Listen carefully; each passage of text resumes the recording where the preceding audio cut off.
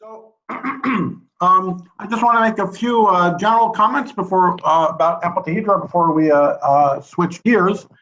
I just want to say sort of what the state of affairs is. So the object for planar n equals 4 super Yang mills is perfectly well defined. And it's a story for the integrand of planar n equals 4 super Yang mills. Even there's of course a lot to be done, to be understood. Maybe the most pressing conceptual thing is to come up with a, there's a definition of what the canonical form is, but it's really not very obvious that these things are positive geometries. They should have canonical forms. It's true. It's sort of observationally true, but it would be great to have some really ab initio understanding for what this, what the canonical form is, that mirrors our good understandings of what they are for polytopes. So we can always give a definition by triangulation, but again, that's not totally satisfactory, not just because the choice of triangulation is arbitrary, but because it sort of just pushes the question around. Why is it obvious you can triangulate space and so on? We get this sort of a extremely simple geometric definition of what the object is. It would be nice to have a similarly conceptual, simple, one-line understanding for why there's a canonical form associated with it. And for polytopes, we've now given a couple of them. There's this picture that it's the volume of a dual. There's a picture that it's associated with a push forward from a simpler object like a simplex. There's a picture that is associated with a kind of a stringy canonical form. All of those things are things that make sense for polytopes, and we don't have the analog of them for the amplitude. And especially, I think the picture of a dual volume is very striking, and I don't have time to explain it, but there are all kinds of remarkable sort of numerical positivity properties of the integrand. Well beyond the positivity and the positive geometries and so on. There's some there's the fact that the actual forms are positive when y is inside the amplitude. That is a fact. It's true at tree level, experimentally at loop level. It's even remarkably true even for the integrated amplitudes. So there are some very hidden, deep, like actual numerical positivity of all the amplitudes that no representation makes obvious. Like every representation we have for the answer, even especially the ones that we get from the triangulations of the amplituhedron, or equivalently at tree level anyway, equivalently BCFW, they are term by term, positive, negative, but they all add up to something positive in the end. And that's something that for polytopes we have a good understanding for, and that the positive thing they add up to is positive because it's the volume of something, it's the volume of a dual. But it continues to be true even in the cases where we don't have officially a dual interpretation of that sort. So there's lots of indirect hints that there is some analog of the dual polytope idea for the amplituhedron, but as I mentioned, the sort of dual amplituhedron is a mythical object that has been haunting our thoughts for 5 years now, and it keeps putting an appearance, here or there, but we have not nailed down what it actually is. Another sort of general frontier is taking this idea of the scattering amplitude as a form in kinematic space. I mentioned that you can. We can, in n equals 4, we can think about it as a form on the space of momentum twistors. We can also think about it as a form on the original momentum space of the lambdas and the lambda tildes. And in fact, in the original momentum space of lambdas and lambda tildes, we can even think about the scattering amplitudes for gluons and photons in the standard model. Quarks, gluons, for all the massless gauge fields and fermions in the standard model. We can think about them all as differential forms on kinematic space. So that's a sort of very interesting general idea, that in order to begin to see that the singularities of amplitudes, that there might be some geometry lurking behind it all, the path to seeing it is to think about forms. You see, when you only have functions, the functions have poles, and we know that all of the magic of this business is to see what happens, is to interpret singularities as sort of facets of some geometry. But in order to be able to do that, you need to sort of be able to systematically talk about what it means to go to a facet. And that needs not a function, but a form to be able to correctly talk about the notion of a residue. But anyway, that's something that one can explore starting to do even in the standard model. And when you start to do it, you realize that all of the novelty going to less supersymmetry has to do with the fact that these forms also have singularities at infinity somewhere. So there's a whole zoo and world of geometry at infinity that has to do with theories that have non-trivial beta functions, RG flows, and so on. And that's I think, mostly, largely virgin territory, even though there's been some very nice work done by Huang and his friends on exploring the structure of singularities at infinity directly at the level of amplitudes. But thinking about it in this geometric way is really open territory. And I should say, even thinking about the amplitude itself in momentum space is something that's been done recently. It's very, very, very nice work, very beautiful work. The so-called momentum amplitude, which has many of the same ideas in it. We have forms in kinematic space, and there's an avatar of the amplitude directly in the space of the lambdas and the lambda tildes. And their story is kind of set at tree level, but the completion to the all loop story, at least in the planar limit that we have for n equals 4 super Yang-Mills, is still something that needs to be done. Okay, so that's kind of a summary of the state of affairs at the level of the integrand for the amplitude. The final thing is, of course, we care about the final amplitudes, and we care about the final amplitudes when we integrate over all the loop momenta. We get these complicated, fascinating polylogarithmic functions.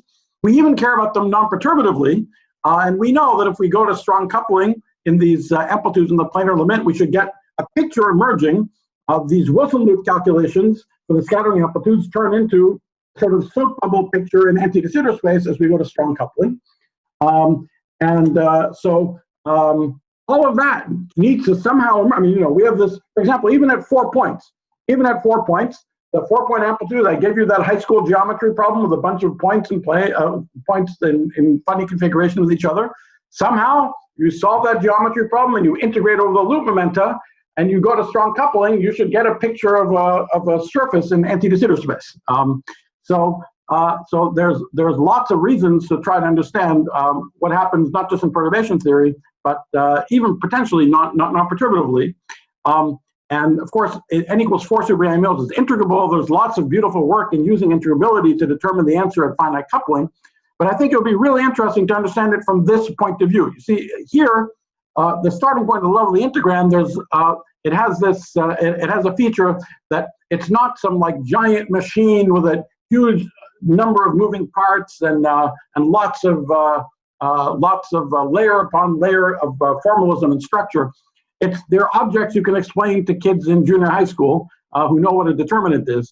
And all the magic is the fact that out of such seemingly nothing starting point, all the physics emerges. It is lying there.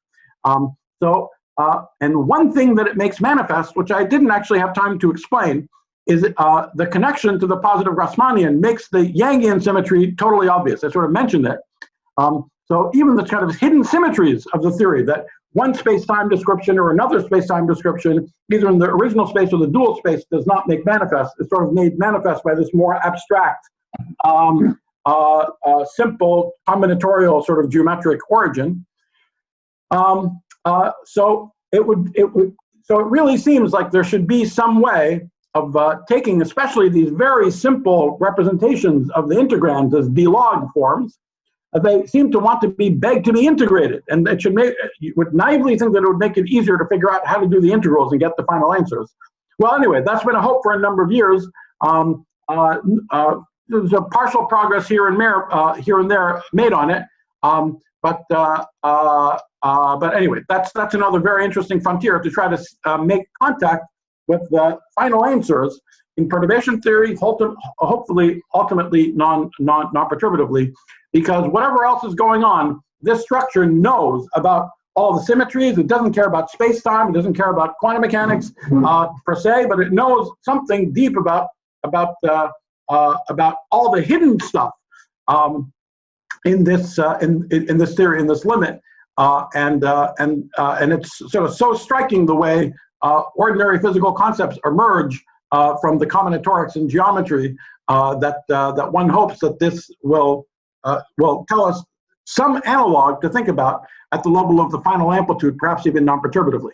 And there I would say the sort of big question is to find, if something like this is true, to find the analog of the correct space, the correct part of kinematic space, that, as we did for the amplituhedron, and then find a different question to ask of that part. You know, in the amplituhedron, we find some region in kinematic space, and then we ask the question, find a form of logarithmic singularities, and that gives us the integrand. We want to find a different kind of question to ask in a perhaps related, or maybe somewhat different, but anyway, in the same spirit, some question to ask directly in kinematic space that's going to spit out an answer that's the full amplitude, not just the integrand, the full amplitude, and hopefully with no g in it, fundamentally. It's sort of a non-perturbative question that we can ask that would give us that answer. So that's kind of an aspiration and a hope for the future, with some progress made on it in the past year or so. I mean, from this particular point of view, at least it's something that is known. Quite a remarkable fact is that to the extent that these geometries control singularity structure, and to the extent that the singularity structure at loop level or the full amplitude involves a pattern of where the branch points are for the scattering amplitude, it is at least known that the question of finding all the possible complicated surfaces on which the amplitude can have branch points for planar theories has a finite answer. No one actually knows exactly what the answer is, but it's known that the answer is finite. So you can at least begin to make a stab at what the geometry is that controls where all the singularities of the full amplitude are. And it's also very manifest at the level of, I mean, it's very clear experimentally that if you look at the actual sort of final answers that are available for the full amplitudes, they clearly have something to do with the geometry of the external momentum twistors being positive. And there's further things associated with this. There's a cluster algebra structure associated with it, and even further things. Some of those ideas are actually going to come up in a different setting when we talk about the phi cube theory presently. So we don't yet know what the question is that we're supposed to be asking of the region in kinematic space that will give us the full amplitude, but we might be starting to see what the actual space is, at least, what the analog of the amplituhedron is, the analog of the sort of positive spaces that we're supposed to be thinking about, even not non-perturbatively for this theory, so that we can start sort of dreaming about what the non-perturbative question that we want to ask is in order to get the amplitude. So that last part is the most speculative thing. Maybe actually not the most speculative thing. The most speculative thing that I sort of believe with maybe not terribly much evidence, but I actually believe that these problems will not be solved without really understanding what the dual amplituhedron is. And I think that that what we've seen is that there's this geometric structure, that this combinatorial geometric structure that controls the integrand. Even though there's no Lagrangian or Hilbert space or anything like that, in the end, what we recognize it as answering is the question: what's the amplitude involving gluons? Now, on the other hand, purely internally within the structure of these questions, we see the need for something like the dual of the amplituhedron. The dual of the amplituhedron should sort of should tell us, to dictate what the canonical form for the amplituhedron is, if it exists. And so now it's a very natural question. If the amplituhedron is about making the connection to gluons obvious, if the dual amplituhedron existed, what would its purpose be? And my very, very long shot, perhaps, speculation is that the dual amplituhedron is about making the connection to strings manifest. So that the kind of gauge string duality, at least this part of it in the world of amplitudes for n equals 4 in the planar limit, would actually be a consequence of a more primitive duality. Sort of the amplituhedron doesn't care about one space or the other space. It sees all the symmetries, but it doesn't really have a good space-time description. Well, neither will the dual amplituhedron. So this is the more primitive sort of deep underlying mathematical duality that we can then translate to the duality between gluons and strings. So anyway, that's the most speculative part, but that's one of many reasons why I would absolutely love to know whether the dual amplitude actually exists and how to think about it. Okay, so so maybe I'll just pause there and see if there are any questions. Probably not, because I didn't really say anything, but any questions? Nima, I had a question from the previous session. So yes. the four particle scattering, is there a good understanding of why crossing comes about from this picture, from the amplitude picture? Like crossing at the level, crossing at the level of the integrated result of the full amplitude is not a trivial thing. I mean, it has not so. I mean, there are some various sort of mathematical physics proofs for it, but indeed, crossing is not a trivial fact. This is sort of one of many indications, actually, that many very early indications that this picture of particle scattering as a matrix, as an S matrix, the title of this program, as an S matrix, takes you from the past to the future. This is a very small part of what this object is about. This is one of many reasons to suspect that there's something deeper going on, and that something deeper has to, take us outside the picture of Minkowski space and time evolution and so on. Because if you think that that's how you're supposed to think about it, you would not, why would it be true that you have crossing? It's a crazy thing. You sort of move particles in, you switch the sign of energy and so on, right? In fact, what we do is move everything so that all the momenta are incoming. So that's a super early indication there's something above and beyond this picture of a matrix in to out going on. And indeed, it's not so easy to prove. Crossing is not so easy to prove. However, we're not integrating the amplitudes here. We're just talking about the integrand. And at the level of the integrand, it is trivial. At the level of the integrand, it's just the underlying Bow symmetry. Yeah, there isn't much to say. Just like it's trivial at tree level. Sorry, it's the analyticity. We just have rational functions, and there's not much more to us say than that.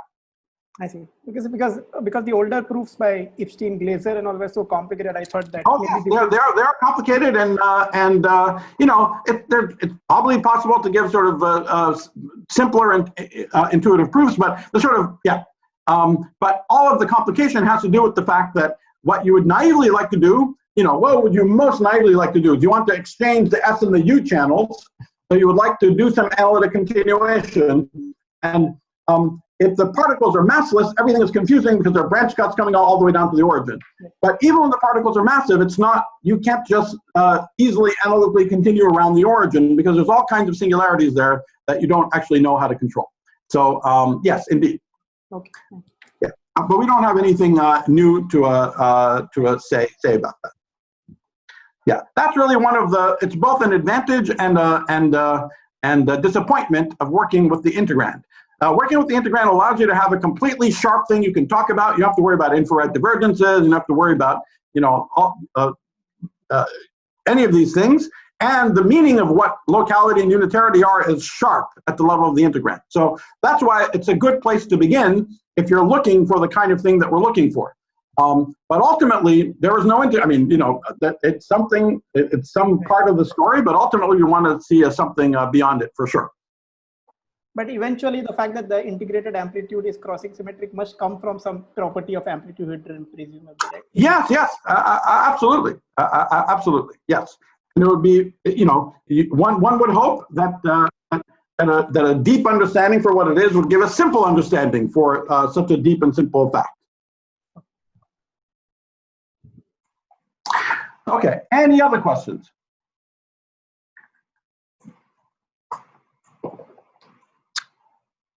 Okay, in that case, I will begin the second topic here. And let me just say up front that those of you who know me will realize that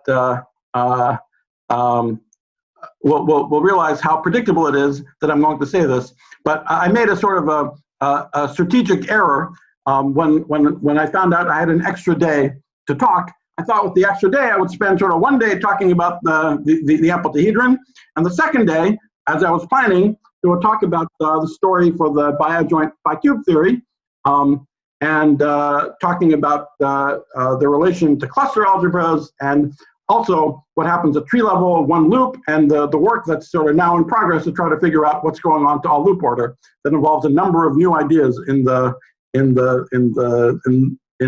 theory of cluster algebras for surfaces. Of course, predictably, I went so far over on the first day that I will definitely not be able to do all of that today in the rest of the time that we have, because I don't want you guys to go to bed at 4 a.m.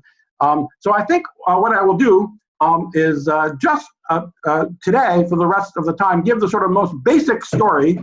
It's already sort of quite striking and nice, but the most basic story about the scattering amplitudes for this simple scalar field theory, this bi-adjoint bi-cube theory, its connection, the positive geometry that's associated with a tree level. I'll say a little bit about what's associated with it at one loop, thinking about its canonical form, how it's related to string amplitudes, and we'll leave it at that. And perhaps for those possibly quite small number of you who are really interested in the second part of the story, what I was hoping to do was give a completely bottom-up, simple, first principles exposition of cluster algebras, cluster algebra of surfaces, a variety of mathematical things that aren't super familiar to many physicists, and then build up to the understanding that we're coming to for how to think about all these things to all loop order. So perhaps for those of you who are really interested in this, we can try doing it just offline as a discussion sometime next week. You know, not interfering with the school or anything like that. But sometime in the evenings next week. So yeah, we'll have a chat with Song and Yutin about how to do that if anyone is interested. Anyway, for today, I will not keep you exponentially late, and we'll just talk about the sort of simplest aspects of the introductory aspects of this story. Okay, so and by the way, I have some slides here. So I'm not giving a.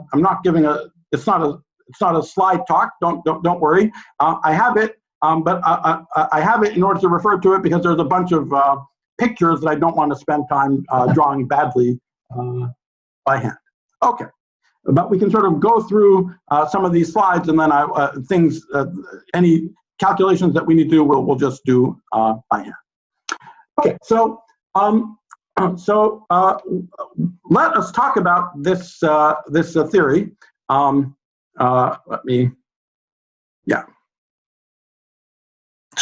Okay, so we're talking about now not a supersymmetric theory, just a simple scalar field theory. Actually in any number of dimensions, and formally speaking, really in an infinite number of dimensions, and for a reason that'll become apparent in a second. Okay, but that's this bi-adjoint phi-cube theory. And let me say what we're trying to do, especially at tree level. All we're trying to do, so let me just open this separate slide.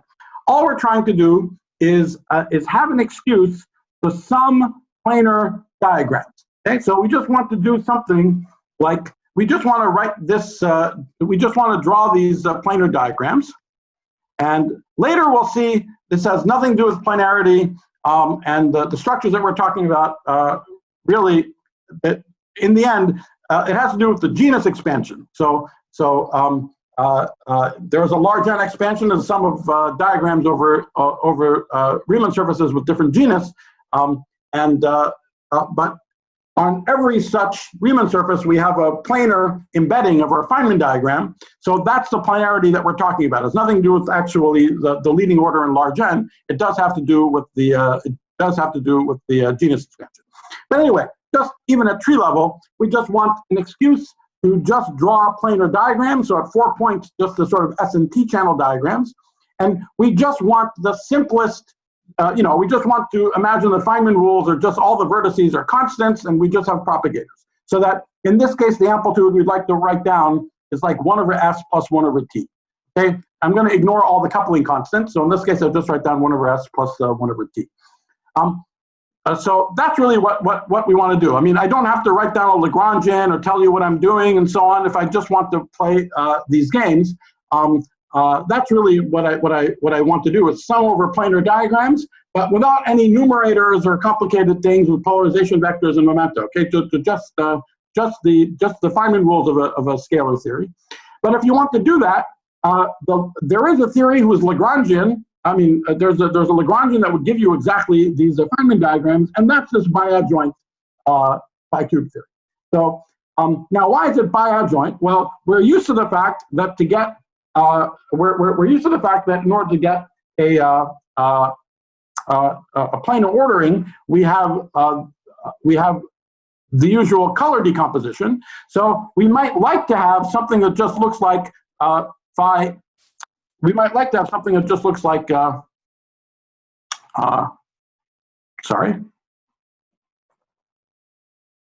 interaction that looks like phi A, phi B, phi C, FABC, just like we do for Yang-Mills. But unfortunately, this is 0 because FABC is antisymmetric and the phi's are symmetric. So the only way we can do it is to give it 2 colors. Okay, so that's the motivation for this biadjoint theory.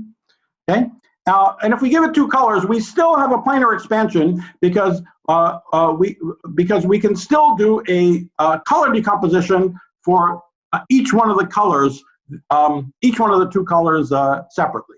Okay, so what we can do is do a trace decomposition for the full amplitude, where for both color factors, so for the left color factor, for the little a color factor and the big A color factor, we pull out these traces. So we could call this the single trace term, even though there are 2 traces, but it's single trace because each one of them appears 1. And we can also have double trace pieces, again, double trace in both of them. And once again, just as for Yang-Mills theory at large n, there is a 1/n expansion, which is the same as the genus expansion.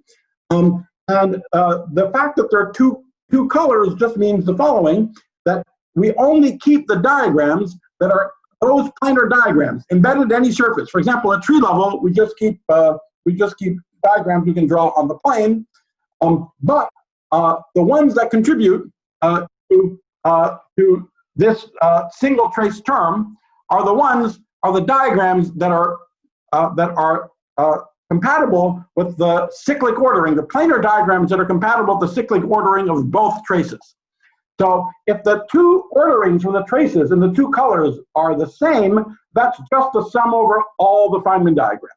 Okay, so that sector of all the amplitudes, where the ordering in the color on the left is the same as the ordering of the color of the right, that's exactly the guys that we keep. That's what we wanted to do when we sum over all these diagrams. And if you want to make the order and the color on one side different than the other, we're just deleting some of these diagrams. Okay, so that's why what we're going to do from now on is just focus on the case where the 2 orderings are exactly the same, and then all we're doing is we're doing the game that we want. We're just summing over all the planar diagrams. Okay, so that's the official theory that we're talking about. And again, in the case where the little a and the big A orderings are the same, the diagrammatics is just identical to that of Yang-Mills theory.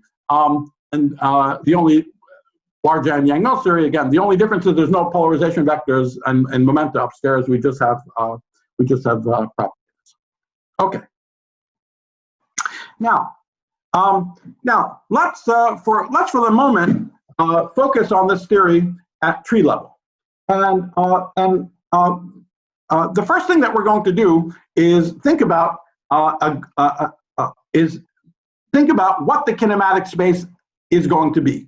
Okay, so let me just back up here. So what is the kinematic space for this theory?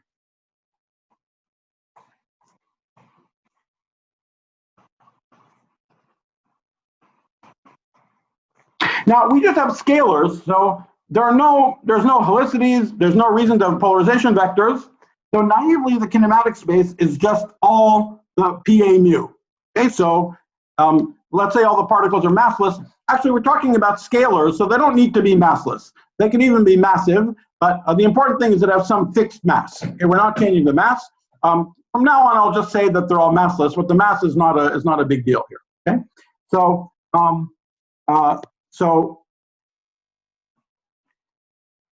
we just have n null momentum. So that's naively the space. We do have an ordering, so we still do have this ordering. So maybe it's P1 mu up to Pn mu. So with the cyclic ordering with p squared equals 0. All right, but it's also true that the amplitudes only depend on dot products. Okay, so the amplitudes only depend on the Mandelstam invariance, pi dot pj. So and so that's what we're going to think of as our kinematic space. So so our kinematic space is going to actually be instead the space of Mandelstam invariance.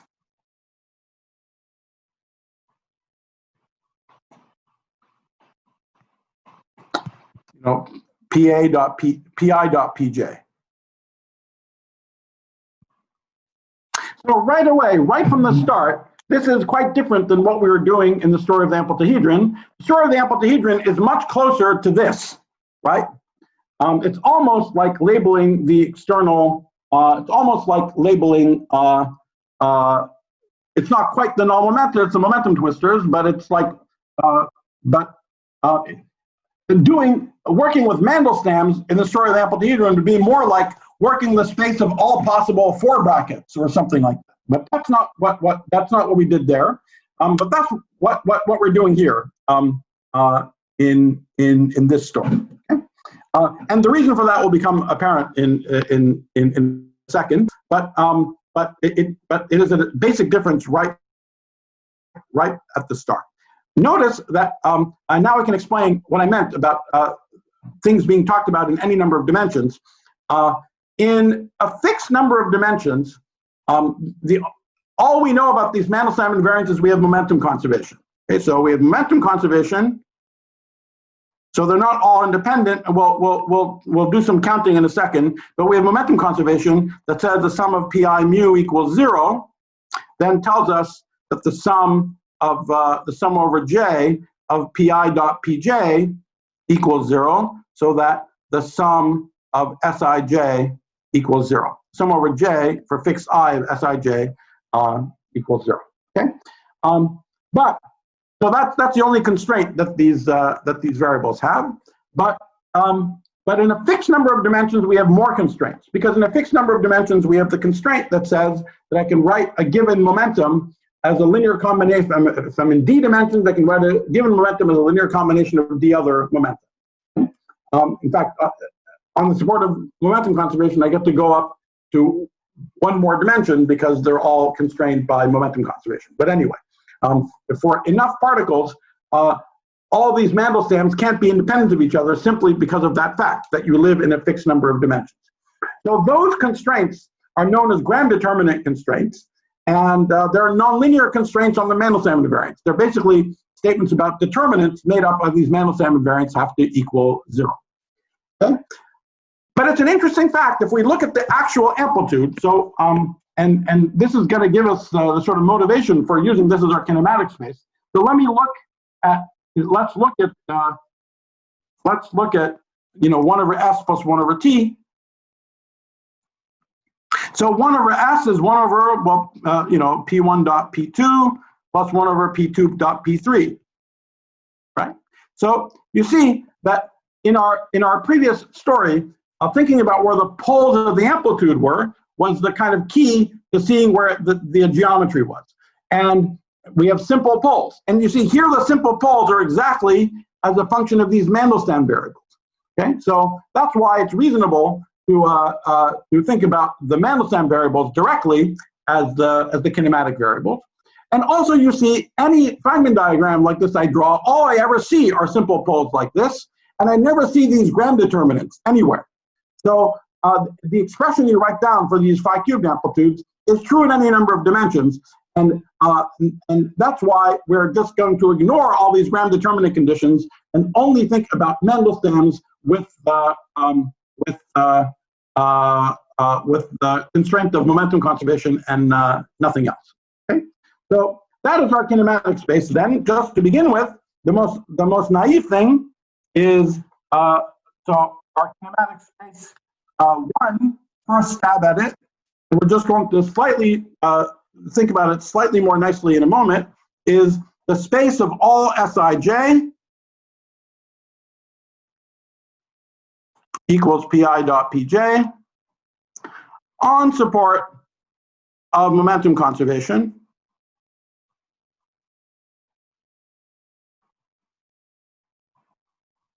sum of Sij equals 0. Now, what is the dimensionality of this kinematical space? The dimensionality is equal to, well, how many Mandelstam invariants are there?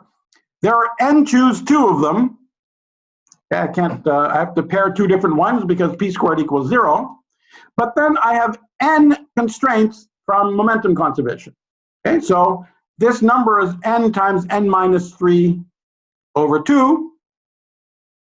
So for instance, when n equals 4, this is 4 times 1 over 2 equals 2 invariants, which is indeed what we conventionally think of as S and T. All right, so that is the space that we're talking about of these n choose 2 variables, but up on the support of momentum conservation. Okay, so now what we want to do is basically do the same thing that we did before. We want to find an unconstrained set of variables to label this kinematic space, not a constrained set like these guys.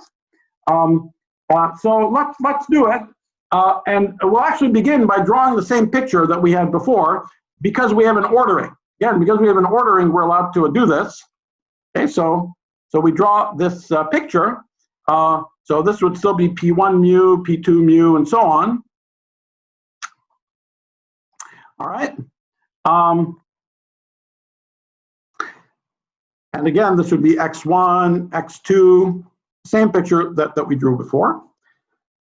And now, as we talked about before, well, we drew this picture before, and now it's very natural in this picture to look at these distances between 2 points, xi minus xj squared. Okay. Now, one thing that's nice about this is that, well, this is equal to, so first of all, this is equal to pi plus dot dot dot plus pj minus 1 squared. If you sum the momenta, if you define this distance by summing all of these momenta, and it's equivalently equal to pj plus dot dot dot plus pi minus 1 squared if we sum them the other way. Okay? But I can call this variable xij, and when I do that, I don't have to say which side I sum the momenta on using momentum conservation, right? So that's what I'm going to do. I'm going to define this to be xij. Now, one nice thing about the xij is that these are actually directly the variables that show up as poles in our planar tree diagram. Okay, so let's see why. I have any old diagram, like, I don't know, this one. Okay, let's say at 5 points. Then what are the poles that I see? I see this one that looks like P1 plus P2 squared. And this one looks like P1 plus P2 plus P3 squared. And you see that all the poles that show up involve consecutive momenta. That's the planarity of the picture. The ordering of the planarity of the picture guarantees that all the momenta that show up are sums of consecutive momenta. And so on the picture of the polygon, which in this case would be a pentagon, this pole P1 plus P2 squared corresponds to X13. So see, P1 plus P2 squared is that distance, X13, and P1 plus P2 plus P3 squared would be X14. And notice again that if I wanted to label it as P1 plus P2 squared, if I didn't use these X notation, well, I'd always have the annoyance that this is the same as P3 plus P4 plus P5 squared. So which one do I use? They're the same on the support of momentum conservation, and that's exactly what we've solved now just by labeling it as X13. So again, it doesn't know whether I write it this way or that way. It's just X13. Okay? All right. So these X's are nice. They're naturally associated with this polygon of momentum conservation, and they're naturally the poles that show up in these amplitudes. And finally, what's nice about them is that there's exactly the correct number of X's to actually give me a basis for all the Mann-Standard invariants. Why? How many X's are there? Well, how many chords are there on this polygon? Okay, so I just have to know how many chords are there, and the number of chords, the number of Xij's is exactly the same. It's equal to n choose 2, which is the total number that would also include, the edges. But remember, we just say that xii plus 1 is equal to 0. So xii plus 1 would be pi. Okay? So xi plus 1 would be pi squared, and that's just equal to 0. So the total number of xij is n choose 2 minus n, which is exactly, again, equal to what we had before, nn minus 3 over 2. Okay? Okay, so that is our kinematic space for this theory. Okay, so our kinematic space for the phi cubed biadjoint theory is just the variables xij. That's it. By the way, there's one tiny bit of redundancy left on the x's, which is that xij is the same as xji. That's sort of obvious from the polygon picture. Okay, so we have the variables xij, where xij is identified with xji. All right, so that is our kinematic space. And just like with n equals 4 super Yang-Mills, where the kinematic space was just nz's, there you are, just nz's. Now it's just these nn minus 3 over 2 xij's, and we have the same kind of question. What the heck kind of, we have the same kind of problem. What the heck kind of question are you going to ask in the space of all these xij's that is going to give us an answer, which is the amplitudes of this theory? Okay, so that's what we're going to be thinking about. All right. Okay, so now let's go back to these slides. So now we've explained some of these points. I've explained what the variables are. Okay, so that's just what we just talked about. We just talked about this.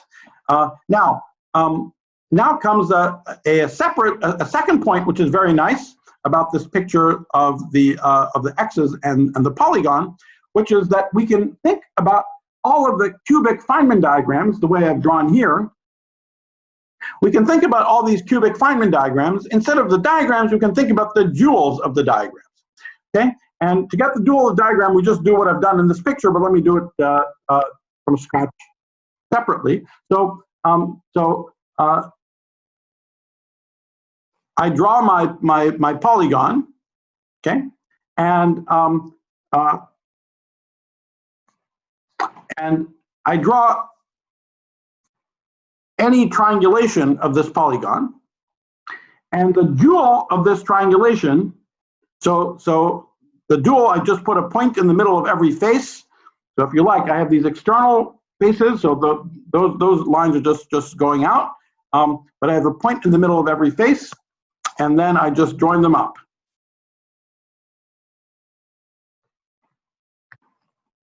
Okay, so a cubic diagram is dual to a triangulation of the polygon. And furthermore, what is the Feynman rule that I'd associate? I just want to have the product of all the propagators, but the only propagators I need are the ones that are associated with these internal x's in the triangulation. So let's see, in this picture, this was 1, 2, 3, 4, 5, 6. Okay, so as I've drawn it, see this line here, the presence of this line tells me to write down 1 over x13. And that line is exactly intersecting this one in the original diagram, and that propagator is exactly 1 over p1 plus p2 squared. As I keep on going, it's true for all the rest of it as well. Okay, so every one of the lines that's cut, the 1 over x for that line is exactly the momentum squared propagating through the dual line that is being cut. Okay, so that tells me that there's a formula for the tree amplitude, which I can write purely in terms of my kinematic variables, these x's, as well as the picture of this polygon. And the formula is simply the following. The tree amplitude is the sum over all the triangulations of the polygon of the product of 1 over xij for all the chords ij that are inside the triangulation. Okay, so that's the underlying theory. We're just going to restrict to looking at it at tree level for now. And now again, we would like to ask the question about what we're ultimately looking for is some kind of question to ask in this kinematic space of xij's that's going to give us this answer. Okay, so somehow whatever the question is, it has to know that it should care about making a triangulation, and I have to multiply I have to sum over all of them, 1 over the product of all of them, right? And the kinematic space doesn't know any of that. The kinematic space is just a bunch of xij's. So that's why we have to find an interesting question that's going to have this as an answer. All right. Now, just as we talked about before, on the case of Yang-Mills, we should look ahead of time to see how the physics of locality and unitarity is encoded here. And I should have said right up front, this entire story is simpler in some ways, especially in the beginning, than the story of n equals 4 super Yang-Mills and the amplituhedron. We don't have these funny momentum twisters. We have, it's a simpler looking theory to begin with. We don't have momentum twisters. We don't have the geometry that we're going to be talking about is not going to involve all these fancier things like Grassmannians and these curvy things. They're just going to be honest polytopes. So parts of the story are simpler. On the other hand, I chose to speak about the amplituhedron first, partially because the understanding is more complete, because there is a story for all loop order, and that story for all loop order, the story of loop order starts to get more interesting and more intricate in this, at all loop order starts getting more interested and more intricate for this phi cube theory. Partially because this sort of toy theory of scalars, I mean, the singularity structure associated with this theory is universal for any theory, but we don't literally have biadjoint scalars in the real world where we literally have gluons in the real world. So that's another reason to talk about the story of the amplituhedron first. But conceptually, many of the things that we saw previously in the story of the amplituhedron, we're going to see again in a much simpler setting where it's more familiar and we can really get our hands around it and understand it.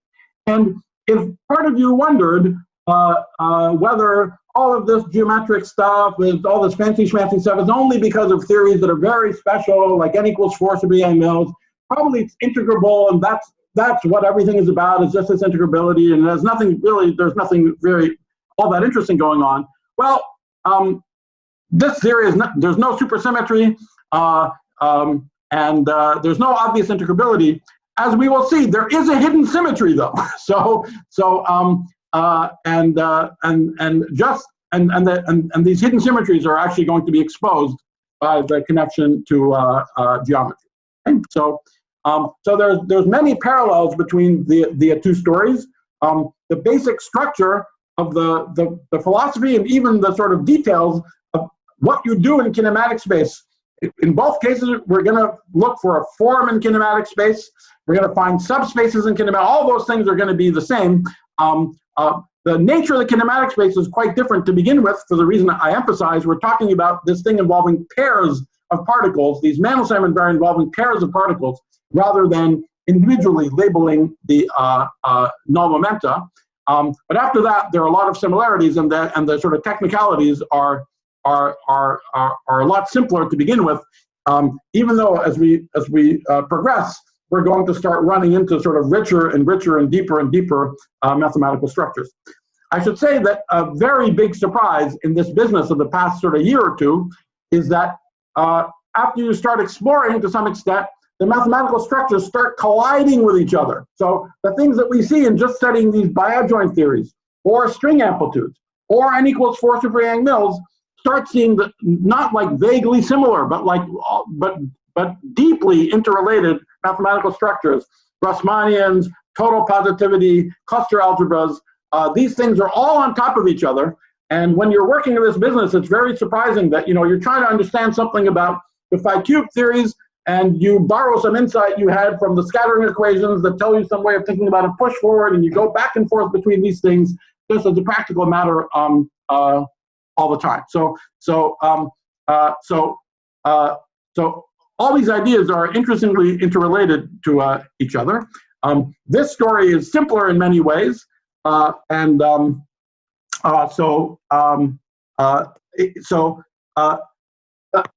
you should just keep an eye out for that as we go, that we're going to be seeing parallels to the things that we saw in the story of the amplitude in kinematic space before, but in this different setting. And so doing again the same sort of thing that we did before, we should ask how locality and unitarity show up for this simple tree amplitude. And it's the same story as before. So locality is about where the poles are and what kind of allowed poles we have. So for example, locality tells us that I can have the x13 as a pole, and x35 as a pole, and x51 as a pole. I can have those three poles, but I cannot have any poles which involve chords that cross. Having chords that cross is like, the sort of simplest example is at 4 points, I know that I can have an S-channel pole. So just if we do the 4-point case to be familiar, S would be x13, be P1 plus P2 squared, and T would be x24.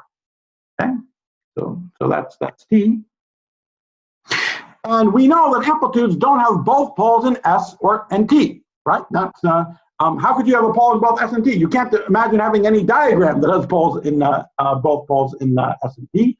So locality is a statement of where the poles are, and also where the absence of the poles are. There are no poles when S and T both go to a 0. So crossing chords are not allowed, whereas chords that don't cross are allowed as poles. So that's locality. And what is unitarity? Unitarity, again, at tree level is just factorization, and in this case, it's literally just factorization. So let's say as xij goes to 0, that means that there's some intermediate propagator there that's going on shell, so that we're factoring the amplitude between whatever we had on the left and something that we have on the right here. And so factorization just tells us that the residue that I get 1 over xij, but what multiplies 1 over xij is just the amplitude on the left multiplied by the amplitude on the right. So that in the language of the polygon, when this chord goes to 0, the residue on that pole is the product of the amplitude I would associate the left polygon and the right polygon. Okay, so that's something that we have to reproduce, and something that has to come out. All right. Any questions about this so far?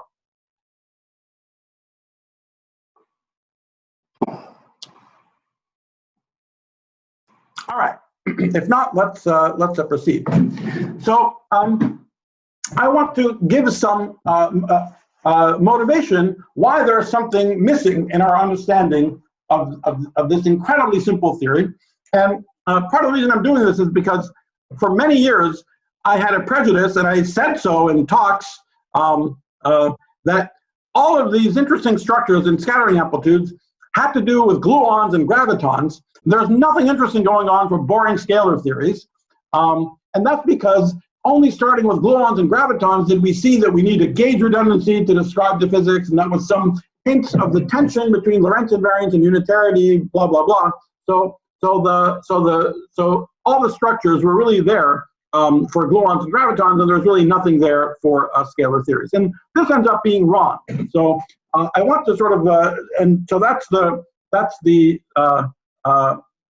surprising thing. Even these boring old phi-cube theories have some hidden structure to them. And so I want to tell you what that hidden structure is. Okay, so, or give you some clues for that hidden structure is, because we're going to be trying to explain this.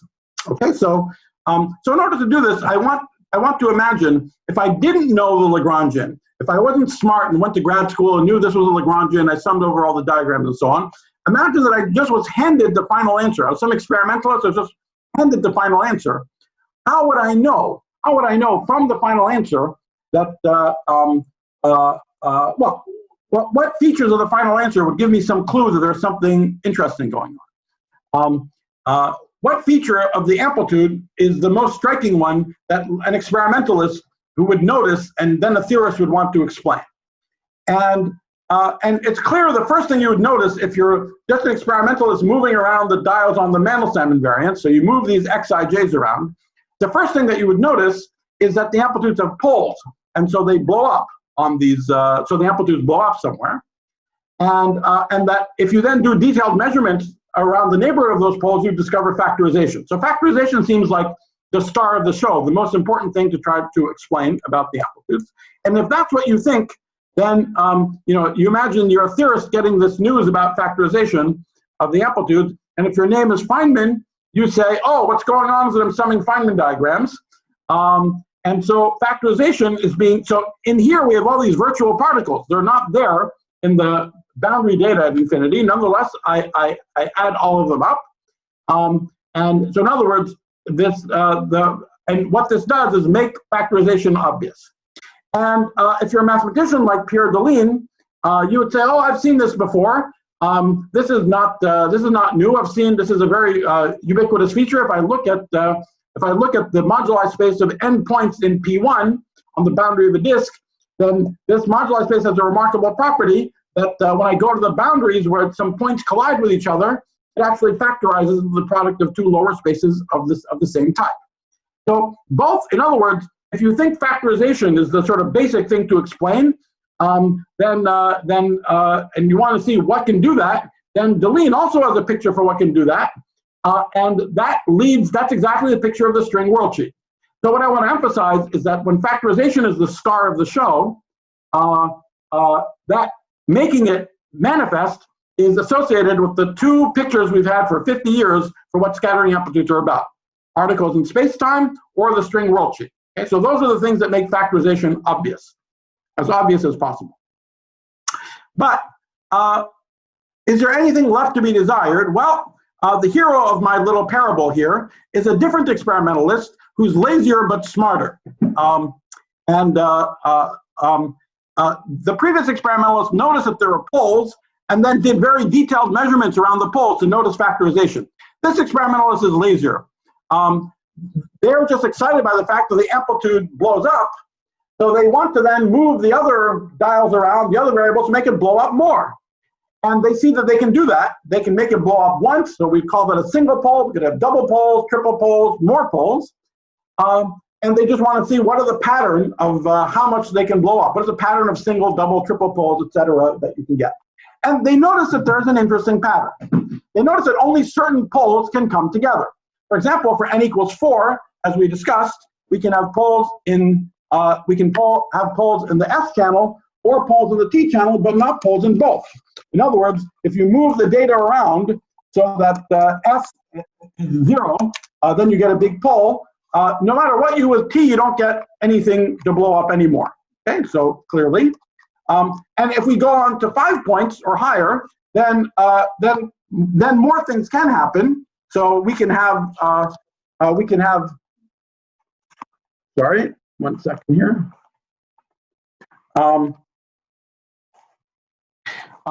can have, for example, S12 to go to 0 and S123 go to 0, and the cyclic combinations, but not the other ones. Okay, that's exactly this business that we are not allowed to have crossing chords. Okay, so the only poles that we can have should correspond to a single pole would be. So let's just draw this on the polygon here. What am I allowed to have?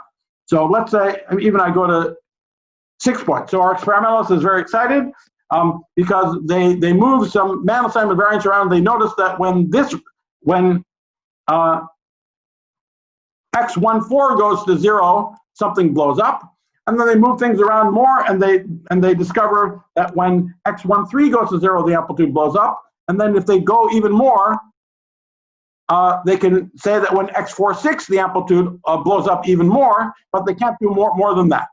Okay. However, they never see, if they have x14, they never see x25.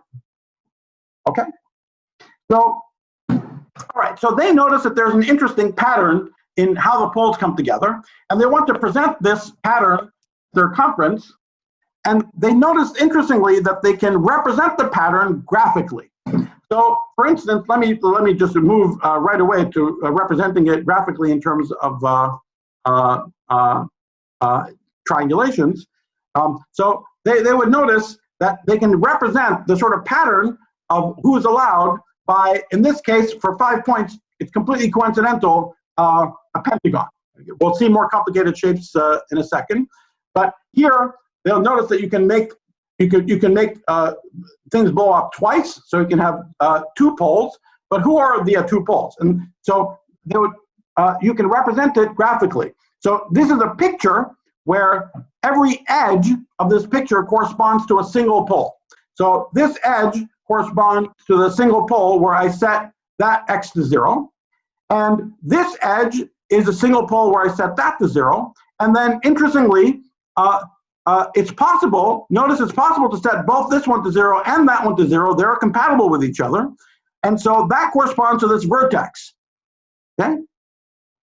And so the pattern of who is, of the set of poles that you're allowed to put together, or equivalently in this picture, a pattern of triangulations of the pentagon, where I think about the first triangulation, the partial triangulation with just 1 chord as an edge, and the complete triangulation with 2 chords as a vertex, that it's possible to actually represent all the pattern of poles that come together as the facets of a picture like this. Okay? That's slightly cool. Maybe it looks coincidental. By the way, I would sort of imagine the interior of this picture is not putting any chords at all. Okay, so there are no chords at all there.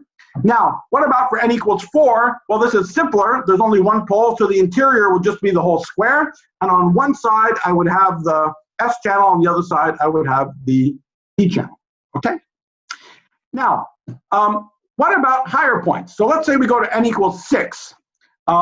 Notice that in general, we have up to n minus 3 poles. Okay? So we saw 1, 2, 3 poles for n equals 4, 5, 6. So we have up to n minus 3 poles that we can see. So if there's some kind of structure for n equals 6, it would have to be, we want to see, is it possible to think about all the diagrams as being associated with facets of some kind of 3-dimensional shape. And once again, the vertices of the 3-dimensional shape should correspond to the complete factorization of the amplitude into the underlying Feynman diagrams, or the triangulations of the polygon. So the vertices should be triangulations of the polygon, but the edges and the faces should correspond to partial triangulations of the polygon that are compatible with the finer ones. Okay, so does such a picture exist? Well, it's very non-trivial, but it does. Okay, so this was discovered in the 1960s by Jim Stashev, who asked essentially this question, and he found that it is actually possible to realize all the triangulations of a polygon or all the cubic diagrams, and the complete factorization as well as all the partial factorizations or the partial triangulations, as facets of a three-dimensional shape that's called the icosahedron. And here I've drawn a sort of a combinatorial picture of what the icosahedron looks like. I've only drawn what the vertices are just to not make it more busy, but you can go and complete, it's a very nice exercise, complete all the edges and all the faces to partial factorizations. For example, all the faces should correspond to a factorization with just one line going on shell, and then the edges should be with two lines going on shell, and the vertices finally are all the diagrams. Okay, so this is a quite remarkable fact. In fact, when Stasha first did it, this picture sort of was more combinatorial. He did not realize there was actually a polytope with flat facets. And the story is that someone brought a cardboard cutout of this picture to his thesis defense. So people realized, at least with the three-dimensional geometry, that you could realize it as a polytope. But it was not until around 20 years later that people more systematically understood how this could be done. Okay, so now, so this is a kind of a striking fact. It's not obvious, it's not obvious that the pattern in which the poles come together can be represented in this polytopal way.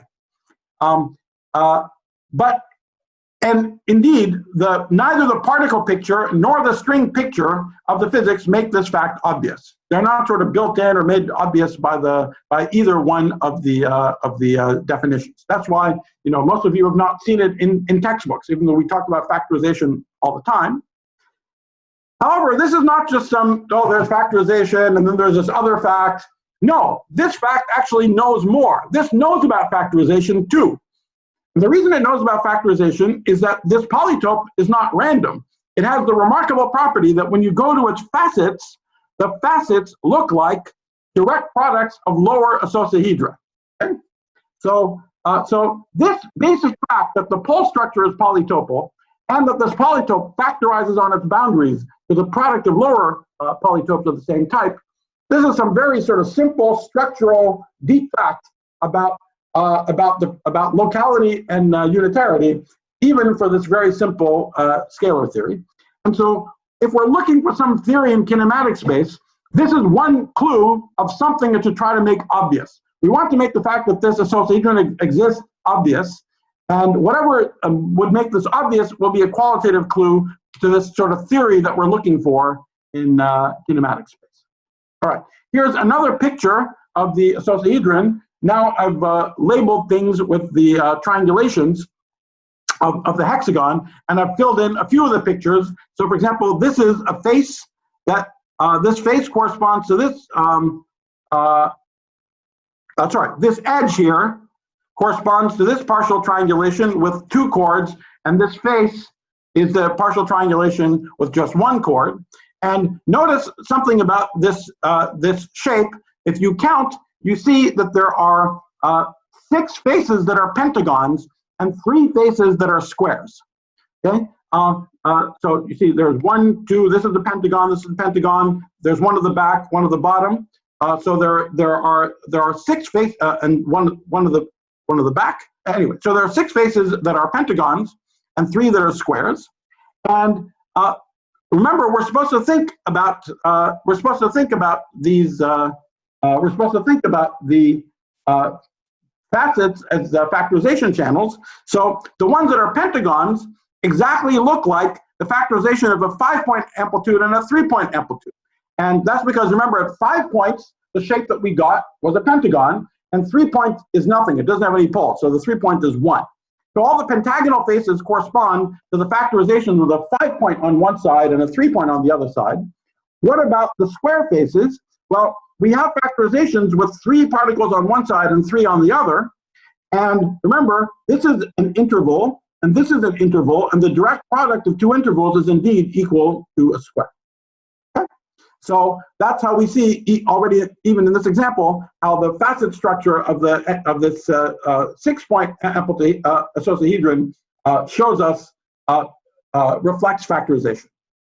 Okay, so that is one qualitative fact about the amplitudes that we'd like to understand. We'd like to understand why they are. We'd like to understand why the pole structure is polytopic, why that factorizes on its boundaries. There's another fact, which is kind of the analog of the dual conformal invariance, the hidden symmetry of n equals 4 super Yang mills. There's also a hidden symmetry of this bi-adjoint bi-cube theory. And again, let me just switch to doing it from scratch. So, once again, a key idea is going to think about not the scattering amplitude, but a scattering form.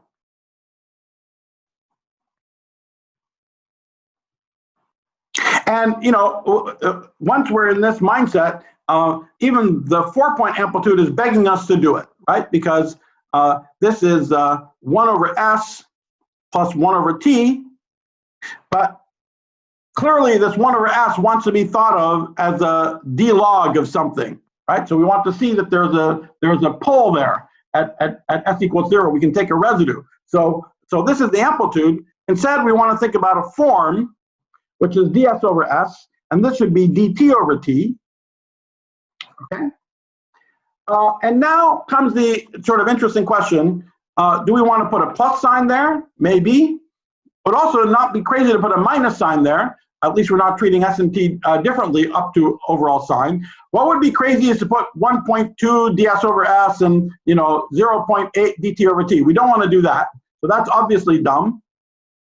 But what about just these signs? Okay? Which one should we have? And actually, the good answer, the surprising and interesting answer, is that we want to put a minus sign there. Okay? And why do we want a minus sign there? Well, remember that we talked about forms on projective space, right?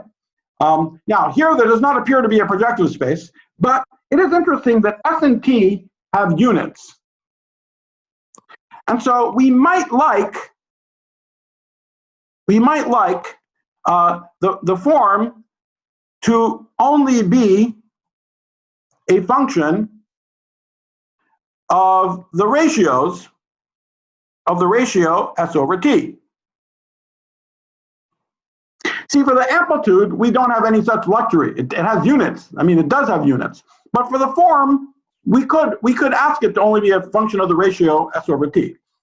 Asking it for it to be a function of ratio s over t is really the same, and we could do this for any of the Mandelstems for any number of points. But let me just talk about it here at n equals 4. Is that despite the fact that the form looks like it lives on st, we want it to be invariant under st is rescaled by any function of st times st, right? In other words, you want a local GL1 invariance. And we call this property the projectivity of the form.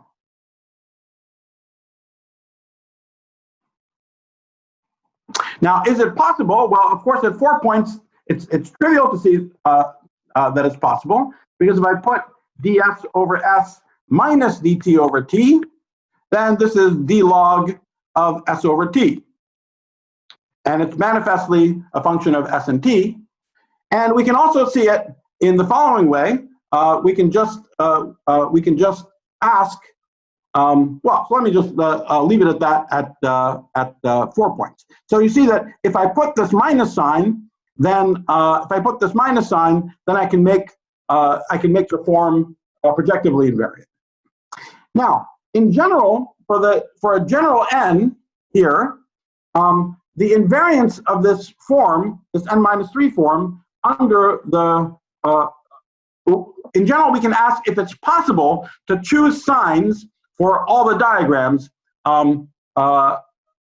such that when I turn all the 1 over x's into dx over x's, such that this form is actually invariant under this local GL1 invariance. It's actually projectively invariant. See, under this change, d log x goes to d log x plus d log alpha. And now there's something interesting, which is that, so I want the coefficient of d log alpha to vanish. Okay.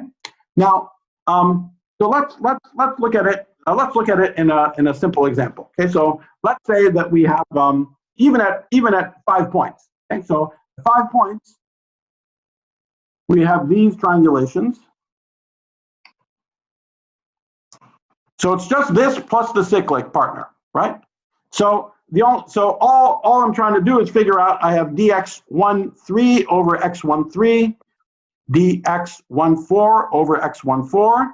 That's one term, and then I have the other one. So I can have dx24 over x24, just cyclically rotating. dx25 over x2, or yeah, let me just write it. Sorry about that. Let me just write it. I can have d log x13, d log x14, d log x24, d log x25, d log x35, d log x31, which is 1,3. I'm always going to conventionally call it 1,3. D log x41, which is the same as 1,4. D log x24, and finally d log x25, d log x35. Okay, so those are the 5 terms that I have. The overall sign doesn't mean anything, so let's say by convention that guy is plus. Okay, so let me make some room for myself here. So what we want to see is it possible to choose these signs? So now I have 4 signs that I can choose, right? The only signs I can choose are this sign, these 4 signs. I want to see, can I choose a sign such that this form is projectively invariant? So what I want to do is just see what happens when d log xij is shifted by d log xij plus d log alpha. And so the coefficient of d log alpha should vanish, right? Because I want it to be independent of alpha. Okay, so what do I get?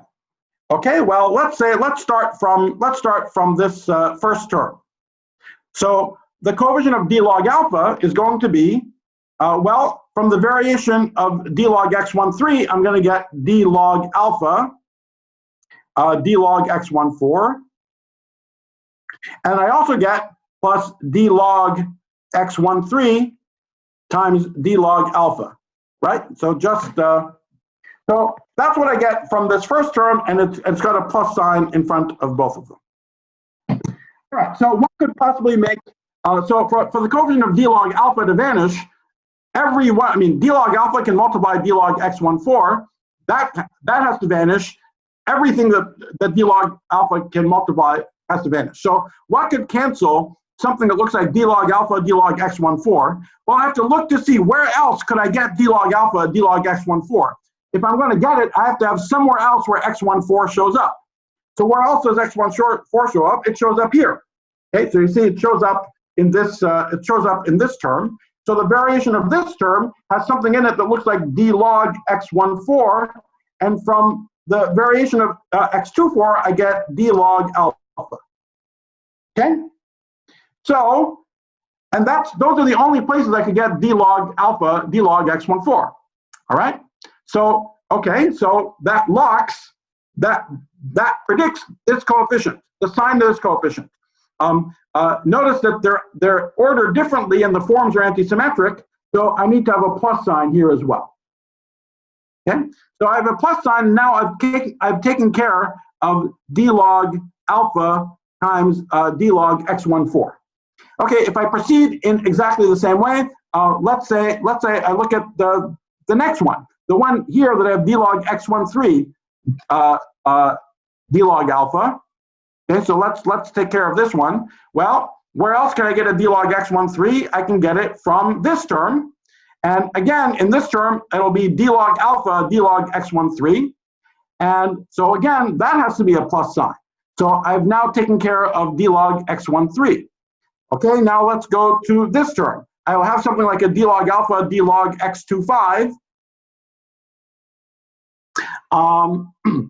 Sorry, let me actually do it more systematically. So I've locked this sign now, but what else does this green term have? It also has something that looks like d log x35 d log alpha. Okay, so that has a plus sign, so it can only cancel by somewhere else that has a d log x35, which is this last term. So that guy has to be a plus sign. So now I've taken care of the d log with x35, and now let's look at now let's look at this last term. This last term has something that's a d log alpha d log x24, and that's only going to be fixed by this guy, which forces it to be a plus sign. So I've now taken care of x24. I went through this long, tedious exercise so that you see that it is not guaranteed that it can work, because I've only checked 4 of the things that have a chance to work, four of the problems, and just checking 4 of them has already nailed all the signs. So now it either works or it doesn't. Now I have to check whether the last one, which I haven't looked at, which is the d log alpha d log x24 coefficient, works. And fortunately it works, because from here I get a d log x24 d log alpha, and from here I get a d log alpha d log x24, and they cancel each other. Oh, sorry, the x24 I had checked. Who haven't I checked? 25. Okay, I didn't check x25, but x25 again, it cancels. You get d log x25 d log alpha from here, and the opposite from here. Okay. So even though the final answer in this case looks really simple, just the symmetric sum of everyone, I wanted you to see that it's not it's not manifest, but it had to work. The number of equations that you have to check is larger than the number of unknowns the second you go beyond 4 points. Okay? And so the general statement is the following.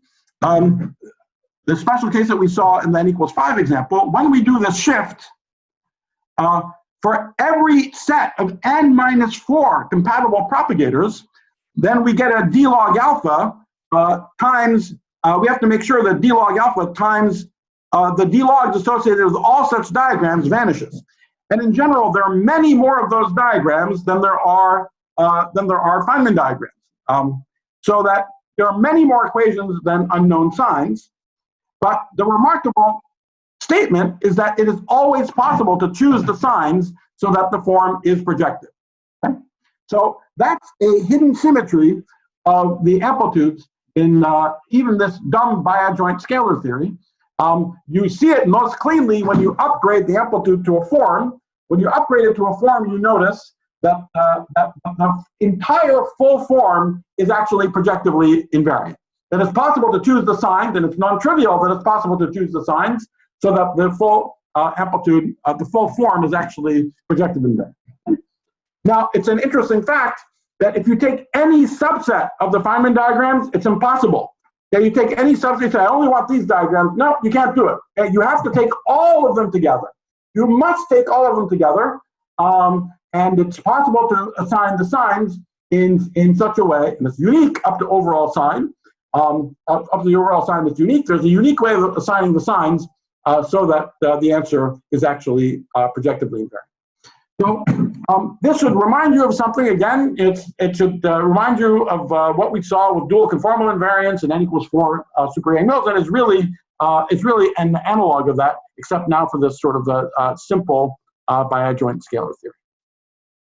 All right, so let me pause now to see if there are any questions about this. Oh, sorry. Let me make one more comment about before the pause. Finally, we can ask the question: how do I go back from this amplitude to the form? And how do I go back from the form to this amplitude? And the answer again is reminiscent of things that we saw in the story of the amplituhedron in kinematic space. So let's talk one more time about the n equals 4 amplitude, which is a form. Okay, so let's talk about the n equals 4 form. So the n equals 4 form is ds over s minus dt over t, whereas the amplitude is 1 over s plus 1 over t. So how can these things be related to each other? Well, notice that s and t is a two-dimensional space. So we have this st is a two-dimensional space. This omega is a one form, so we're going to do the same kind of thing that we did before. We're going to find a subspace. Here's a subspace, one-dimensional subspace, and here it's sort of very easy to guess what it is. We'll just say the subspace is S plus T equals a constant, okay? Let's call the constant C. And what happens if I pull back this form to this subspace, S plus T equals C? Well, I get ds over S, and dt is minus ds, right? ds plus dt equals 0 on this subspace. So I get ds multiplied by 1 over S plus 1 over T, where of course on the subspace T is equal to C minus S, but I can imagine I move C around anywhere I like. I mean, I can move it around smoothly, so that on this subspace I've recovered the amplitude. Okay, and the nice thing here is that on the subspace, even though there's a minus sign in the form, the minus sign goes away, and I just get all plus signs. And this is another fact that ends up being true about the scattering form in general. There's a subspace you can pull back to, and on the subspace we'll also discover the isosahedron. And we'll discover the isosahedron in this particular realization that we found a few years ago with Yantao Bai and Song and Kong Yang. We'll find there's a particular subspace and a particular realization of the isosahedron, but it has the feature that when we pull back to that subspace, again, we get just some overall volume form on the subspace, but it multiplies the amplitude. All the minus signs go away, and we just get the sum over all. Okay? So this is a picture for what this ABHY isosahedron looks like. I'm not going to review it because we'll be sort of rediscovering it from a simple point of view directly from a nice question in kinematic space in a moment. But I just want to point out it's a very specific shape. The shape that we drew, that I showed you before for the isosahedron, was just a combinatorial shape that just showed how all these things fit together in a polytope. This is a very specific shape. You'll notice that it still has 6 pentagons and 3 squares for its facets and so on, but it's a very specific shape. Many sides are parallel, and anyway, we'll be talking more about where this guy comes from. But anyway, this is yet another version of the question. We have a scattering form which is projectively invariant. The existence of this ABHY polytope makes the polytope obvious, and it makes the projectivity of the form obvious for reasons that we'll talk about in more detail in a second. So now these are sort of two facts. There's the fact that the pole structure is polytopal, that polytope factorizes on the boundaries, and that it's possible to realize this polytope on a subspace, so that when you pull back to the subspace, you get all plus signs and you literally see the amplitude. Okay, so these are all sort of qualitative facts that we'd like to understand from a theory in kinematic space. Okay, so now I'll stop and ask if there are any questions about this part of the story so far.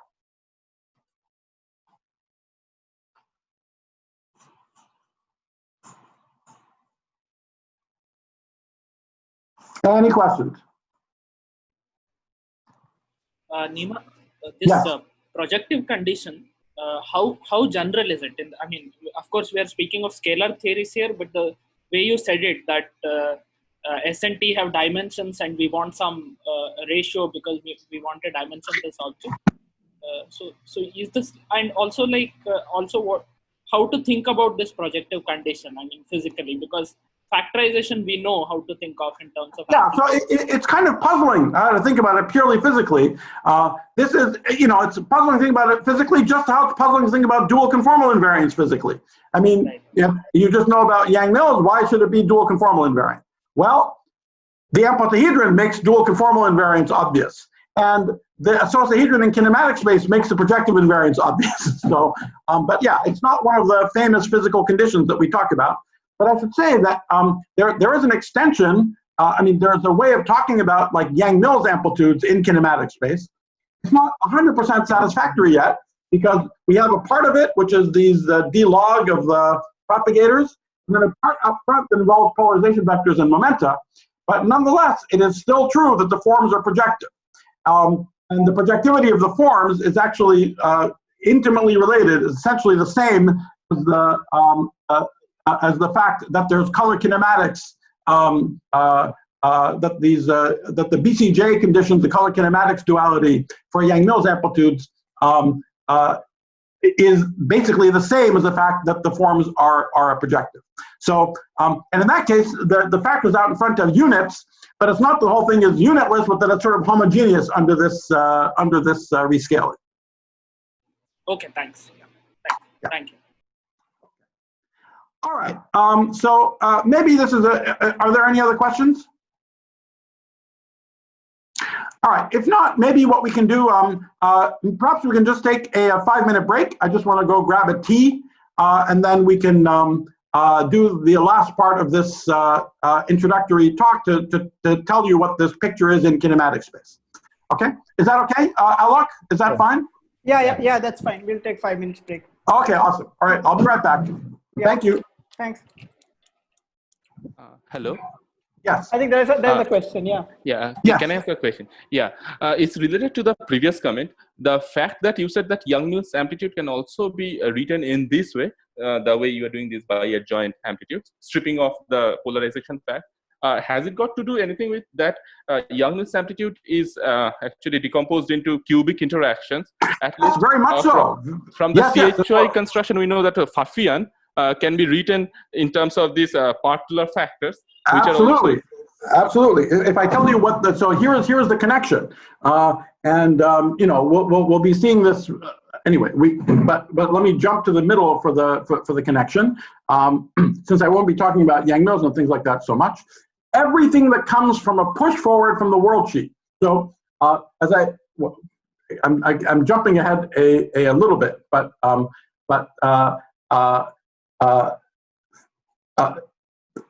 the conceptual reason, at least from the way that we're thinking about things, there's a sort of simple conceptual reason for the validity of the sort of scattering equation map. The scattering equation map is literally the story, the general story we saw for stringy canonical forms, applied to the specific realization of a polytope, which is this ABHY isosahedron. And you can think of the scattering equation map actually geometrically as mapping the world sheet into the isosahedron that we're going to see in kinematic space. Okay, so literally, if I use the scattering equations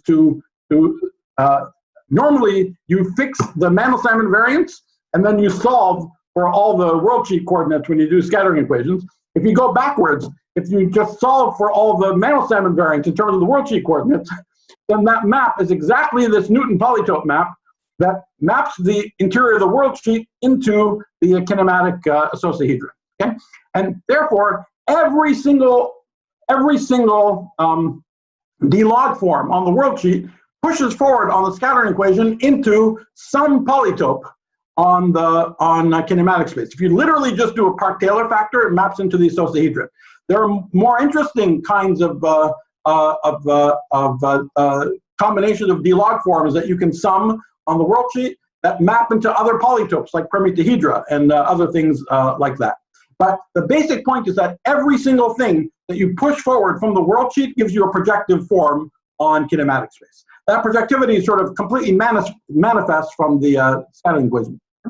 And so therefore something quite remarkable that we learn from the story of the scattering equations is that the amplitudes for Yang-Mills and for other theories can actually be decomposed. The sort of basic elemental objects are these full phi cubed amplitudes, and they're dressed with the polarization vectors and the momenta. Okay, so but directly in kinematic space, but it's possible to say these consequences sort of directly in kinematic space. What you're getting from the world sheet is just a guarantee that you get a projective form, but you could, if you like, you could forget about the world sheet and just say, I'm interested in projective forms on kinematic space. Here's the question to which the Yang-Mills amplitude is the answer. Write down any projective form on the projective form on kinematic space that is on-shell gauge invariant. Okay, that just has the on-shell gauge invariance where you shifting the polarization vector by the momenta. And the claim is that there's a unique such form, and that form is the Yang-Mills amplitude. And now there's an interesting question: who is the color in the Yang-Mills amp? Where's the color factors? And it's a beautiful fact that the wedge products of the D propagator in the numerators of the Yang-Mills amplitude exactly satisfy the same algebra as color factors. And so you can just take this form, everywhere you have a wedge of a bunch of D propagator, you just replace it by the product of the corresponding FABCs, and that's it. That's the Yang-Mills amplitude. Okay? So, yes, but they're very intimately related. Everything that comes from the world sheet pushes forward to something that's projectively invariant in kinematic space. Did that answer your question? Yes. So fundamentally, the cubic interactions are most important to establish this projectivity, or the projectivity that you're talking about. Like, has it got something to do with these cubic interactions, which are more fundamental? That I don't know. I mean, I think that in what we've seen so far, yes. But I think there's lots of beautiful work that's being done in India. As I mentioned before, Alok had this wonderful paper yesterday that looks really interesting on going beyond phi cube, phi to the 4, phi to the p, Stokes polytopes, accordiahedra, and so on. And there seems to be some role in that story for lower forms. It does not seem to be exactly the same story that we've been seeing just for these for n equals 4 and for phi cube. That's good. We probably need some extension of these ideas. But I said this on general grounds earlier on, that these stories where there's this completely rigid connection between the geometry and the amplitude are really for theories where the only interesting singularities are long distance ones, factorization, nothing else. In other theories, even phi to the 4, there's something going on at infinity. I mean, you have to tell me what you mean by the quartic interaction. Is it just lambda? Is it s squared? What is it, right? The behavior of what the quartic interaction is not God-given just by symmetries, like the 3-point interaction is. It involves some assumption about the powers of S and so on. Ultimately, that has to do something with some singularities at infinity. And so I think that that's the sort of deepest thing that we don't understand, is how do we include other kinds of singularities, in particular singularities in infinity? Can we think about them in a similar geometric language, and how should we do it? That's one of the big open problems, I think. But there's a lot of progress that is being made nonetheless. There's experimenting to see what can be done with phi to the 4 and other theories, and it's very cool. I've not understood it in detail well enough to say more, but it's on my to-do list to try and do that. Okay, thank you very much. I have a question related to this comment about worldsheet guaranteeing projective invariance. Yes. So is this also true about these new CEGM scattering equations? I don't know exactly what you're referring to, but I think anything that comes from the worldsheet, I would be shocked if it doesn't do it. I mean this generalized bi-adjoint scalar. Yes. Oh, most certainly, yes. Yes. Okay, thank you. Yeah, the reason is again, maybe I'll say it here again. None of these things have anything to do with something special or not about those structures at this level. At this level of the map, you take any stringy canonical form. So the worldsheet integral is one example. These generalized theories are another example. All of these are examples that all fall into the sort of very general rubric of the kind of integrals that we're talking about, okay? Every such integral pushes forward into something in its kinematic space, the space of the exponents, and it gives you the canonical form for the corresponding polytope there. Okay, that's just universally true. And the reason for projectivity is precisely that we have a canonical form of a polytope, and that form doesn't have any singularities anywhere other than the facets of the polytope. In particular, it doesn't have any singularities at infinity. And so So the projectivity is just telling you there are no singularities at infinity. The difficulty with Feynman diagrams, as we've already seen, I mean, I'm jumping ahead a little, but we've seen this picture of the isosahedron. Every vertex of the isosahedron is labeled by a Feynman diagram, and so we're going to, get the amplitude as the canonical form for that isosahedron. And since the isosahedron is a simple polytope, we can use that strategy that we talked about before, and so we can express the canonical form going to every vertex and taking the d-log of all the face variables that meet at that vertex. That expression for the canonical form is Feynman diagrams. Okay, that's one of many ways of triangulating the isosahedron.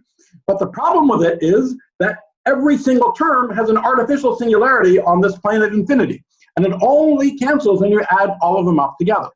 Okay, so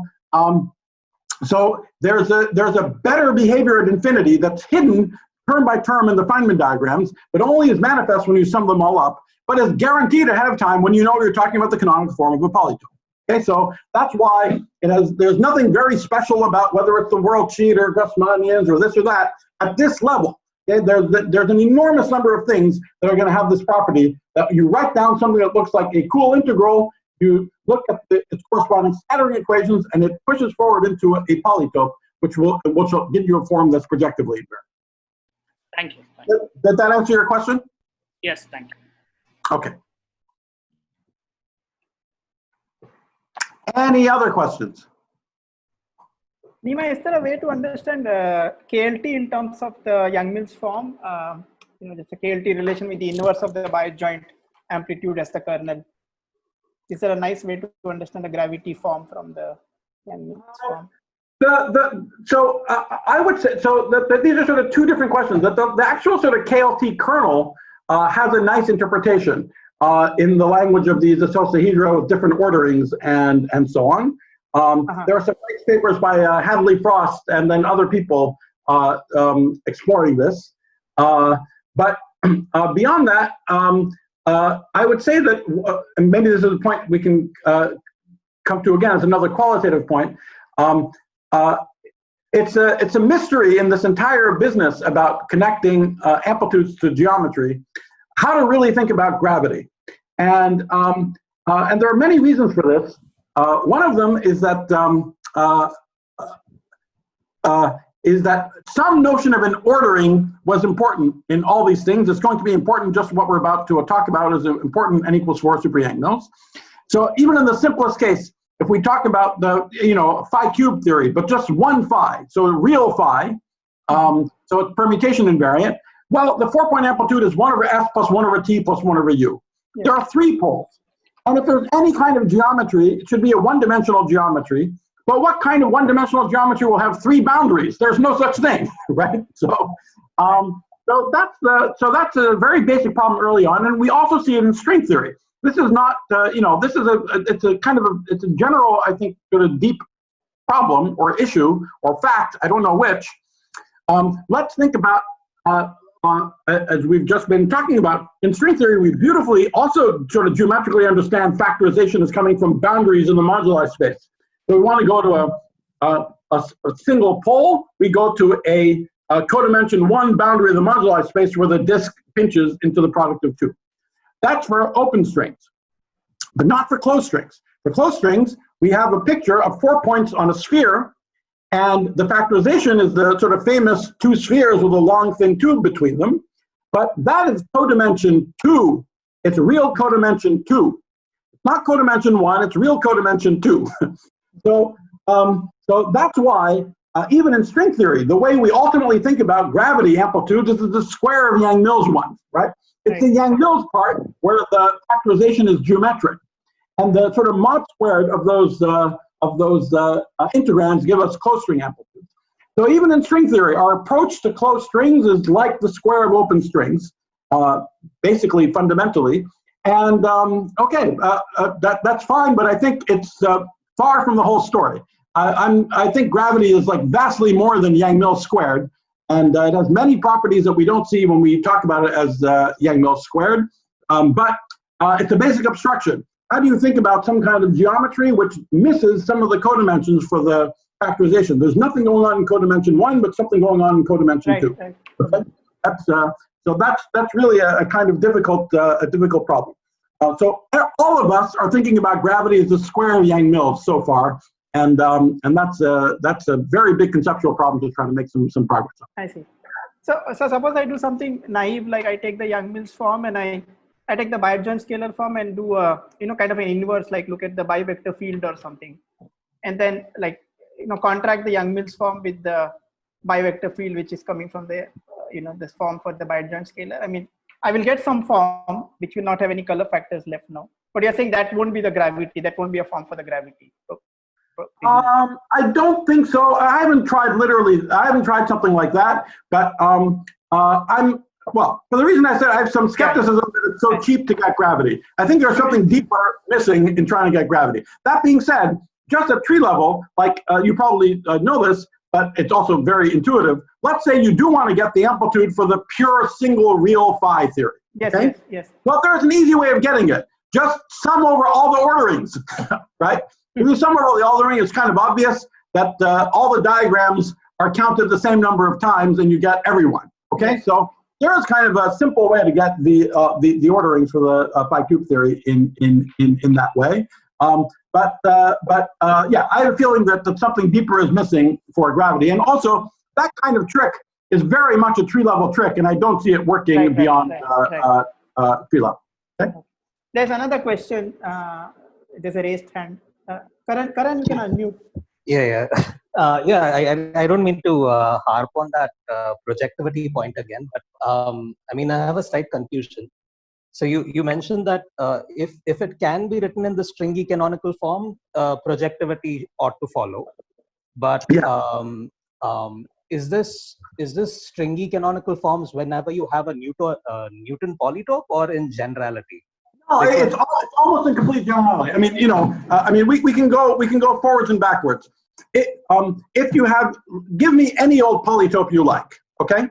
If I want to get the canonical form for that polytope, one way I could do it is to write down a stringy canonical form, okay? Now, in order to do that, I had better be able to find I'd be able to represent that.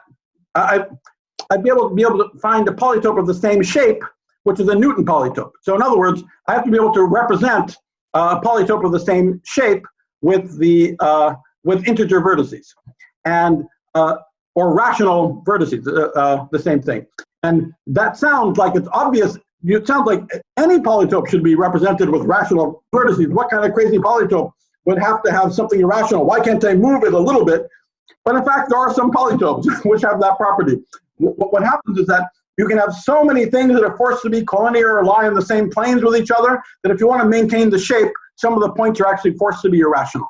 So there are some weirdo exceptions, but we never run into things like that, especially because for us, what fixes the polytope is some kinematic data, z's, x's, something like that. So obviously they're smooth. So any old polytope's canonical form can be expressed as any old form's canonical form can be expressed as for any such polytope, there's a stringy canonical form that gives you, there's an integral that, as alpha prime goes to 0, gives you the canonical form for the polytope. And therefore, if you start from that integral and you write down its scattering equations, if you write down its the critical point equations, you will get a map from that positive orthant of the integral into the polytope.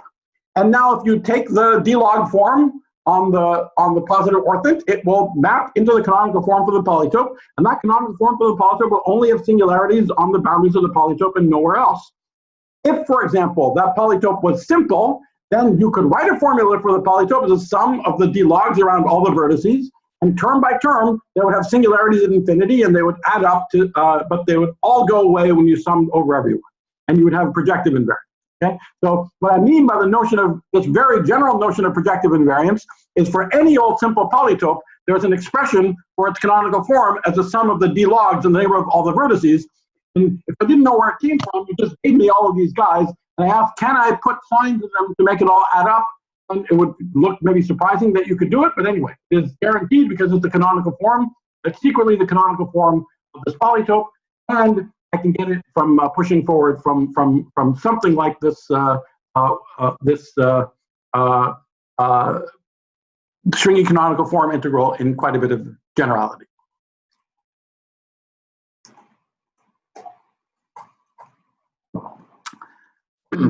Okay, any other questions?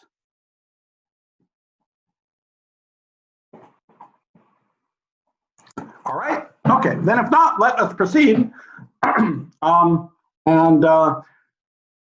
So what I now want to talk about is what what this question is in kinematic space, whose answer is going to end up seeing if there's an isosahedron, giving us the amplitude, and all these other things that we've been talking about.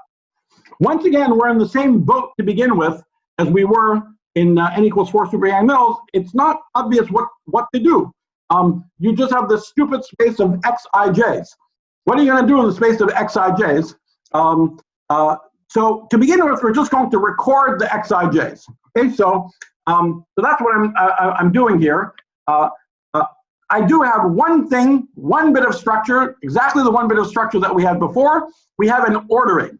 We have an ordering, and we have a notion of a cyclic action on all these points, 1, 2, 3, up to n. Okay, so it makes sense if I just want to represent the points. There's no notion, there's no metric, there's no distance, nothing here. All I'm doing is starting from one variable, like 1, 3, and I'm just recording the other variables that I get from it by translating one variable, one index, or the other index. So I can go from 1, 3 to 1, 4, 1, 5, 1, 6. So here I've drawn the particular case of n equals 7. Okay, and notice that remember 1, 2 is 0, right? So that's the fact that the edges are null. So I'm including it here, but I've drawn it in black to remind me that it's 0. And so also up here 1, 7 is 0. Okay, so this is just a grid. It's just a grid. Why have I chosen to draw it vertically? I can draw it any way I like, but I've chosen to draw it vertically just because this grid does have a natural boundary corresponding to the boundaries of the polygon. Okay, to the edges of the polygon. Okay, so I've just chosen to draw that boundary so that it looks vertical. All right, so I hope you agree. There's nothing interesting going on here yet. I'm just recording the data for my space. All right, but I've already labeled it here like time and space. I've labeled it T and X. This T and X, of course, has nothing to do with the time and space-time. But the claim is that there's actually a natural causal structure in this kinematic space. Okay, so just if you haven't seen this before, just it's extremely simple, but it's a little bit cool. So I want to explain why it's natural to think that about this direction as a time direction and this direction as a space direction. Actually, before doing that, this is just for now, they're just variables T and X. Imagine that I've just chosen to do them so that I can think of this picture in the continuum if I want. So notice that there's one sort of interesting symmetry here. Remember that with our choice of xij, we had that xij is equal to xji. And so that basic identification shows up here in the following way, that, for example, here I have the point 1, 3, then up here it is repeated at the point 3, 1. Here, if I have the point 1, 5, it is repeated up there as a point 5, 1. Okay? So in general, if I label a point here by x and t, which is the point ij, then the point ji will be 1 minus x and 1 plus t. So you see, this is a Mobius identification. So I have this strip, I have this sort of infinite strip, I have the cyclic symmetry, so it all cycles around, but it's a cyclic symmetry by 2, and xij goes to xji before it goes back to xij again, but literally at the level of the variables that are that need to be identified. I have this Mobius identification on the okay.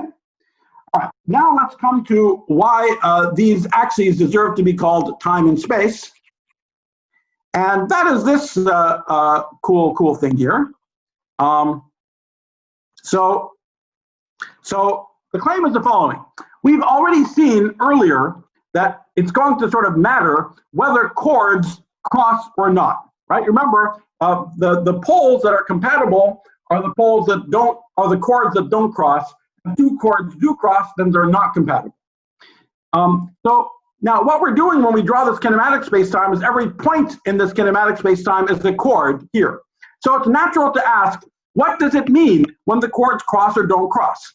Okay, so let's say we take two chords that do cross. So here I've drawn IJ and KL. Then the extremely simple fact, we'll just illustrate here in an example. Extremely simple fact is that if IJ and KL cross, what that means is the following.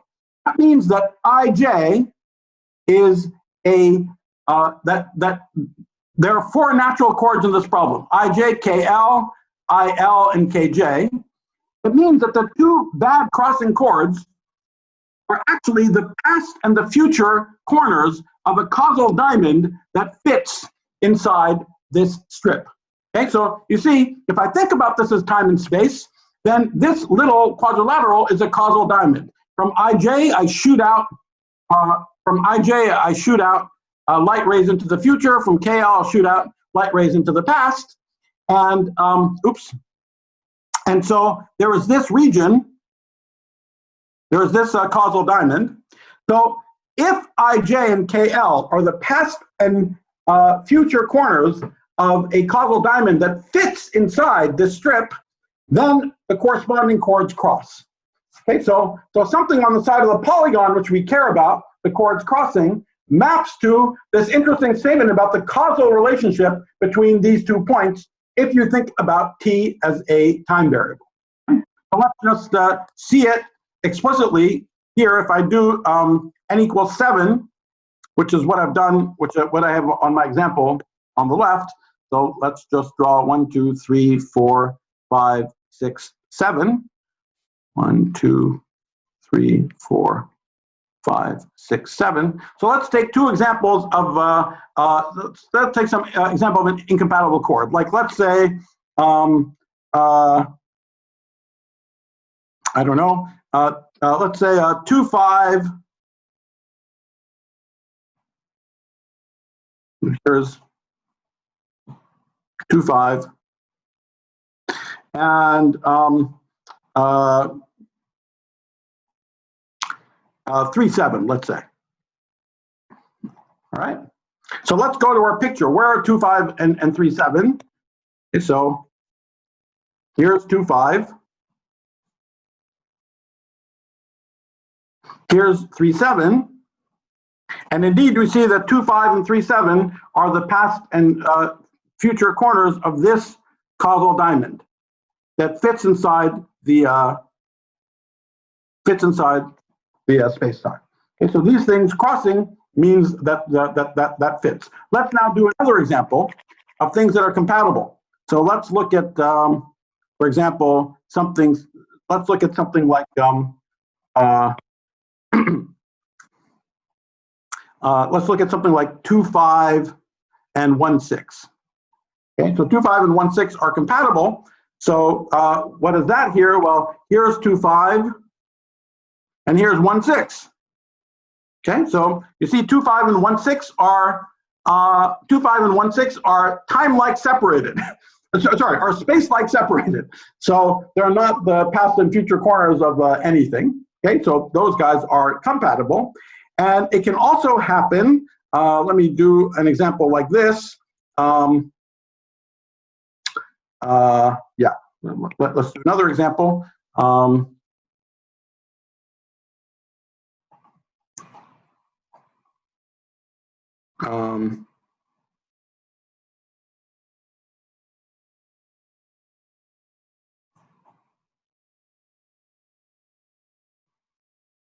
Yeah, here, let's do this one. I just wanted to choose a good one. Let's do 1, 3, and 4, 6. Okay, these guys are also compatible. So what's going on here? So here's 4, 6 all the way up here. Here's 1, 3 down here. So you see, 4, 6 is indeed in the future of 1, 3, but there isn't enough room to make the corresponding causal diamond between them. Okay, so 1, 3 and 4, 6 are not in the past. It just stops there, right? It doesn't have enough room. So if I try to make the causal diamond, it doesn't fit in the space-time. So one corner is okay, but the other corner out here is missing and has been chopped out by the presence of the boundary. Okay, so that's what incompatibility means, and this is an early hint that what we're interested in, that there's going to be something kind of some interesting causal structure, and so maybe some notion of dynamics or time evolution is going to play a role in the question that we want to ask in kinematic space. All right, well, let's keep going. So now there's a little more to say. So precisely because xij is equal to xji, if we actually just want to have a non-redundant labeling of all the kinematic variables we have to take a particular chunk out of this strip. And there are many ways of doing it. It's not unique. There are many ways of just choosing a way of picking one of ij and not including ji. So the one that I'll focus on, just because it's simple, but we can do any of the other ones, is this right triangle. I can do this right triangle, and you see why it works. So here's 1, 3, for example. 1, 3 is included, but 3, 1 is not included. 4, 6 is included in here, but 6, 4 is not included. Okay, so everything inside this right triangle covers all the variables, all the xij variables once and only once. Okay, and here's another example. Anyway, and there's a simple way of characterizing it in the continuum. All right. So now we're seeing that just the presence of this ordering gives the kinematic space a little bit of structure, and so we're going to run with that. Okay. So now we want to ask a question in kinematic space, and we have this kind of we have this notion of time and space. It's a 1 + 1 dimensional kinematic space. So the question we're going to ask is the wave equation. We're going to look at solutions of the wave equation in this kinematic space-time. Okay. So in other words, I'm going to imagine I have my light-like directions u and v, and I'm just going to look at the equation du dvx equals c. So I'm going to imagine that I can have a source. Okay, so that's just the dt squared minus dx squared, x equals c, or we can equivalently write it the way we normally like to do with light-like coordinates. All right. Okay. Now there's only two things about the wave equation that we're going to need to know. They're summarized here. One of them is that you can think of the integral form of the wave equation in 1 + 1 dimension, the sort of Gauss's law form for the wave equation in 1 + 1 dimensions, and it's simply the following: that if you have any causal diamond, I've drawn it here, but anyway, I'll just draw it again. If you have any causal diamond, and you have x at the past point, x at the future point, x at the left, and x at the right, that we have this formula that I've written there: x past plus x future minus x left minus x right is equal to the total charge. So the integral of c inside this diamond. Okay, that's Gauss's law. You can very easily derive it for yourself, but I'll give you the instantaneous proof, which is simply that if you take this statement and you shrink the diamond to 0 size, what do you recover? This combination, past plus future minus left minus right, is exactly the derivative of the u direction, derivative in the v direction.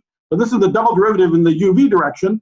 So if I take this formula, and everything in this system is linear, if I take this formula, I shrink it to 0 size, I recover the ordinary wave equation. Okay, so that's the sense in which this is the integral form of the wave equation. and you can derive the wave equation from it. Okay? So that's the first thing that we're going to need to know. That Gauss's law is going to be very, very important for us. The second thing we're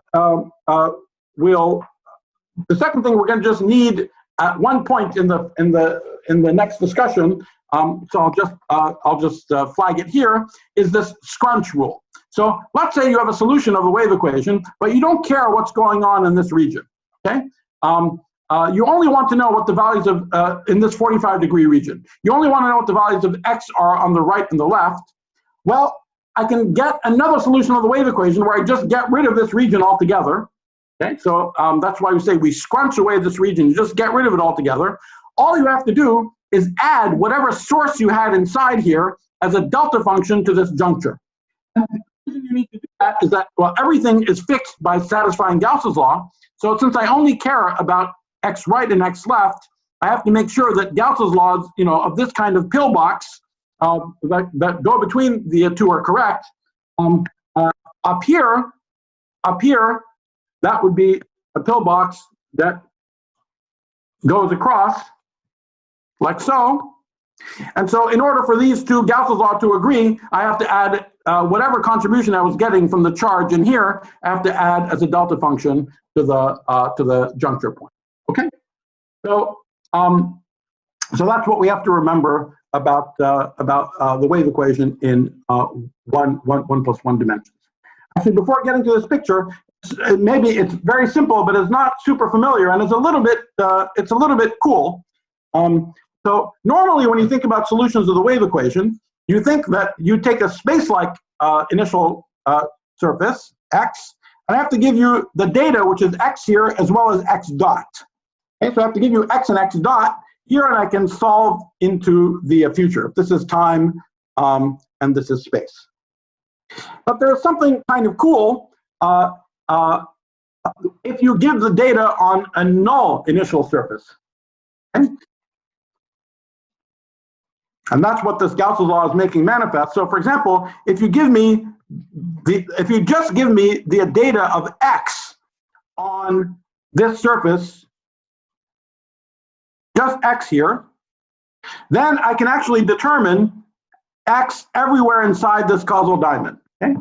So in other words, if I just know the value of x here on u and x on v here and there, then I can determine x anywhere inside. I don't need to tell you anything about x dot.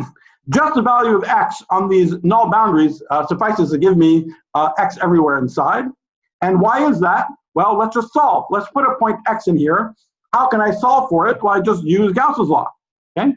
So using Gauss's law, there's this point at the bottom, which is the common value. So I don't know. Let's call this point x naught. And I want this point up here, x, u, and v. Well, my Gauss's law tells me that x u v plus x0 minus xu minus xv is equal to whatever the total charge is here inside. But I can just use that to solve for xuv in terms of the data on these null surfaces.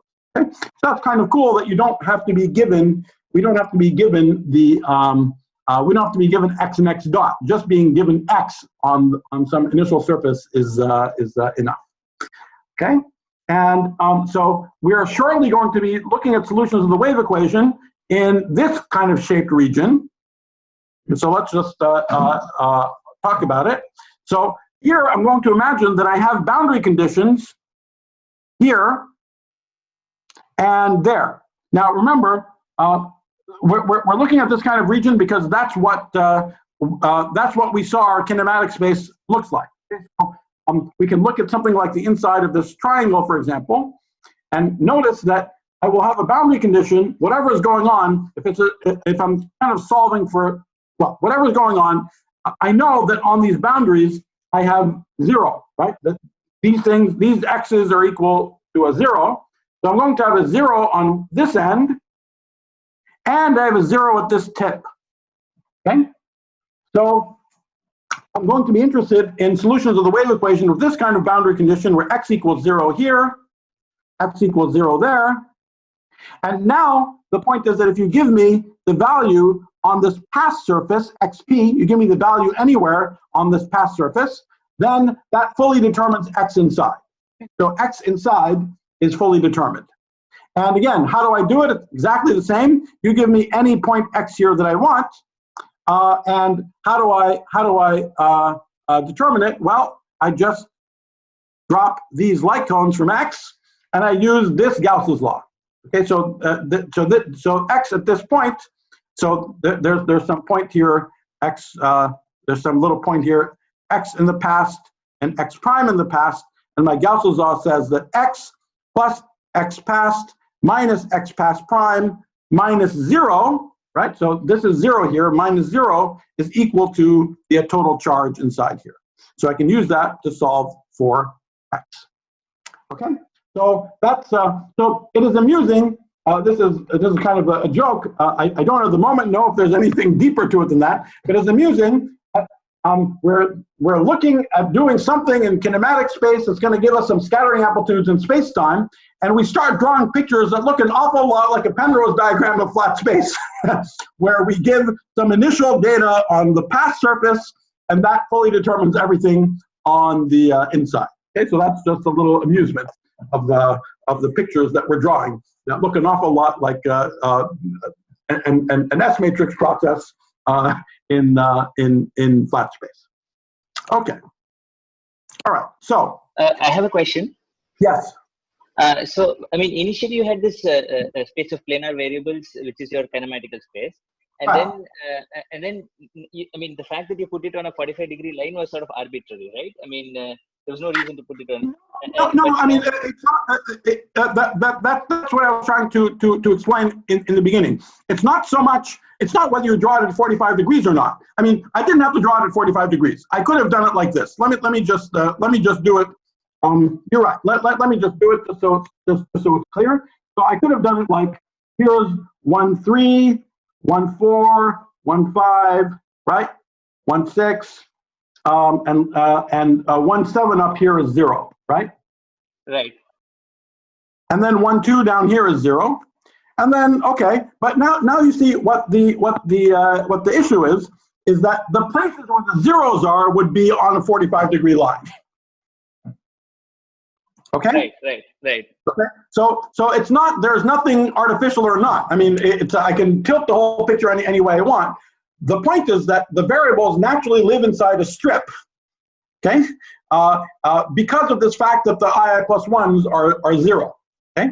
So had I drawn it like this, I would have just tilted the whole picture by 45 degrees, but I would still have the same thing. But there's I mean, I can tilt everything I did by 45 degrees. I would still call this direction T and that direction X. Right. Okay. So, but why would you want to put a Minkowski type of metric in this space? Well, I mean, I'm not even putting any metric, really. I mean, these are such basic things, not really putting any metric. But the reason for the word time is simply that the notion of compatibility is interestingly associated with whether the quote-unquote future light cone from one point intersects the past light cone of the other point fully inside this kinematic space. That's all. So there seems to be some kind of causal structure that matters, that there's a causal structure that is reflecting whether the chords intersect or not. But yeah, but apart from that, there's no Okay. Yeah. So and actually, I mean, there's really no metric. This wave equation is just such an extremely simple thing. I'm just motivating. I'm motivating some things from a simple starting point, a kind of a somewhat more familiar starting point. But pretty soon we'll say this all more abstractly. And when we say it more abstractly, it's when it starts. It's actually useful and better to say it more abstractly. But interestingly, there's always some kind of a space-time picture of the sort behind the objects that we'll be talking about. It's an interesting fact. It's not. We're going to be running into some. We're going to be running into objects, polytopes associated with cluster algebras that have had other realizations by the mathematicians. But this particular way of thinking about them is new. and is very much associated with this kind of dynamical picture in kinematical space-time idea. And the story is very far from done. This is not some existing off-the-shelf mathematics that we just use. It's also interesting. I mean, it's being, especially as we go beyond tree level and one loop. It involves various, current areas of research and thinking about cluster algebras and other things like that. So there is not some existing, obviously correct point of view about it, but all I can tell you is that in all of our investigations, holding to this picture that we're looking for some kind of dynamics in this kinematic space keeps paying dividends. We keep finding some more natural way of thinking about what would otherwise be sort of very abstract stuff when we try to give an interpretation to what we're doing by looking for something like this sort of generalized wave equation in kinematic space. Okay? But for right now, the simplest story, just tree level, all I'm really going to be able to talk about today, just think about it as all loose motivation, okay? After all, we just start with these xij's. I think you would agree. If I just told you, here are a bunch of xij's, now go do something with it that's going to give me amplitudes, it sounds kind of nuts. And so what we're trying to do is just, take some steps to see why there is some structure here that could call out some kind of dynamics and rules and ideas that could give us the amplitude. Okay? Okay, I see. And you can, at any point, you can complain about anything. Again, this is. I mean, it's a free country, no matter what. But well, at least yours is. Mine, who knows how much longer it will be. But anyway, but I sort of warned you in the very beginning. This is not like many other subjects in theoretical physics where it's completely well-defined, very hard problems, but you know exactly what you're doing. Here we don't know exactly what we're doing, so we're guessing, we're playing, right. And that's just life. Okay, so right.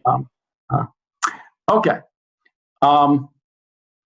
okay. So let me proceed then. So Nima, for the momentum, tree-level momentum amplitude-hedron, is there a? Can we have a picture like this? The momentum space amplitude-hedron. Yes. Is there a causal diamond type picture? Not that I know of. No. I mean, we don't have this sort of. I mean, we don't have this kind of picture for. We don't have this kind of picture for even the ordinary amplitude-hedron, nor for the momentum amplitude. But let me say the following thing. I think that there must be some relation between these things, and it's not just for vague reasons. Let me give you a sort of very concrete reason that there should be a relationship between these isosahedra and amplitude-hedra. Okay. First of all, the isosahedra are capturing the universal sort of factorization singularities for any theory, of which there are n-3. So you get these n-3 poles. What happens in Yang-Mills is that you can have even more singularities than that correspond to soft limits. Now, it's interesting that the soft limit for gluons is not captured sort of naturally by diagrams, because the soft limit, seeing all the actual geometric singularities in lambdas and lambda tildes, is something extra. It's special to 4 dimensions, some of it. And the polarization vectors are just too coarse an object to see all of that. So if you use polarization vectors, you're never going to see that. If you don't use polarization vectors, there's a sort of remarkable fact that including even at the 4-particle amplitude, the only factorizations we see are S and T. And so if we're going to make a geometry from it, it would just be a 1-dimensional geometry. But for the Park-Taylor amplitude, especially if you think about the Park-Taylor amplitude as a form, if you take all the singularities, you actually find a 4-dimensional object worth of singularities. You can take up to sort of 4 poles. And once again, remarkably, those 4 poles fit into a kind of geometric object, but the geometric object is not a polytope. The geometric object is actually the positive Grassmannian G24. Okay, so that right away, early on, only looking at factorization singularities is seeing a subset of all the singularities that are actually there, and the larger set of singularities that are actually there are captured by the amplitude-hedron. So if you like, this isosahedron is capturing all the long-distance singularities of any old theory, and the amplitude-hedron is also capturing the ones that are there universally in a theory with the gluon. Okay, so again, that part of the story has nothing to do with just this geometrization is there for any old theory. What's special about n equals 4 super Yang-Mills is that only those singularities and nothing else somehow suffice to uniquely determine the whole amplitude. But this fact that those singularities are geometrized is a universal. So that means that all of the singularities of the isosahedron are sitting there in the amplituhedron and even more. Also, the form is higher dimensional. So the form for the isosahedron is n-3 dimensional. That for the corresponding momentum amplituhedron is 2n-4 dimensional. And the extra data is precisely the rescaling that you can do on all the lambdas and lambda tildes. Exactly the helicity information. So it's almost literally like the amplituhedron form is like the isosahedron form wedged with a bunch of extra stuff, n-1 extra stuff, take you from an n-3 form to a 2n-4 form. Okay?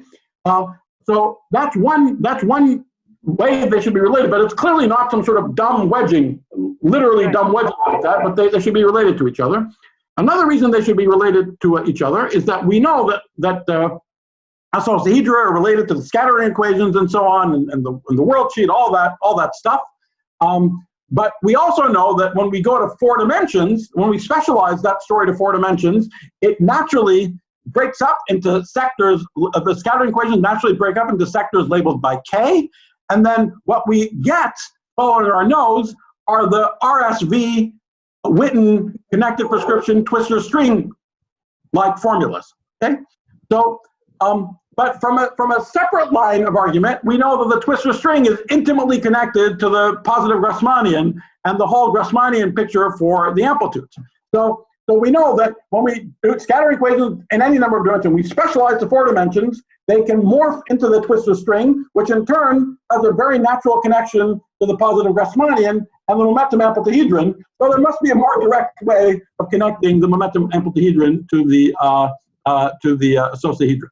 But the most obvious place to begin would be simply take all the formulas that we have for the isosahedron, just express all of the Mandelstam invariants in terms of lambdas and lambda tildes. Yes. Okay, that gives you some form on lambda tilde space. Well, the problem is that it's only an n-3 form, and not a 2n-4 form. There should be some way of adding the helicity information to sort of upgrade the isosahedron form to the amplituhedron one. Right. Thanks. Yeah. Okay. No problem. I'm sorry. I'm sure these answers are more pedantic than any of you want. But anyway, that's Sorry, one last question. Yes. Is this notion of the causality that you were talking about somehow related to the usual notion of causality that we talk in symmetries? Absolutely no. Well, I don't think so. Commutation relation. Okay. Yeah. No, it's not. I mean, this is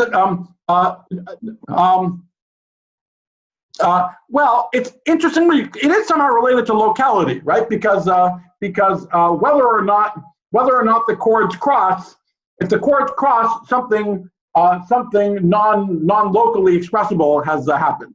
So I mean, it's somehow related. It's related to factorization. It's related to which poles are allowed to occur together, which is related to a locality.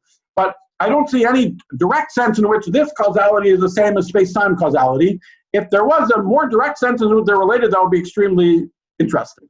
But at the moment, just don't take any of it too seriously. Okay, I mean, we're not making any grand pronouncements, but there's just something cool happening that in this kinematic space, the very basic. I mean, there is something extremely simple but slightly deep. When we draw this picture, when we think about the Mandelstam invariants, we're forced to think about these pairs. Okay, and so then it's it's very easy to draw to draw the polygon and look at chords crossing. It's not obvious ahead of time that whether the chords cross or not means anything in the representation of this kinematic space where the chords are points. But so the fact that we're getting a 2-dimensional kinematic space, that 2, where is this 2 coming from? The 2 is that our kinematic variables are labeled by pairs, xij or pi.pj. It's the fact that we made this choice early on that we're going to work with Mandelstam invariant. That's where the 2 is coming from. And that 2 has nothing to do with tree level, trees, loops, whatever. This 2-ness, the fact that we're going to draw things on surfaces, is that we're insisting on labeling the kinematic invariants with these pairs. So what's kind of interesting is that labeling by pairs is associated with this causal structure, quote unquote causal structure in the kinematic space where the pairs are represented by points. Yes, Karen. Okay, thank you. Yeah. Hi. Just two short questions, if possible. So the first one is on the charge. Having a slightly tricky time understanding what that means, because the way in which this diamond is constructed is from intersecting lines. And so in the electric case, you'd know that the difference between the flux across the surface is related to the charge. And in this case, I mean, this is a difference of pole configurations in a sense. So what's the charge? Are you asking about the Gauss's law? Is that what you're asking about? Yes. What's C? What's C? Oh, C is just, sorry. So you know what I mean by C up here, right? So C is a function of U and V. So I just mean the integral of C of U and V du dv inside this diamond. That's all. Sure, but like physically, is there anything that we can say about it right now, or it's something that will come later? Well, I mean, it's not an electric. I mean, there's no charge or electric field or anything. I'm just using the analogy for the word for a Gauss's law. I just mean this. I just mean literally this. Sure. Okay. And the second point is like those lines are kind of even though they're drawn there, technically they're not there, right? Like we just need what we actually have are the points F, P, L, and R. We don't really have the lines. The lines, I guess this is sort of related to Anisha's question earlier, but like we can just draw the points on a grid and we'll just have these points. Yeah. And the lines are our invention in some sense, but the difference between XF plus. I think so this is a point we'll actually come to. We'll see in a moment. I'm actually okay. We can do two things. One of them is you're right. I can just draw this grid. Okay. But it's still useful to draw the lines because yeah, this is a good question. Let me be more explicit about this. Okay, so what we're going to be doing, I'm actually coming to this in a moment anyway. But what we're going to be doing is you can think in terms of this wave equation and stuff like that in this just directly in the continuum, but we're going to imagine that we're sampling it at discrete points on this grid. Okay, so that is so in other words, I'm going to imagine that I'm solving the continuous wave equation here, but I'm only interested in the values of x's, let's say at these points, and then naturally they're associated with all these other points. Okay, so you're right. You're right that all I care about is that I could also from the beginning say that I only care about the draw these points, and there's nothing in between. But then instead of the wave equation, I would immediately be writing down this discrete equation. So so if this point was 1, 2, 3, 4, then I would be writing down an equation like x3 plus x1 minus x2 minus x4 equals sum c. Okay, so in other words, if I wanted to begin with to just draw the discrete picture, then I would be immediately writing down the discrete version of the wave equation for my dynamics. All I'm doing is just writing down the continuous version just because we're more used to seeing it first. But if you like, the Gauss's law applied to the smallest grids is the discrete version of the wave equation that we're going to be using for the discrete problem. Does that clarify? Yeah, it does. Thanks. Okay, but it's also actually fun and useful to think about, if you like. I'm allowing myself to think about an infinite number of particles to begin with, and then simply by where I'm sampling this, where I'm sampling these x's is my choice for what the particular n is that I'm talking about. So we can go back and forth between both points of view. A follow-up on that question is, if you have an infinite number of particles, then the boundary condition on the vertex of this diamond changes, right? Because it's no longer 0 if it's in between. No, I think it should always be 0. I think you always want it to be 0 and sort of take the limit in such a way that that actually makes sense. I think that it's a very interesting question to try to give a more intrinsic understanding for what the icosahedron is, sort of directly in the continuum. That's kind of it's an extremely interesting question. I mean, of course, you can take a limit, but there's also some way of thinking about what all the vertices are and the facet structure is, and so on, directly in the continuum. And I think it's a nice open problem to figure out how to do that. But yeah, but I think there's nothing wrong with the boundary condition directly in the continuum that you have 0 on one side and 0 on the other. I see. Okay.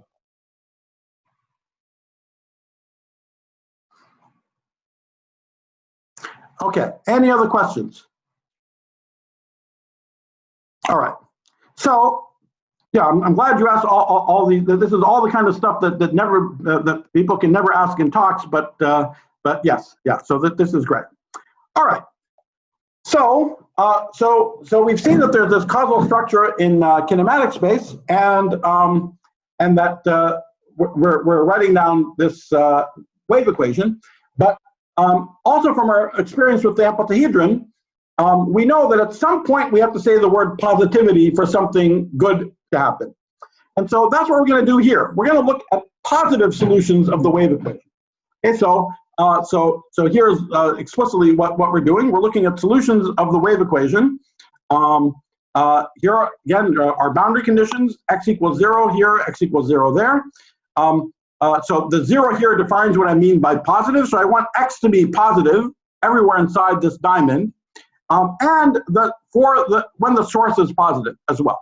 So the source is positive, and I want x to be positive everywhere inside this diamond. So what does it mean I want it to be positive? It means we already saw that if I specify the values of x on this boundary, x on the past boundary, that specifies what x is everywhere inside, right? That specifies what the x's are everywhere inside. So I have to put some restriction on what the values of x are on the boundary in order to ensure that x is greater than or equal to 0 everywhere inside. Okay? So is that clear? So we have to, if I put random old values of x on the boundary and I evolve into the interior, it will not be the case that x stays positive everywhere. So I want to find some part of the space here. Now notice it's got to be positive. I want it to be positive everywhere. So in particular, I want it to be positive on the boundary. It has to go to 0 on one end and 0 on the other end. So, you know, I'm looking at some function like this on the past light cone. It's 0 here, it's 0 there. It could look like something like this. And depending on what shape I draw, it may or may not satisfy that as I evolve inside, I will get, I will keep the solution positive. So I'm trying to find some restrictions on what this function looks like in order to ensure that it stays positive everywhere inside. All right, so is the question that we're asking clear? Okay, so let me not jump to this. Let's actually do it in, let's do it in steps. That problem is too hard. The problem as stated is too hard. I have this continuous infinity of information that I have to figure out how to manage. So let me ask a simpler version of the problem first. Can I say anything about the value of x just at one point here, P? So let's say that there's this point P. Can I say anything about the value of x at P? In order, well, let me draw the obvious light cones, the obvious light rays out of this point. So I have P there. It bounces off the end, and I have some point F up here. And so, of course, this is 0 here and 0 there. Okay. So let me look at this obvious Gauss's law, which tells me that x past plus x future minus the left is 0 minus the right is 0. And this has got to equal C, right? The sort of charge inside this diamond. Okay. So I have x past plus x future equals C, and therefore x future equals C minus x past. And so, of course, I want to have x past is positive, but also x future is positive. And so I learned that x past has to lie inside a particular region. X pass has got to be bigger than 0. So this is the X pass axis. X pass got to be bigger than 0, but it's got to be smaller than C. Okay? So X pass has got to lie inside this little interval. Okay? It's because up here, X pass is 0, and at this other end, X future is 0. All right? So we already see that there's some restriction, that X pass just at this one point P has to lie inside this interval. Okay? Now, let's continue. Let's do the next example. Let's say there are 2 points on the pass boundary. Let's call those points, so again, this is like this. Let's call these points pass 1 and pass 2.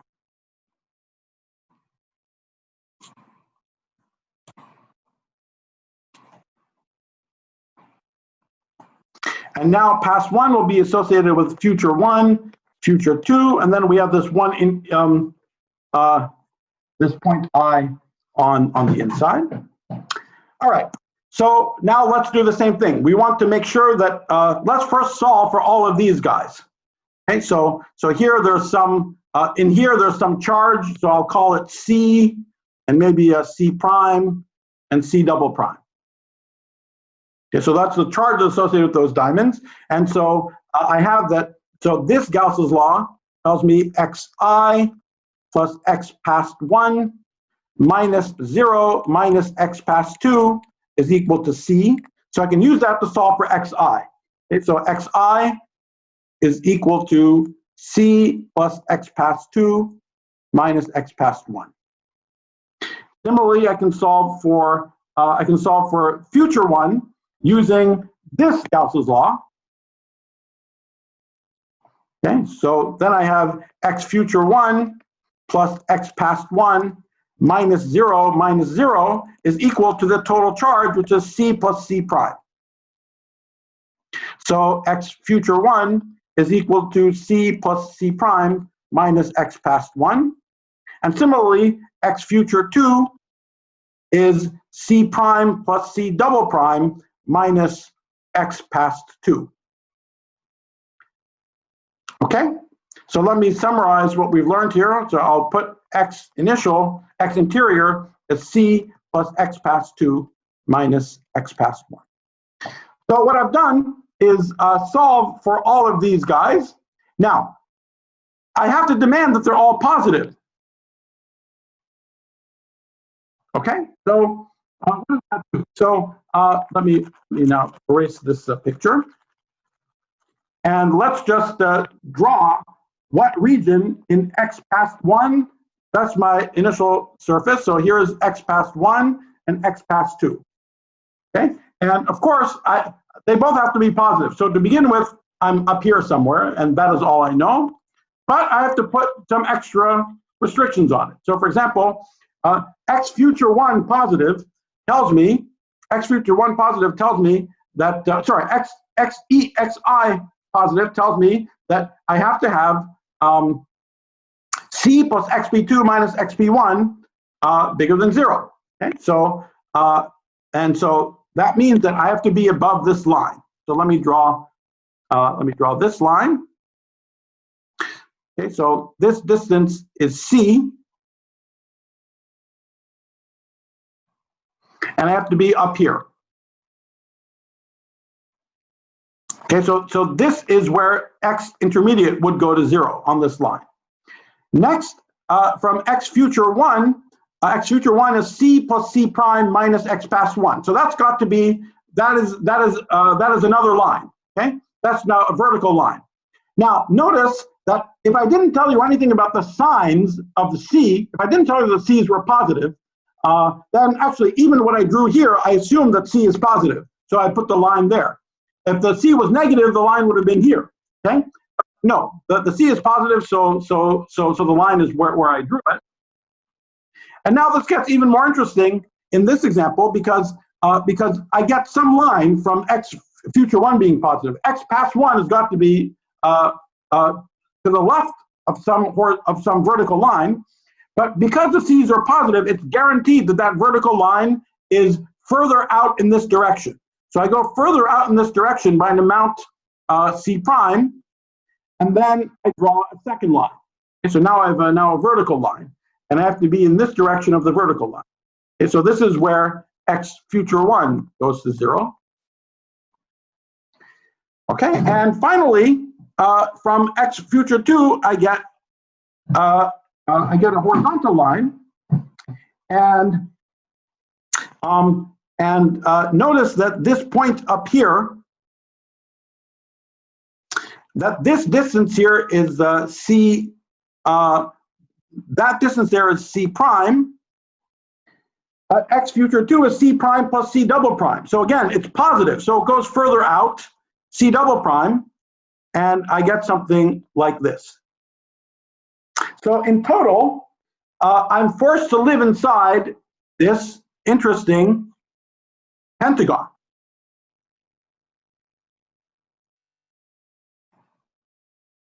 So that's pretty cool. That just demanding that I find a solution of the wave equation for the first case with just 1 point, it gave me an interval. And now for the second case, for this case we got an interval. For this second case, I have to live on the inside of a pentagon. Okay? And notice again, I want to stress again in this example how important it was that the C's were positive. If the C's had willy-nilly signs, then it could have been, for example, that this line was actually over here, and it actually cut out just a rectangle. Okay, so in other words, if I don't say anything about the signs of the C's, it's not given what the shape of this guy is. It's true that I have to be in this positive quadrant. It's true that I get 3 more inequalities, but no one guarantees that those 3 inequalities are consistent with each other. The 3 inequalities cut out if the shape that you get is always the same, no matter what the C's are. However, when we see the C's are positive, we always get the same shape. It is always a pentagon, and it's always a very specific pentagon. Notice this side is parallel to this side is parallel to that side, but it always looks like a pentagon. Moving the C's around just sort of moves where the sides are, but it doesn't change the fact that it's a pentagon of exactly the same shape. Okay. Now let's keep on going. I'll actually draw the picture in this case, but just to do some accounting. So let's say that we have 3 points here.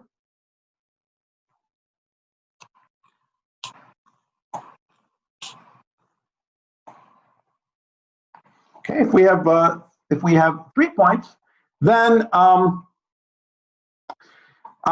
so I've passed 1, passed 2, and passed 3, and let me just count how many points I have inside here. How many other points I have? 1, 2, 3, 4, 5, 6. I have 6 more points. So in other words, I have 6 more variables to solve for. So I have a total of 9 variables and 9 positivity conditions. So I should be looking for some kind of shape. It manifests that whatever I'm getting is a polytope, just because I'm explicitly cutting out with inequalities. So I'm looking for some polytope with 9 faces. And who is it? It's the icosahedron.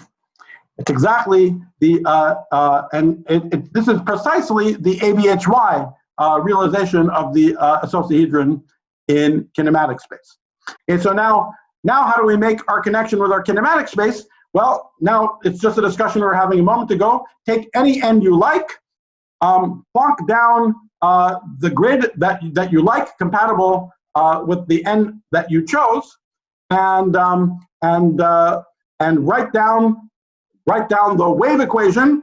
In other words, for every one of these, for every little grid here, I would write down, for example, in this case, I would write down the equation x13 plus x24 minus x14 equals some c that's associated with that little grid. So I'll label it by 1, 3, and so on. Okay, so you write down these so-called mesh relations for every grid in the picture. You can think of that as either the sort of definition of what we're doing, or you can think about it as a discrete version of the wave equation. It makes no difference at all.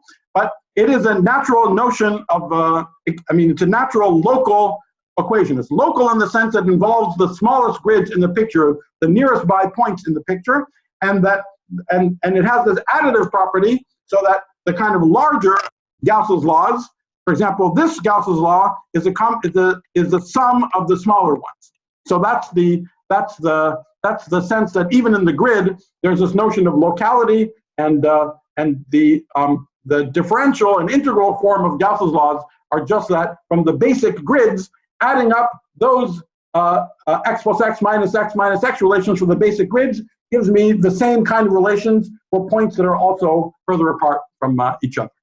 Okay, so but the claim is that if you just do this and you write down these nine equations being positive, it precisely gives you a picture of an icosahedron. Okay, so let me try to explain conceptually why this had to be the case. So first, I mean, it's just sort of mechanically true that you can just look at those equations. Those are exactly the equations of the ABHY icosahedron. But this slide is, I think, the sort of most, it's extremely simple, but it's the heart of everything that's going on in this story. So remember, let's just go back to what we're trying to do to begin with. The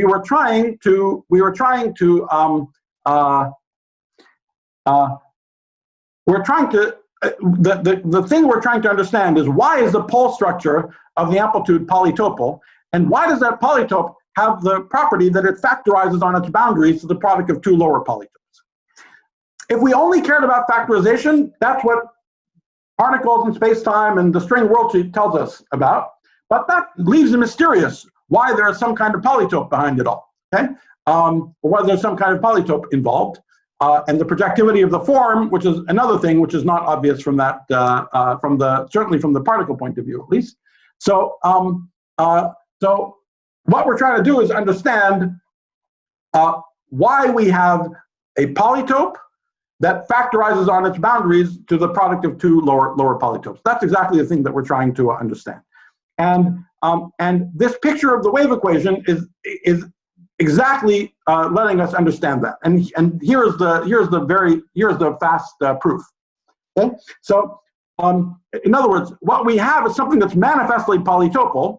Just by construction, we have all these positive equations. We're cutting out some region, some polytopal region in some space. But we'd like to understand why this polytope has the property that when we go to its boundaries, it factorizes into the product of two lower polytopes of exactly the same type. And so let's see what the argument is. So let's see in the space of the x's here, I'm moving the x's around until at some point in the inside, an x which is supposed to be positive actually goes to 0. So that's going to a boundary. Okay. So at this point inside, there's some x star that goes to 0. So now there's a natural question. Since x star has gone to 0 there, where else can x star go to 0? Where else can I put it to 0? So let me shoot out these obvious light rays from this point. Okay, so the way we've done in this picture, so we just shoot out these obvious light rays. And now comes the crucial observation. Extremely simple, but crucial observation. Everything in the red region, nothing in the red region can I also set to 0. Okay? So the only other x's that I can ever set to 0 have to be in the white region, not in the red regions. Why? Well, the reason is that any point in the red region, just by construction, will be either the past or the future corner of a causal diamond, if it's here or there, involving x star, just by construction. So let me take such a causal diamond here. I've already put x star to 0. That's the past. So I can't put, let's say, the guy at the future to 0. Because if I do, then my Gauss's law formula here would be past plus future minus left minus right equals C. C is positive. These guys are negative. And since I've put the two positive terms to 0, I'd have a contradiction that the sum of two negatives is a positive. Okay? So if I put x star to 0, I cannot put x to 0 anywhere else, anywhere inside these other regions. Okay. So given that, so that's the first interesting point. The second interesting point, the second interesting point is that in fact if I cared about what the values of the x's are inside here, let's say I care about the value of x in here, well, I can fully reconstruct it if I know the value on these boundaries. That's just what we saw from our general sort of Gauss's law discussion early on. So everything inside here is actually fully reconstructible knowing what's going on in this boundary. Similarly, everything inside here is fully reconstructible knowing what's going on in this boundary. Okay, so everything about this configuration, every single thing about this configuration can be captured by a different configuration where I scrunch away this region and that region. So here I've scrunched them. This part is now collapsed to this red line, and this part is now collapsed to this red line. Of course, I have to include the charges in here as a delta function on this juncture, but that's fine. And now let's just see what we have. We used to have something that was 0 here and there. And now what happens as we scrunch away? Well, we have something, this part up here is now down there, so that's 0. Okay, so this is now 0. I'll draw the 0 in a different color, since I already used red for something else. So let's say I make it blue. Okay, so up here is 0. And here it's 0. So this part is there, is 0. This part is here is 0. This part is 0. This juncture is 0 because I put x star to 0. So that's 0 here.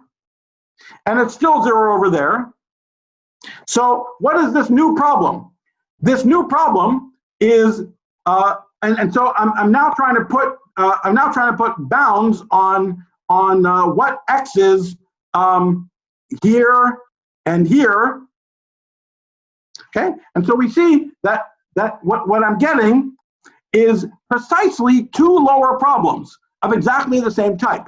I'm solving the wave equation here with these boundary conditions that it's 0 on this edge and this one, and exactly the same thing on the other side. Okay, so that's the origin of factorization. That's what makes it manifest that the entire configuration of what I'm looking for the lower problem is in one-to-one correspondence with the direct product. The configurations of x's that I'm looking for in the lower problem are completely determined. So configuration of x's I'm looking for when I've gone to a boundary with x star goes to 0 are totally determined by the direct product of the solution for a left problem and a solution for a right problem. Okay, so that's the entire point of this wave equation picture. A positive wave equation picture makes it manifest that you have a polytope that factorizes on its boundaries. Okay, and that was exactly the thing that we were trying to understand. All right, so finally, how do we think about the actual scattering amplitude? Now, the scattering amplitude, again, we're thinking about a scattering form, and now it's exactly the same story as the same logic as in the case of the amplituhedron. We have this form, it's an n-3 form, and the form is defined everywhere for all xij's, in all xij space. But there's a subspace in xij space. What is the subspace in xij space? It's when the xij's solve the wave equation. Or if I'm making it discrete, it solves this the discrete wave equation, these mesh relations. Okay, so I have a positive region in all of x space where all the xij's are positive. On top of that, I'm demanding that all the xij's are positive, but on top of that, I'm forcing it to lie on a subspace, and the subspace in the xij space is where the xij's satisfy the wave equation. So when I take this big form, this big n-3 form on the full space, and I pull it back to the solution of the wave equation, then I'm going to get an n-3 form that lives on an n-3 dimensional space, and the form on the whole big space is completely determined by the requirement that when I pull it back to the subspace, I get the canonical form for this associahedron. Okay? So this makes the projective invariance totally obvious. Okay, the projective invariance is totally obvious again, simply because the only singularities are on the facets of the associahedron, and there are no singularities at infinity. You can forget, ignore this second comment here. And finally, there's another very nice special feature of the ABHY association that you can quite easily understand, but I don't have time to explain it in detail now. When we pull back to the subspace, there's a fact that if you look at the normals to all of the facets of this ABHY association, if I take all those normals, all the determinants of those normals are all equal to plus or minus 1. That fact that they're all equal to plus or minus 1, that didn't have to be. If I move the faces around, if I make the shape slightly different, the numbers would not all be plus or minus 1. But the fact that they're all plus or minus 1 means that when I pull back to this literal wave equation subspace, on the subspace, all the signs in the form go away and they all get turned into plus 1. And so this wave equation pulled back to the, this form pulled back to the solution of the wave equation, which is the canonical form of the association, is also just some overall dx's as the volume form on this subspace multiplied by literally the amplitude, where everything comes in with a plus sign and equal weight. Okay, so all of those things are a consequence of this simple picking. And finally, Feynman diagrams are one particular triangulation, and the one that we've talked about a few times. So as we mentioned, for any simple polytope, you can always do this triangulation where you add a line at infinity or a plane at infinity, and you extend all the facets that meet at a given vertex till they meet this line at infinity. And in this way, you get a triangulation, big triangle minus this triangle plus that triangle, okay, to give me finally the form for this region. So that's a universal method to triangulate any simple polytope, and it can be applied to the icosahedron, which is a simple polytope. The fact that it's a simple polytope is quite easy to see. I'll actually leave it for you as a little exercise. But anyway, it's extremely simple to see that it is a simple polytope. So this method of computing the canonical form, what answer does it give you? It gives you Feynman diagrams. Manifestly, every vertex is associated with a Feynman diagram, and every term, which I'm supposed to take the d log of all the x's that meet at this vertex, every term is exactly what I'd get from a Feynman diagram. But as we said a few times already, that's a perfectly good way of getting a canonical form, but it breaks this important projective invariance of the problem by adding this spurious singularity infinity that only cancels when you sum everything up. So there are many other triangulations of the icosahedron. This is not the only one. There's lots of other ones. A number of them that actually manifest projective invariance and some other nice properties of the icosahedron itself. And in fact, these are vastly more efficient for actually computing the amplitude than summing all the Feynman diagrams.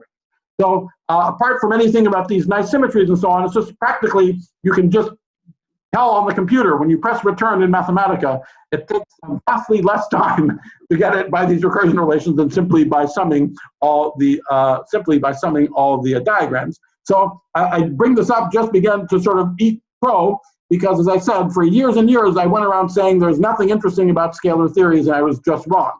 There are these hidden symmetries. There's a geometric structure, there are hidden symmetries, they're related to new recursion relations that calculate, they're not BCFW. In the end, there are sort of simple ways of understanding them by certain shifts and so on, but it's not literally BCFW. And they're faster than ordinary Feynman. Okay. Now, finally, maybe I'll just say one more thing about this. One last thing about this is that we can also compute the canonical form for literally this icosahedron using the idea of stringy canonical forms, and then the stringy canonical, the integral that we'll get from the stringy canonical form is actually the alpha prime deformed honest Kobe-Nielsen string amplitude extension of this bi-adjoint phi cube tree amplitude. And in order to explain what is going on there, let me give some motivation for what we're about to see. I want to talk about the idea of a Green's function on the one hand, and the sort of polytopal cousin of that is a Minkowski. Is a Minkowski sum on the other. So remember, in our picture, so we have this wave equation, or if you like, if we divide it into a grid, however you want to do it.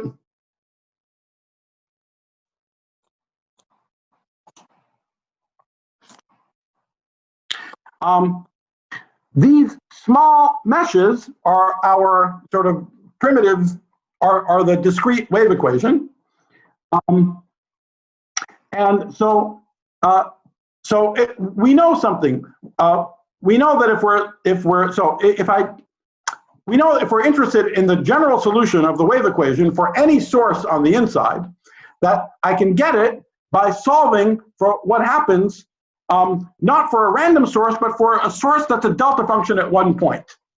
If I solve what I get for a source with a delta function at one point, and then I just add that solution for all the points, then I get the general solution of the wave equation that I want, right? So that's the sort of Green's function approach to trivially solving these linear systems, okay? So at the side of the solutions of the wave equation, we're invited not to think about totally general sources, but to specialize to turning on the source in one spot and turning it off everywhere else.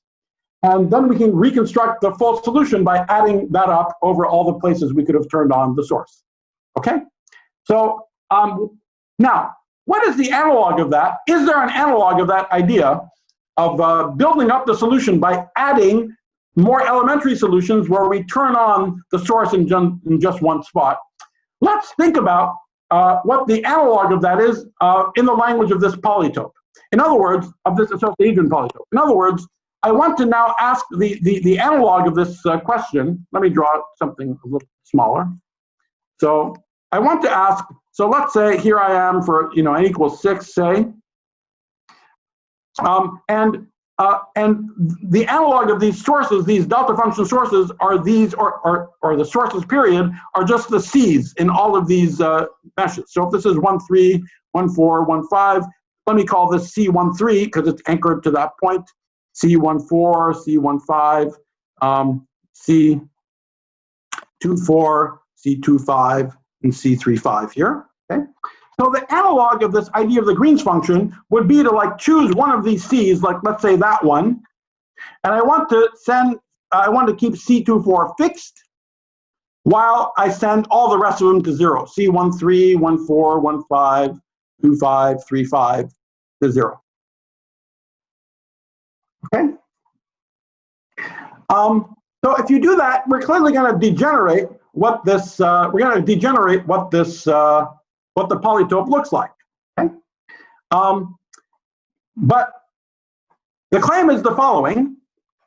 It's a cool claim, and I'll give you. We'll see an example of it in a second. So take whatever our associahedron is.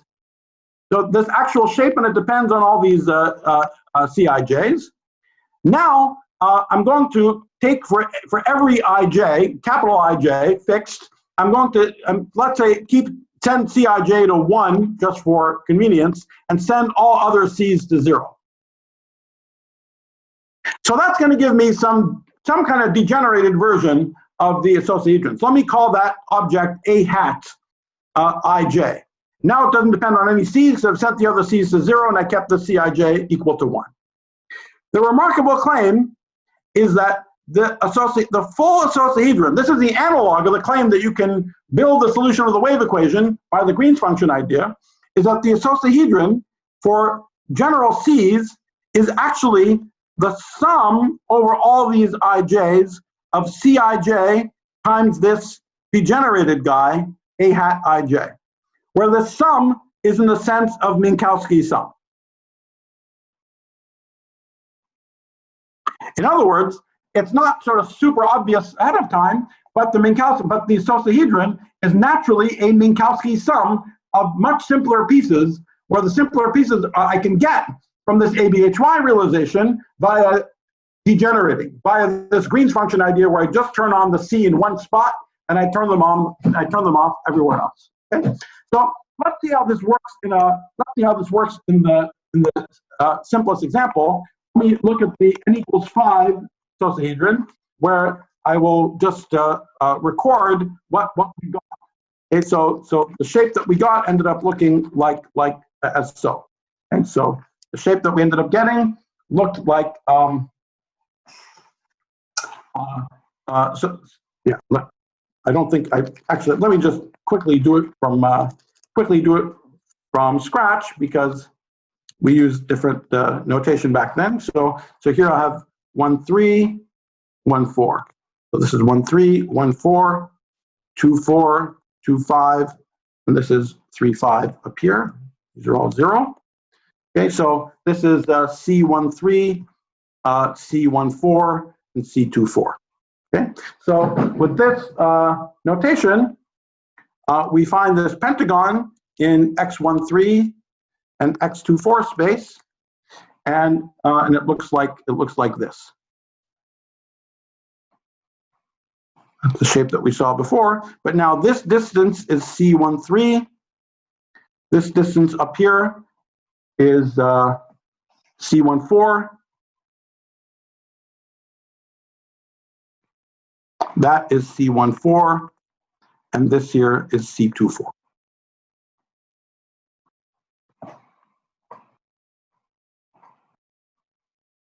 Okay, so we have the inside of this pentagon. Okay, so let's see what happens when we degenerate. Let's see what happens when we degenerate C.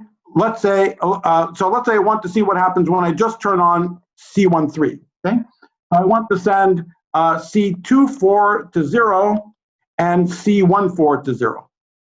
Okay, so let's see what happens when I send C24 and C14 to 0. Well, first, what happens when I send C24 to 0? Well, already you see I'm going to degenerate because I'm moving this line down to here. So after I send C24 to 0, already I've degenerated. I just have a little quadrilateral here.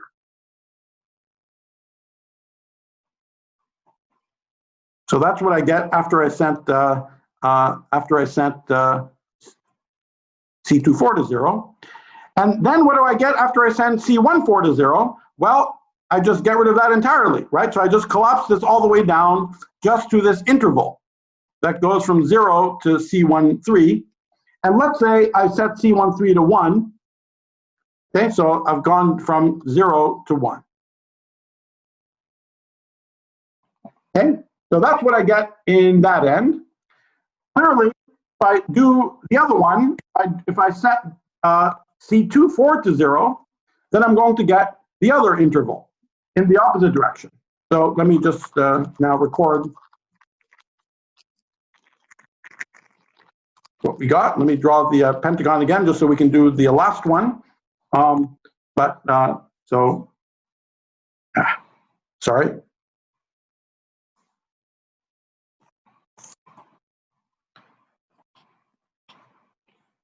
Oops. Sorry, guys. So again, this was C13, C14, and C14 and C24 up here. So if we send, if we only keep C13, we get this interval, 0, 1. If we only keep C24, we get the other interval. So what happens if we only keep, in the end, C14? Only C14, and we shut off C23 and C13. Well, if I keep C14, so if I shut off C24, I have this. And if I shut off C13, I just end up getting, I just collapse this point in. So if I shut off C13, I just get this triangle. Okay, so here, that's the shape that I end up getting, right? So this is what I get when I keep C14. And now it's a lovely fact that this pentagon is actually the Minkowski sum of an interval plus this interval plus this triangle. And you can see it pretty easily. For example, what do I get when I take the Minkowski sum? So the kind of easy way to think about just draw the Minkowski sum is to look at, for example, I start with this triangle, and when I Minkowski sum with this interval, it's like I take this triangle and I put it over the interval and I just slide it over. Okay, so if I do that Minkowski sum, I get something like this, and then when I add it to the when I now further add it to something like that, I slide it up, and that gives me the full pentagon. Okay. So yeah, I did that a little quickly, but I encourage you to just convince yourself that it's true. But you see, this is a very interesting counterpart to our usual picture of using Green's function ideas to build up the general solution out of basic ones. The analog of the Green's function makes sense for the polytope, and the Green's function are the pieces that turn into summands to express the full polytope as a Minkowski sum of building blocks. Okay? So that's the invariant point that I wrote here. So our associahedron, this ABHY associahedron, is actually naturally written as a Minkowski sum. Okay. So given that that's the case, then we know exactly what we should be doing in order to write down a stringy canonical form, because that was an especially natural idea when it was a Minkowski sum. So let's actually go back to this example now that we've drawn what the summands look like. So what do I want to be doing? I want to have a two-dimensional space, so let me call it, I don't know, little x13 and little x14. And what are each one of these, what are the Newton polytope associated with each one of these summands? With this one, it will be 1 plus x13. With this one, it would be 1 plus x14. With this one, it will be 1 plus, and this point is x14, and this point is x13, x14. Okay, so those are those are polynomials whose Newton polytopes are the Minkowski summands.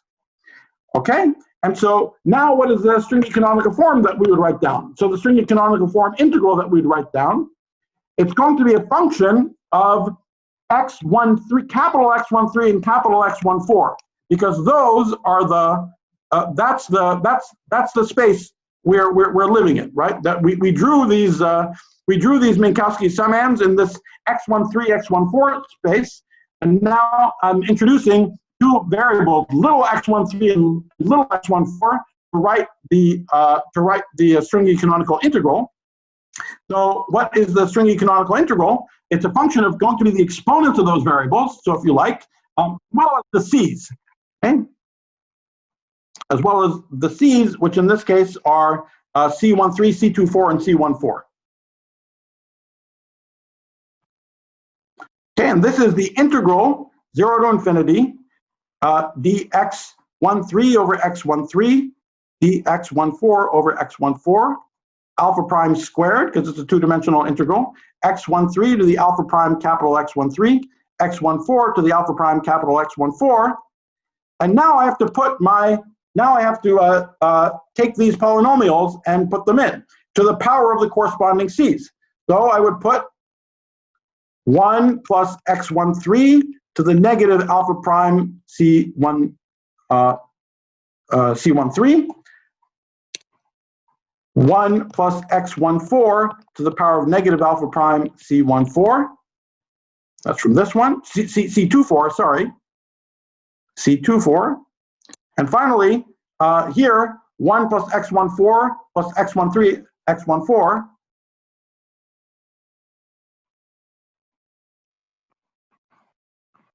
to the power of negative alpha prime C14. Okay.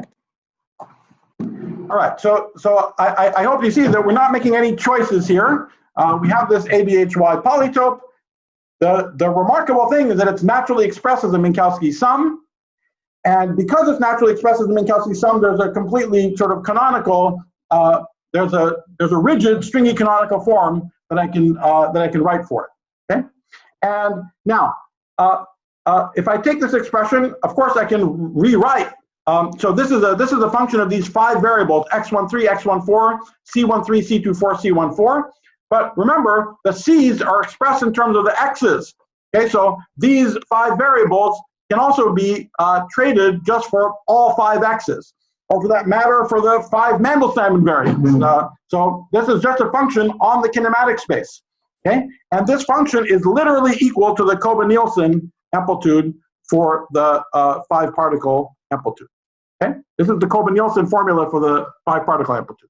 So that's an exercise I won't do for you. So it doesn't immediately look like the Kobe-Nielsen formula, but it's actually a nice parameterization. When you do the Kobe-Nielsen integral, you have an integral. You have 5 points: 0, 1, 2, 3, 1, 2, 3, 4, 5. And we often like gauge fix this to be 0, 1, infinity, or something like that. And then we have to integrate over these other 2 points. But they have to be ordered somehow. So we have to have that Z2, 0 is less than Z2, is less than Z3, is less than 1. Okay? And then we do an integral, the Kobe-Nielsen. So let me actually write this a little more explicitly. So if I have an integral like this, 1, 2, 3, 4, 5, then the integral that we're supposed to do in string theory is a dn zi over the product of z1 minus z2 up to zn minus z1 modulo the SL2 action. And then we have the Kobe-Nielsen factor, which is the product of ij of zi minus zj to the alpha prime sij. Okay, so that's the Kobe-Nielsen formula. So here what we're supposed to do is gauge fix, and so we're really left with an integral dz2, dz3, so we put this to 0, 1, and infinity.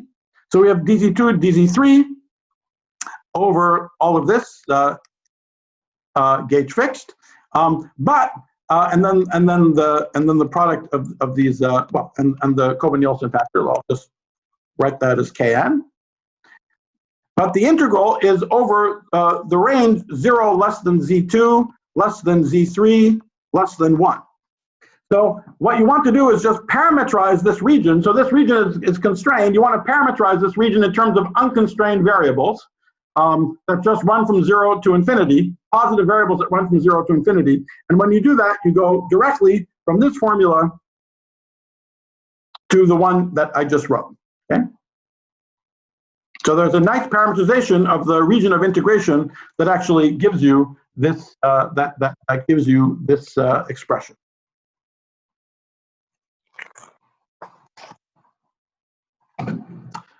Okay, so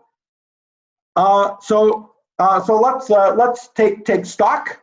What have we seen? What have we seen? We've seen that there's a kinematic space for particle scattering. There's a kinematic space for the scattering amplitudes of this bi-adjoint phi cube theory. So let me just stop this. There's a kinematic space, just the space of these Sij. Again, just like in the amplitude, it seems like a pretty boring place, but the fact that there's an ordering for the particles gives just enough structure for some magical things to begin to happen.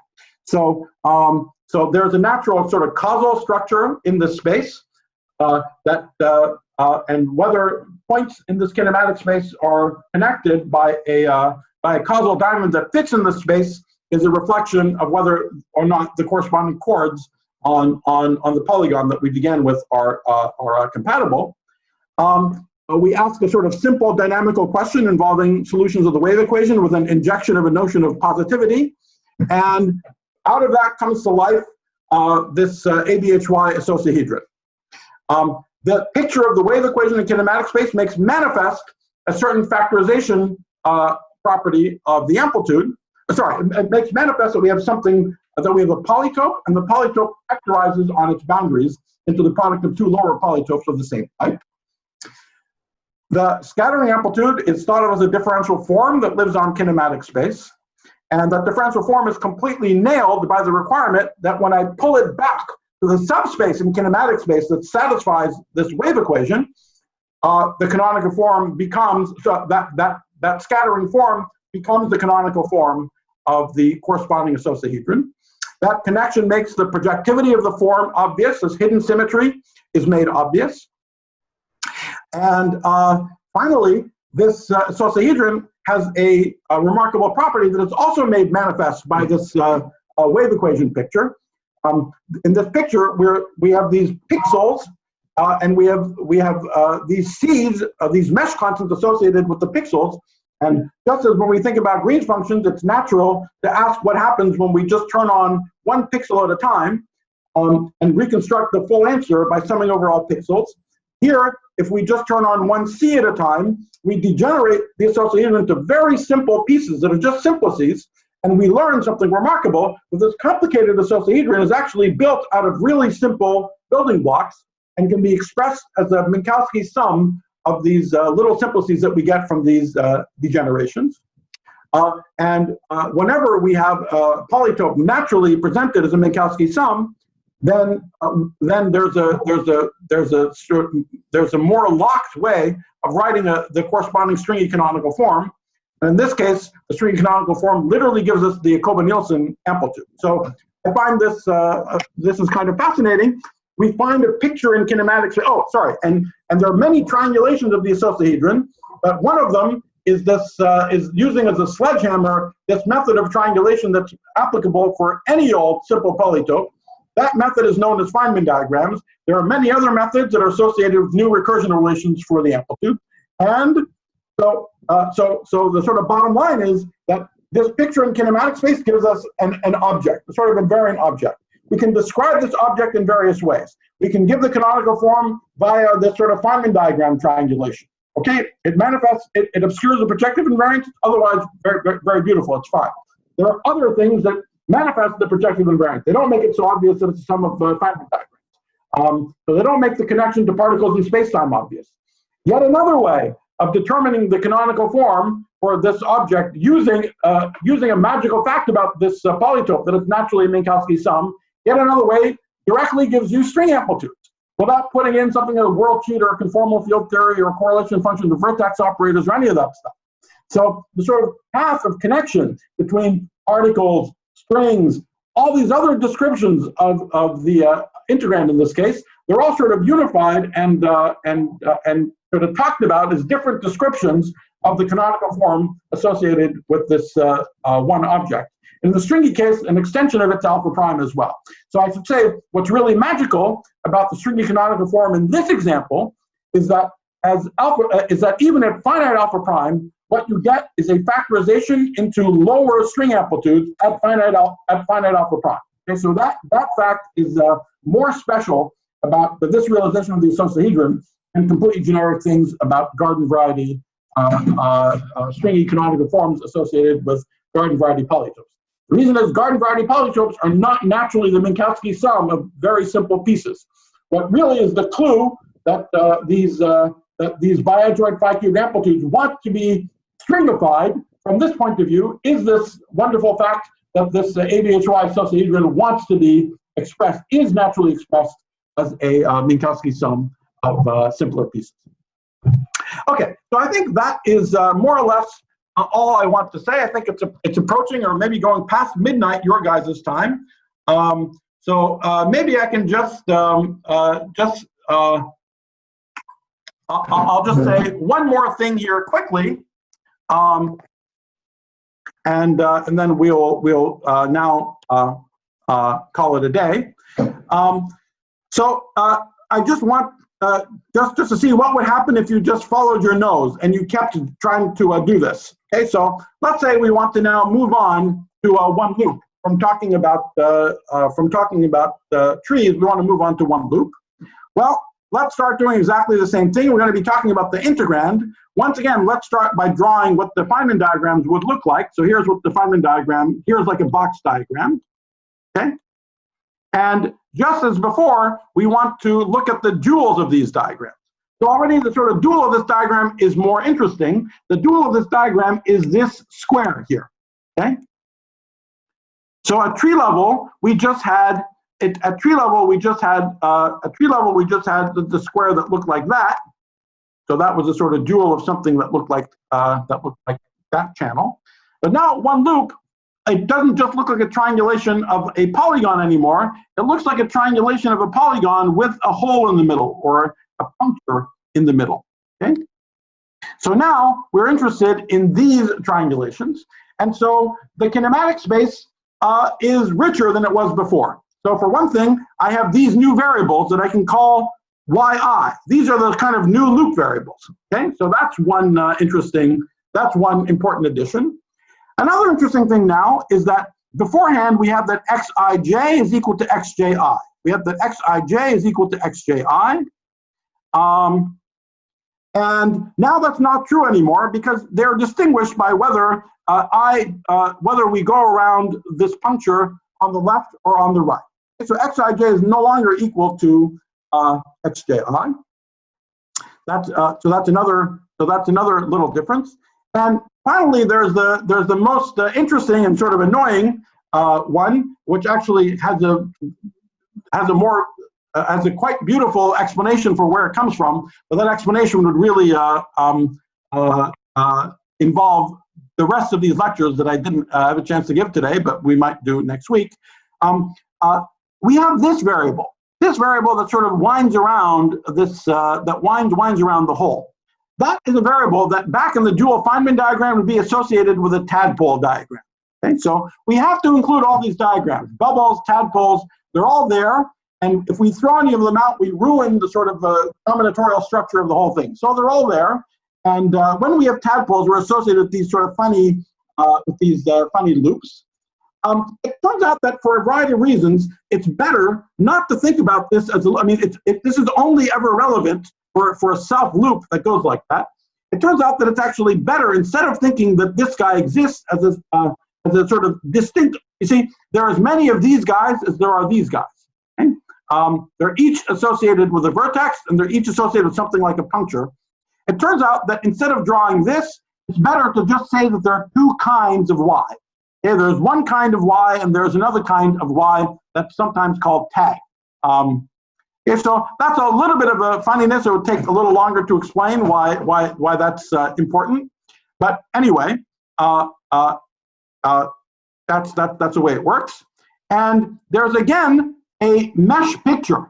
There's something that looks like a wave equation picture, and I haven't explained exactly why I'm doing what I'm doing with these ends that involve exactly these variables and the tilde variables.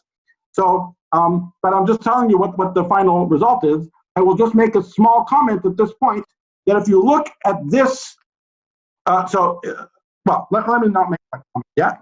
Okay, so we can draw a picture like this, but now we again write the kind of mesh relations that you see in your eye in this picture.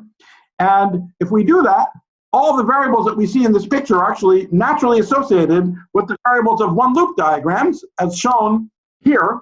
I'm not expecting you to follow this in real time, just sort of impressionistically at this point. And so, but then exactly the same story goes through. So we have these mesh, we have this kind of wave equation picture, these mesh relations that are associated with a polytope, and the canonical form of that polytope gives us the one loop integrand for this bi-adjoint. Okay, so so this is a picture of what that polytope looks like for the case of three-particle scattering.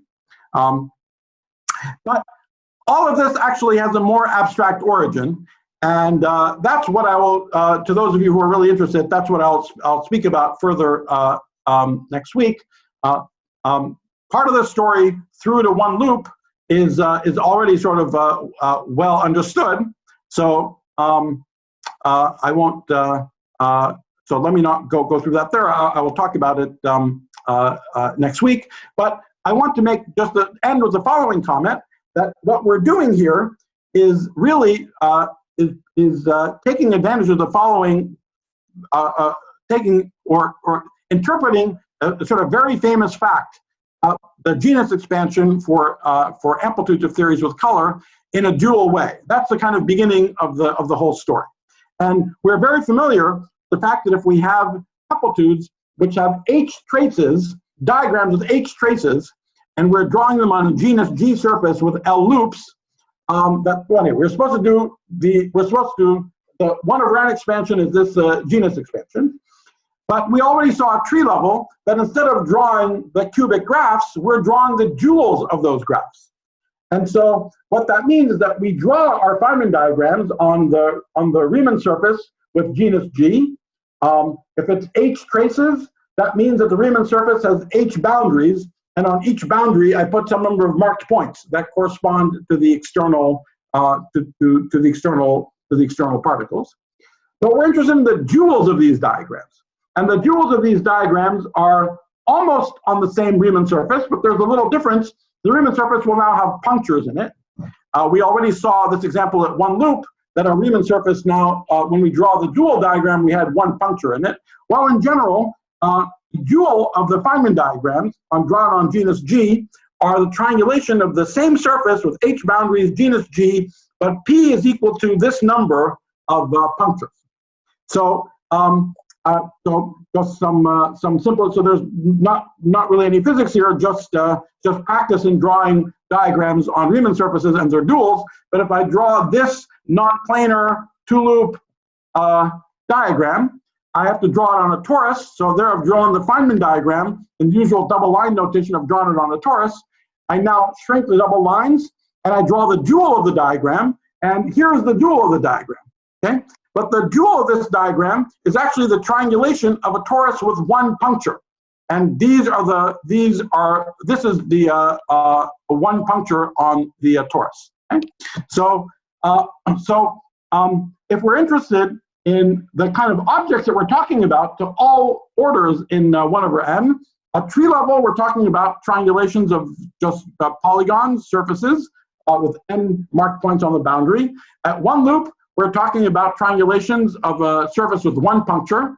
At 2 loops, 3 loops, and higher, and even beyond the planar limit, we're just talking about triangulations of surfaces with some genus and some number of punctures. So you can ignore what I'm saying on the right-hand side there, but that's the set of objects that we're talking about. Now, what we saw at tree level is that all the triangulations of the surface actually are represented as vertices of the isosahedron. And so that's the beginning of the story, is that they all, if you think about amplitudes, they're all separate diagrams. You're supposed to add them all up to get the answer. But in the picture that we're seeing, they're all vertices of this of this unified object, and seeing the isosahedron brings to life the other properties that we were talking about. Well, the same thing is true at one loop. Again, you have to be careful how you treat these tadpole diagrams and how you think about them, but when you do, all the diagrams are again the vertices of a different polytope, and all of these things are associated with these surfaces in a canonical way. And they're actually associated with a certain mathematical structure associated with Riemann surfaces, which is a cluster algebra structure associated with them. It just so happens that at tree level and at one loop, these cluster algebras are especially simple. They're known to be finite, finitely. They're finitely. The cluster algebras that don't have infinitely many variables are in bijection with Dynkin diagrams, and it just so happens that the tree level case is the AN Dynkin diagram, and the one loop case is the DN Dynkin diagram. But the structure that we see as we go to higher loops starts encountering some novelties and starts encountering an unusual and interesting kind of infinity. And the infinity is that this connection we have with triangulations of a surface with Feynman diagrams, and the dual diagram being a triangulation of a surface, something new happens when we go to sufficiently complicated surfaces. For instance, here's an example. I'll just give one, I don't know if I have a picture here for it. I should have a picture for it.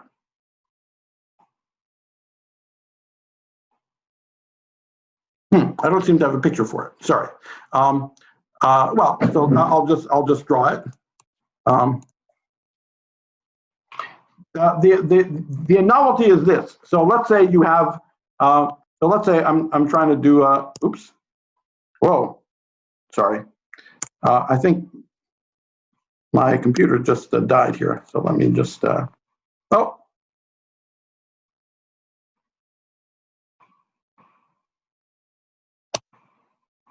Sorry. let me just do it on this whiteboard here. So let's say I have a surface here with two punctures and some number of points on the outside. So this would be some two-loop diagram. Well, the problem is that this is something I might want to call a loop variable. And I can complete this. Let me ignore these other guys. So here's something that looks like a, oops.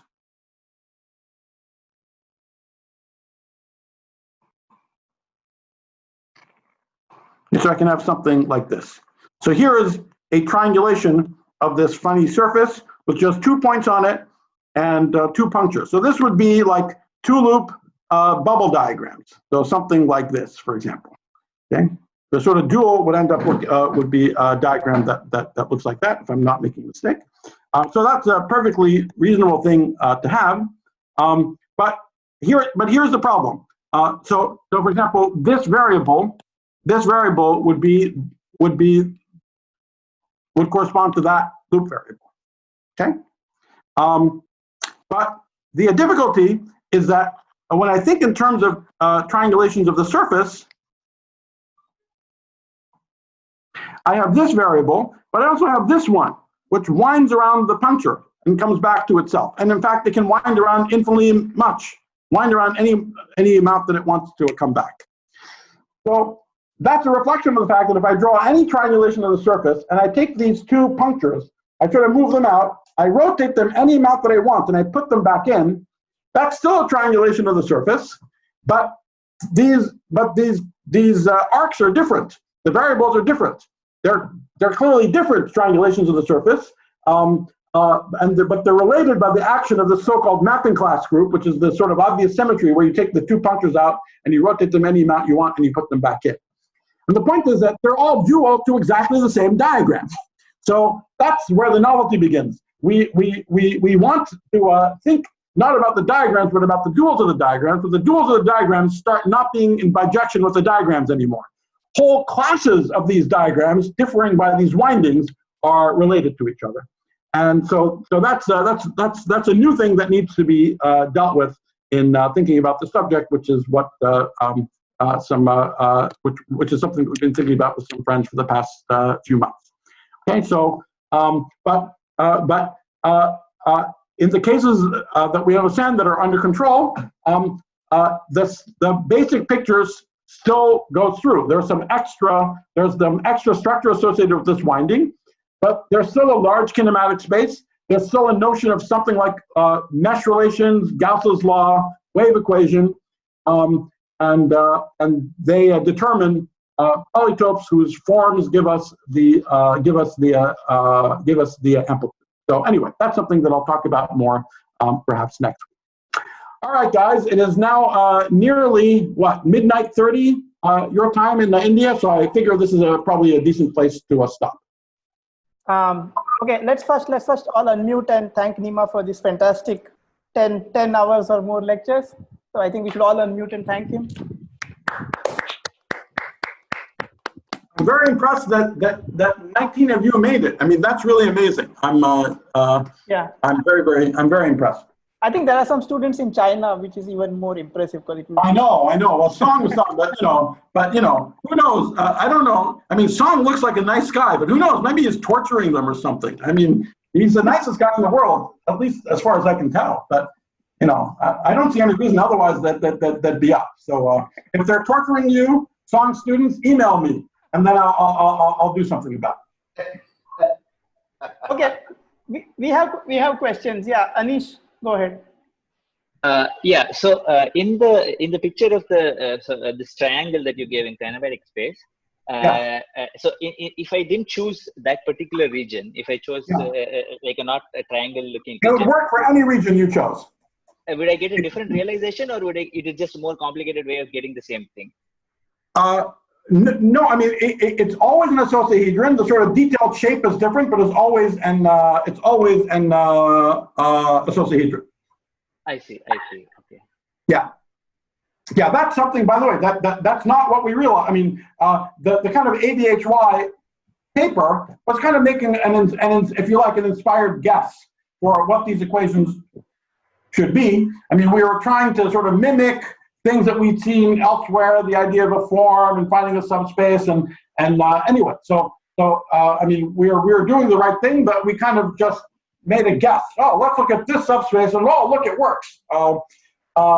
But now, you know, from this picture, we both understand sort of more deeply what it's about, and that you can make many other choices. So it does not. So I can just take any. And if I go back to what I was doing here, where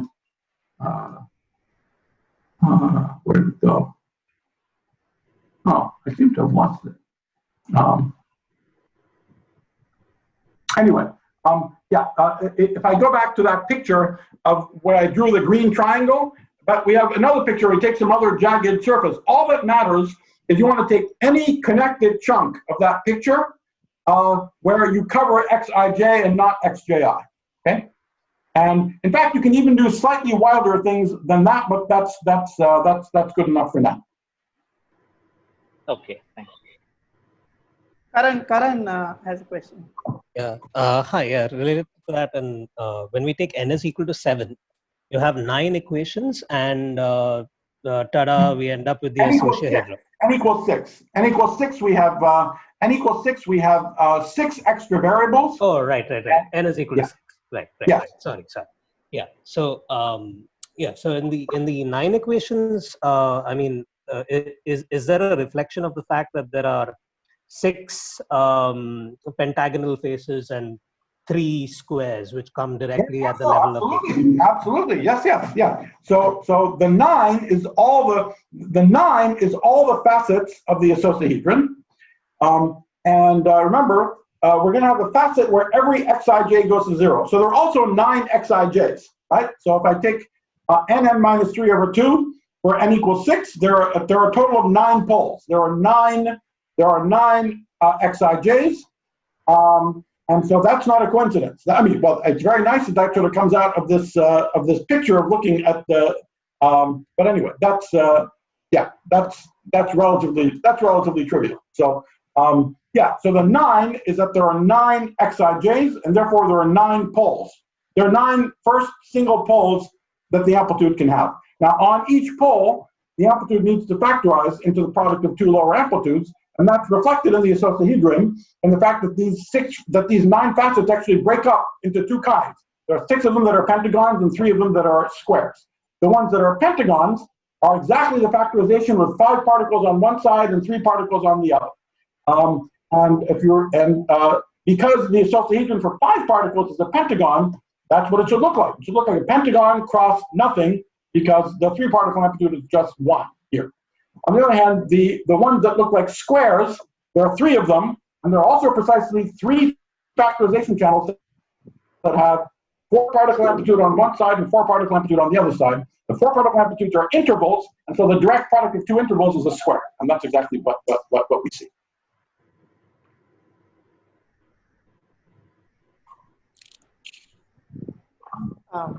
Any other questions? Yeah, can I ask a question? Yeah. So probably I missed it. You made a comment on the scattering equations of Katchatzer-Huang formalism. And so does it follow from this stringy canonical form by taking some alpha prime limit going to 0 or something? Yes, yeah, that's what I think maybe I said it. I don't remember when I said it. Maybe I didn't say it explicitly when it came up here. So maybe I'll say it now. Well, I sort of said it implicitly. So what did we see? We saw that towards the end that because the icosahedron is naturally expressed as a Minkowski sum, that the stringy integral associated with the icosahedron, the stringy canonical form associated with the with this realization of the icosahedron is literally the Kobe-Nielsen formula. Okay, so the Kobe-Nielsen formula is the stringy canonical form for our icosahedron. Okay, so now we just run we run the story. So what do we learn? We learned that that if I take the critical point equations of this stringy canonical form, that critical point equation is going to map the positive domain of the integration space It's going to map that into the icosahedron, and it will push forward the canonical form on the integral side, the dx1 over x1, dxc over dxc. It's going to push forward that into the canonical form for the icosahedron. Now, on the side of the integral, we literally have the string amplitude. And so the critical point equations are the scattering equations, are the CHY scattering equations, or the Gross-Mende equations. But the CHY remarkable realization is that those equations also push forward to give you the scattering amplitude in space-time. Well, the way they phrased it was really about the amplitude. You can equivalently phrase it as a statement about the form. So we take this form on the worldsheet, we push forward on the scattering equations, and we get the form we get the amplitude of the form in kinematic space. So yes. So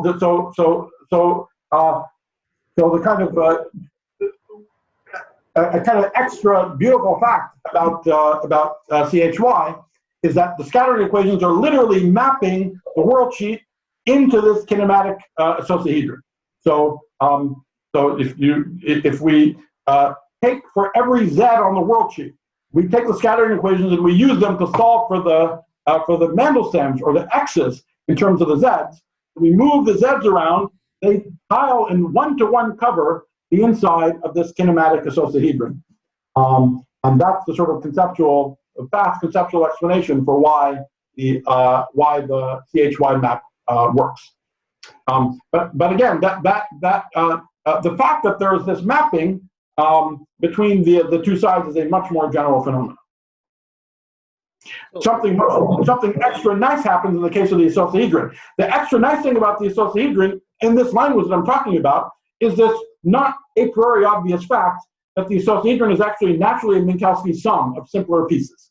That's a remarkable fact. And you see, it's a different, there are many ways. If I say something sort of slightly philosophical, in many ways, sort of different pictures of the physics correspond to different ways of describing this icosahedron, or describing its canonical form. So one way is to go in the neighborhood of every vertex and do this kind of trick of triangulating it, which is equivalent to putting a point at infinity in the dual picture. Okay, so if you do that, you get Feynman diagram. That's one beautiful description of the icosahedron. Another one is this string so that takes advantage of the fact that the polytope is simple. That, in fact, I would say, is not really taking advantage of anything especially deep about the icosahedron, other than the fact that it's simple. There are millions of simple polytopes. So that method, the sort of Feynman diagram method, is not really taking a special advantage of really any especially remarkable property of the icosahedron. By contrast, the fact that the icosahedron is naturally a Minkowski sum of simpler pieces, that really is special. I mean, it's not only true for the icosahedron, it's true for larger classes of objects that we're understanding and studying, but it's definitely not some generic fact about random polytopes. And notice, it's not even a fact just about a polytope with some shape. It has to be presented in a very specific way with these parallel sides and so on in order for it to have this interpretation. But the way that we're getting it from this kinematical space shows us that it is a Minkowski sum of simpler pieces. Now, what leverages the fact that it's a Minkowski sum of simpler pieces, the description that makes that uses that fact crucially is the string description. And so that's a second fact that represents the icosahedron as in terms of simpler pieces. There's the Feynman triangulation that kind of is making it in terms of literally simplices in this kind of boneheaded way. There's this more subtle and beautiful fact that it's a Minkowski sum of pieces, which is used by the string amplitude. And then there are other ones still. There are other triangulations, other descriptions that make other facts obvious. Yeah, so that's a sort of common theme in this business. Also in the story of the amplituhedron, that we have the sort of invariant object, but we have many different ways of describing it, and different ways of describing it have different physics words associated with them. Sometimes different physics words, sometimes non-existent words that then we have to learn to try and build some intuition for. So just to understand, when you say this, that there exists a critical point, I mean, in the CHY, this scattering equation can also be derived as extremization of a potential function. I just mean I mean, it's the same thing here. I just mean the critical point of the integrand. You have this, you have the string amplitude. You just take you literally just ask for the integrand to be stationary with respect to the integration variables. That's all. The fact that that's what's relevant as alpha prime goes to infinity is, I mean, they come together so naturally, but in a sense, we don't really care about alpha prime goes to infinity. It's just that the critical point equations, which happen to be the relevant ones as alpha prime goes to infinity for determining the leading behavior of the amplitude, but it's just that the critical point equations have this feature of mapping the positive domain of integration via this Newton polytope map into the corresponding polytope. Okay, thank you. Any So other I have another question. Yeah. I mean, to come up with the constraints, I mean, you can think in terms of Feynman diagrams and sort of guess the constraints. But the motivation to sort of define this sort of causal structure in this sort of triangle. So where does that come from? I mean, once you have it, everything seems fine. But where do you get this structure from?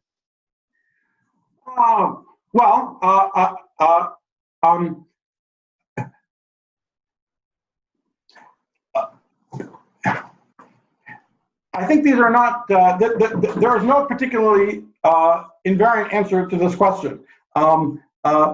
So it depends. It depends what you think is natural. Let me say the sort of most honest thing is that, I mean, what we actually do is we're just playing around and guessing. I mean, we have some structure in the answer. We and you end up finding some simpler thing that explains many of them at the same time. But I'm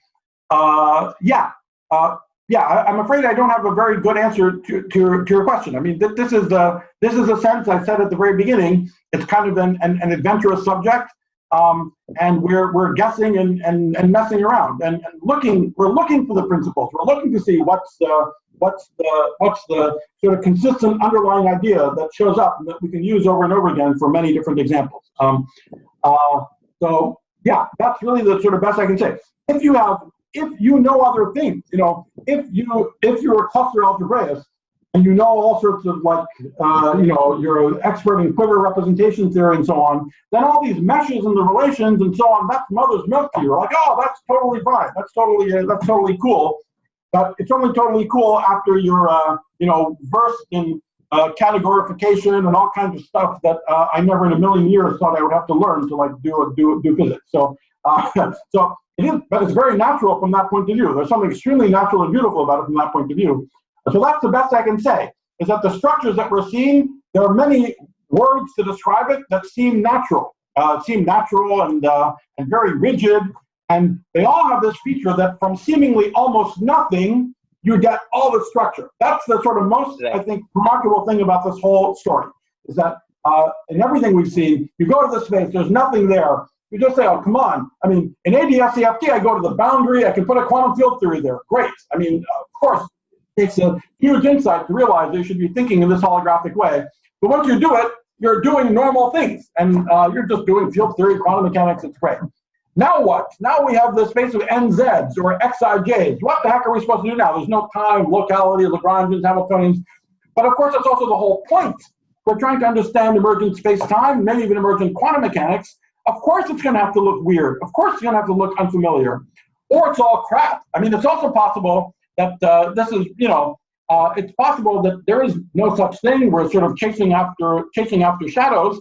I don't think so, but we don't know. We don't know for a fact.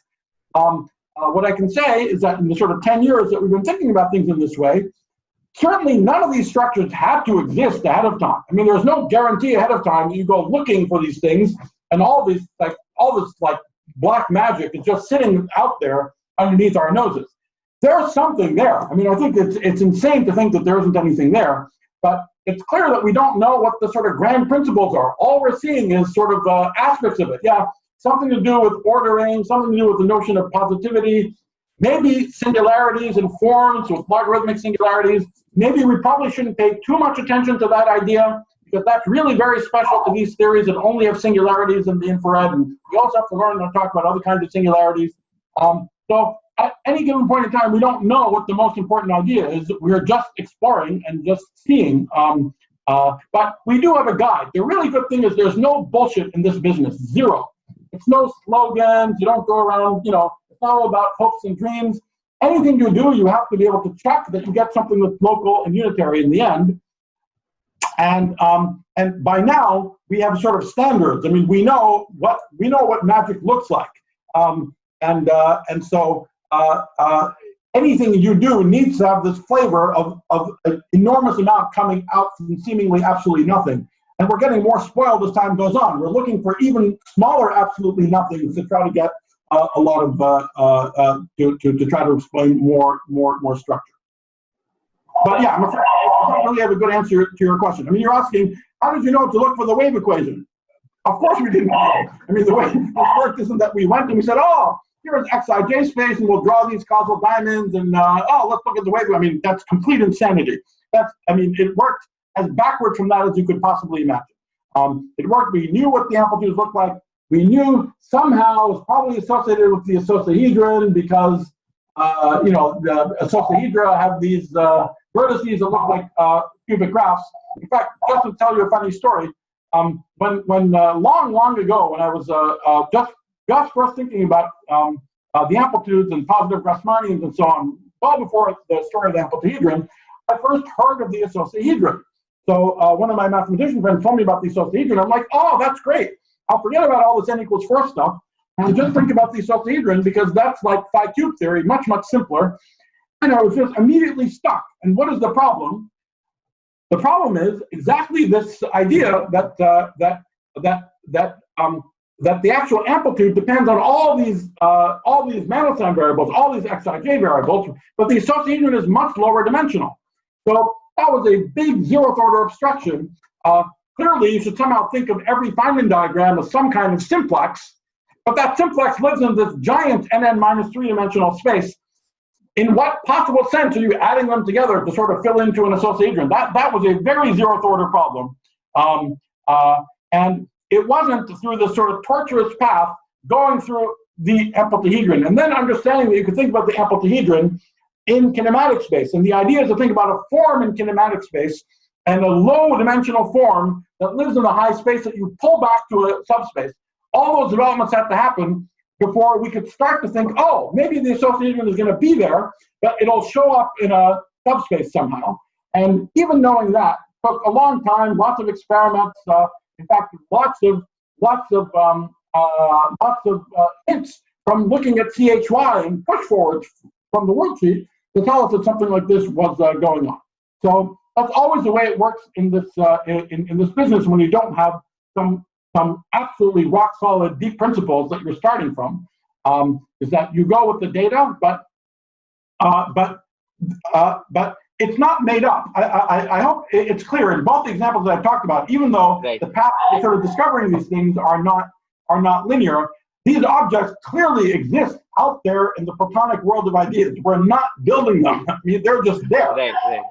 Right. And what's remarkable is that they're there and they seem to describe physics. The amplituhedron describes at tree level gluon scattering as I've said a number of times in these lectures, in the world you see when you look outside your window. Not toy models and whatever. They describe the actual real world. They describe them in a surprising way. These isosahedra and their friends are telling you something about the singularity structure of any old theory. Higgs scattering. No one maybe cares about it, but Higgs scattering in the real world is described at some leading order of approximation by these ideas. And they're not made up. We're not trying to jimmy them to doing something. It takes us a long time to find them, but they're out there. And the hope is that if we keep doing this, we'll start figuring out what the real principles are, what the real rules are. I have one question, Nima. Yes, sir. Wow. Great to see you again, Spenta. You seem to be emphasizing about unitarity and locality. Unitarity, of course, I understand, but to expect that locality will hold in a full quantum theory of gravity. Probably not. That's actually the whole point. That's really that's the whole motivation here. And in fact, even with unitarity, which I'll come to in a second, but the entire idea here, I mean, if I had even longer than the time I've already taken up with these lectures, in the past, I spend half an hour on some sort of general philosophy about what we're doing at the very beginning. But let me say a little bit about it now, because that's really the whole point. We don't expect locality to be exact. In at least some notion of locality is going to be violated. Some other notions will be exact, very likely. So some aspects of but anyway, we certainly expect the notion of local points in space-time are not there. We have to have emergent space-time. I think it's conceivable, even though it's very speculative, but I think it's conceivable that in order to really deal with the puzzles of cosmology and internal inflation and all of that stuff that's very confusing, one of the reasons it makes it very confusing is that we're attempting to use quantum mechanics to describe something where the rules of quantum mechanics don't seem to be applicable. But they're not applicable because ultimately we deal with finite dimensional systems and all the things that we need in order to be able to do quantum mechanical measurements precisely, make measurements with infinitely large apparatuses and repeat the measurements infinitely times are not available to us when we ask these very the deepest, perhaps most esoteric, but still deepest questions about applying quantum mechanics to the whole universe, especially in the context of these eternally inflating space-time. So my own attitude, certainly everyone believes that space-time is an approximate notion, but that even quantum mechanics might need to be extended somehow. I'm not saying something crackpot like it's wrong or modified. I don't expect any experiment in which quantum mechanics can give a correct answer for it to ever give the wrong answer. But there are some situations where it doesn't know how to answer a question. And maybe in those situations, we need an extension of quantum mechanics. So that's at least my own attitude. So space-time is approximate. Maybe quantum mechanics needs some extension ultimately. And so those are the questions that, we're almost everyone in this field is interested in one way or the other. The attitude that I'm taking here is to take some inspiration from previous times in the history of physics where we've had to make similarly giant leaps. So probably the biggest conceptual leap of this sort that we have to make is going from classical to a quantum. And of course, everyone says there they had experiments. Now it's harder to have experiments. That's true, but I think that's a little too lazy a reading of the history, because in fact there are things that are sitting there in the structure of classical mechanics that foreshadow the coming of quantum mechanics.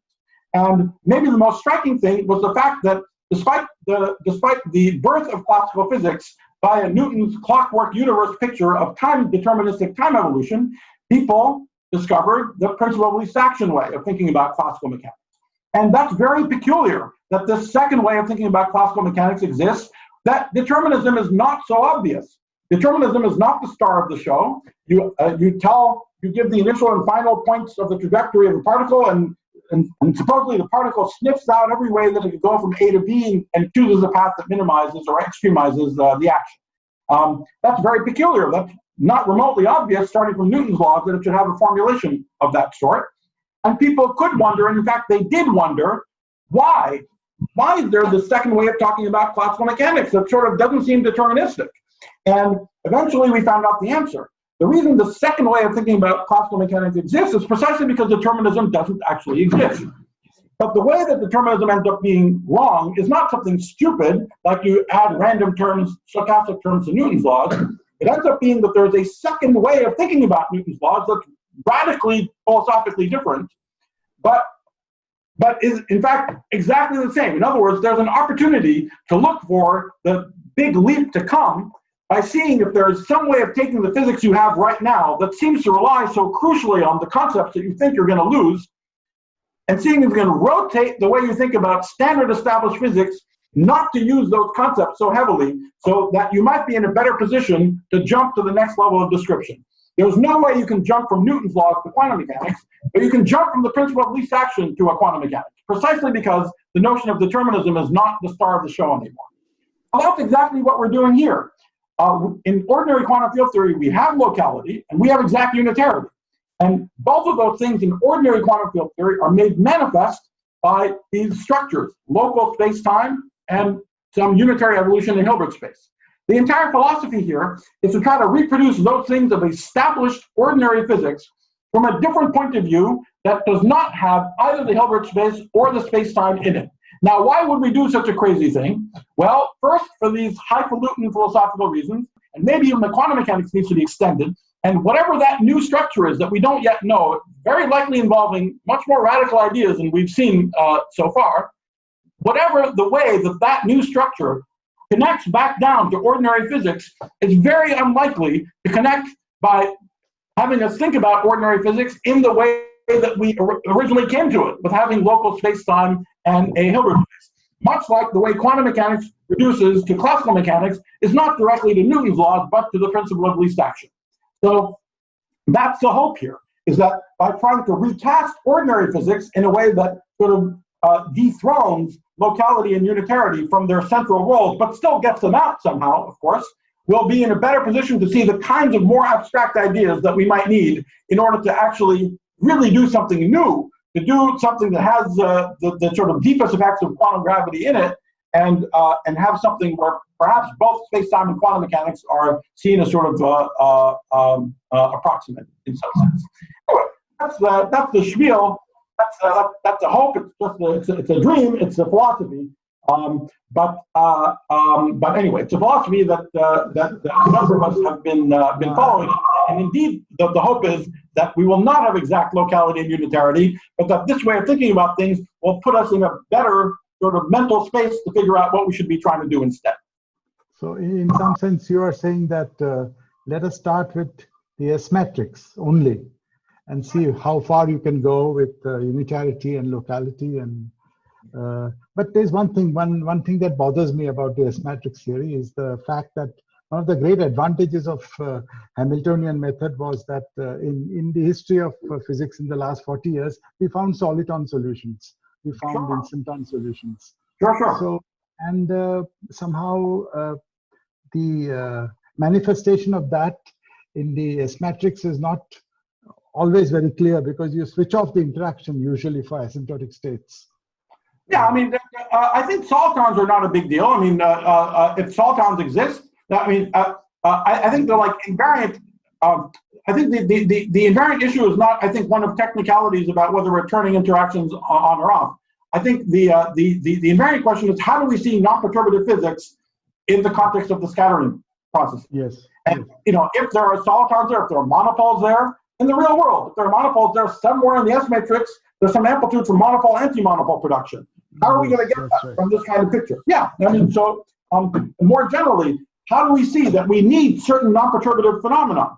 How do we see in the standard model that we have to have baryon, we have to have B plus L violation, right? So there's some sort of non-perturbative reason that we have to have that. And how do we see that in the S matrix? Good question. I don't know the answer. But that's the question. It's not how do we see instantons, because instantons are equally not real. Instantons are almost by definition something on the Euclidean part of the path integral that we use to like calculate the effects of some non-perturbative process. So, so the real question is, how do we see the kind of non-perturbative physics that's going to come out? We can see it, we have access to it when we think about the scattering processes. It's a question of whether we can see them and extract them. So yeah, and for that, again, I think it's a very, it's a completely apt criticism of this, I mean, not a criticism, an observation or criticism of this whole approach. It's very perturbative. We know there's so many wonderful things happening beyond perturbation theory, and my answer is absolutely. I really dearly wish that we could understand those things from this point of view, but this is a reflection of the depths and difficulty of the problem, of understanding sort of how time is encoded in these boundary observables like the S matrix. It's not for lack of trying that,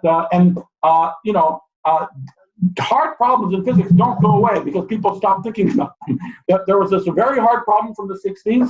How is causality reflected in the S matrix? We still don't know the answer to that question. And if I say, I just come back to this point you brought up. We are not saying we should focus on the S matrix and go as far as we can with locality and unitarity. That's what the S matrix people were saying in the 1960s. And I think you would have to be really dumb to try to do what they did again for no good reason. Okay? They failed. There's no especially good reason to think that literally doing what they did again will succeed. We're not doing that. We're instead doing exactly the opposite. We're still focusing on the S matrix, but now we're guessing, we're playing. We're looking to see if there's a kind of question we can ask that whose answer gives us the answer, not because we're being responsible by looking at locality and unitarity. Screw being responsible. We just want to play and find some magical structures which give us an answer that we can interpret as being local and unitary, even in some approximation. So it's really that fundamental inversion of attitude, which is, I think, the new thing that we're doing now that we're not doing in the 60s. In the 60s, they really believed that, in fact, in the 60s, some people also played. The people who played were like Veneziana. So the people who were playing to find structures are the people who did awesome things. People are trying to responsibly derive, well, use locality, unitary. That didn't really go anywhere. And there's very good reason it didn't go anywhere. There's sort of good conceptual reasons why that was sort of doomed to fail. But we too, again, here, we're also playing. We're playing in a different way with a somewhat different philosophy, but we're definitely not using locality and unitarity. We're trying to guess structures that give us locality and unitary as outputs. And hope we can sort of see what kind of ideas do that and start learning what the rules are to hope to leverage it to something No, but I really deeply appreciate what you're doing and your persistence to go to the end. But string theory was precisely discovered by trying to unravel the Veneziana formula. Yeah, absolutely. By even discovery of Riemann surfaces and all those. Yes, absolutely. And it is a fascinating thing. I should say that, string theory was the kind of first idea that there's some geometric structure out there, not Feynman diagrams, something else, some different question somewhere else that gives you scattering amplitudes, right? So that's really remarkable. We can say that, there's this picture of turning points into loops, but really, sort of technically most remarkably, you ask this auxiliary question of correlation functions in a two-dimensional conformal field theory, and you interpret them as space-time scattering amplitudes. Amazing, right? So that's one example. And really what's, I think, happened in the subject is over the last 10 years, we have just a few other examples. So we have 10, 15 years, we have the twistor string is an example. We have amplitahedra, which are examples. And in all of these cases, including string theory, the question that you asked was in some auxiliary space on the world sheet, or on the twistor string world sheet, or in the story of the amplitahedra, these sort of more abstract places, these Grassmannians and so on. And I think a real novelty of the past couple of years is that we're finally seeing a question you can ask directly in the kinematic space. No auxiliary structures anymore, directly in the kinematical space. So this is starting to look more like what we're used to in the holography. There are sort of very big challenges because we can't ask standard physical questions because it's not obvious what to do on the boundary of Minkowski space. It's not obviously what to do in these kinematic spaces. But nonetheless, there seems to be something there. But in a sense, it's very much, of course, in the spirit of string theory.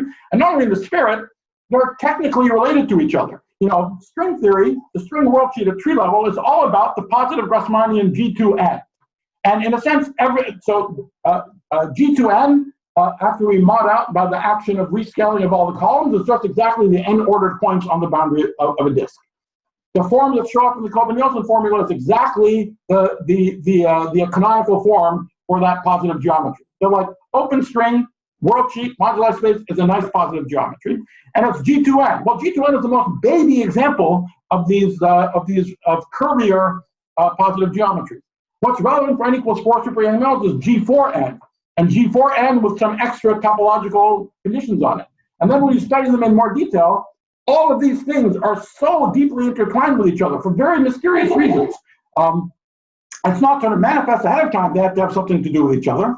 But there's cluster algebra structure, there's positivity, there's Grassmannians, there's Riemann surfaces, and they're all kind of lying around on top of each other. So my strong feeling is that, or hope and feeling is that when all is said and done, we'll have some better understanding of all these things. We'll even have a different understanding of what just good old-fashioned perturbative string theory is, where the worldsheet does not make such a prominent appearance. The worldsheet will be one description of it, much the same way as Feynman diagrams are one description of these these like bi-adjoint amplitudes. To take a concrete example, we have some invariant object, and then we have various representations of it. And Feynman diagrams are one representation, and some worldsheet description is another representation. But there's a more invariant description of what's going on. And my feeling is that this is going to end up being connecting to perturbative string theory in an interesting way. We're already seeing it connect in interesting ways. For example, I mentioned it very briefly at the end of this lecture, but we have already an extension of these associahedron ideas to describe one loop tree amplitude. And these one loop amplitudes are associated with another cluster algebra polytope, the DN cluster polytope rather than the AN cluster polytope. Now, for all of these polytopes, there's a beautiful stringy canonical form, which, unlike totally generic canonical forms, has these miraculous properties that it factors on its poles into the product of lower stringy canonical forms associated with exactly the same class of object. So that means that for this DN object, which is as alpha prime goes to 0, gives you one loop amplitudes, there's an alpha prime deformation of it. Now, what the heck would that alpha prime deformation of it be? Could it be one loop open string amplitudes? We don't know yet. It's a great question. It definitely does not look like any standard representation of the one loop open string amplitude. There's nothing that looks like theta functions. There's nothing. It's just a tiny extension of what we did for trees. And yet, any answer to this question is interesting. It has an alpha prime. As alpha prime goes to 0, it gives you the one loop field theory amplitude. It has all these miraculous properties at finite alpha prime. So what could it be? Either it is or it isn't the open string amplitude. If it isn't, what is it? And what else could there be that does the same kind of miracles that the stringy functions do? If it is, which I feel is equally, probably, maybe even more likely, it's a totally different representation of what these things are, and it would be fascinating to understand where they come from. Because it's both technically different and also conceptually it looks totally different. Great. Yes. I agree. Thank you. Thank you very much. Okay, maybe I can end with one question, Nima. So in the original CHOI complexified moduli space, if you take n equal to 4, then there's a U. One of the boundaries is the U channel. In the so here, is it possible that somehow if you look at I don't know, it's not a very precise question. So the kinematic space associahedron is diffeomorphic to the worldsheet real worldsheet associahedron. So is it possible that somehow we need to look at the complex, some kind of a complex version of the associahedron? That would be spectacular. I don't know how to do it. I mean, that would really be amazing. I don't know how to do it. But let me say, I'll say one thing about it, if you don't mind, which is the following. So there is yet another part of this story that I really didn't have time to talk about. I didn't say anything about, but is, I think, very striking and very, very beautiful. Do you mind if I just share my screen? I'll just give a 5-minute answer to this question. But since you brought it up, I want to say something about it. Yeah. Is that okay? Yes. Yes. Okay. All right. Great. Let me say something about it. Okay. Can you see my screen now? Yes. Okay. Good. So now, and this is actually also sort of related. I think that it's the deepest thing in my mind. It's the sort of deepest thing which is amazing about these polytopes. Not true for Garden-Vardy polytopes, okay? Because even what we said, they factorize the lower things on their boundaries and so on. Okay, that's very cool, but it still feels like it has some sort of physics bias associated with it. We like factorization, so we like that. I'm now going to tell you something which is, I think, feels sort of one layer deeper than that, which is special association. You probably know what I'm talking about, but anyway, I'll say it for everyone. So let's talk about this sort of general idea that what's going on here? So we've seen this sort of over and over again. You know, we have some shape, and we want this shape to sort of encode some kind of notion of compatibility. Okay, so I mean, we saw it in the case of the icosahedron. Let me draw a pentagon. Okay, so we see it in the case of the icosahedron. So you know, we have something where we associate variables to the vertices and the edges and so on, and two things that meet here are compatible. Two things that don't meet are incompatible, and so on. Right? So that's great. So that's already remarkable that we can find a kind of polytopic geometry that it's remarkable we find a polytopic geometry that encodes this issue of compatibility, but it's still not completely rigid because I can draw slightly different shapes. You know, I can move it around. I can move I can move the faces around. There's still some sort of moduli associated with this polytope. So it's not a 100% faithful. I mean, it's faithful, but it's not. It still has more than needed in order to just geometrically capture the compatibility properties. Okay? So now here's an absolutely amazing thing. So so if we go back to this picture of the polygon, now this is not an association. This is really a picture of the polygon. We have these incompatible chords. We have, you know, I, J, and KL, and we have found some polytope that explains that they're incompatible because those faces don't meet, for example. Okay, but it turns out that for the case of this icosahedron, there is a different geometry that completely, as invariantly and minimally as possible, geometrically captures the combinatorics of the allowed configurations of non-overlapping chords. Okay?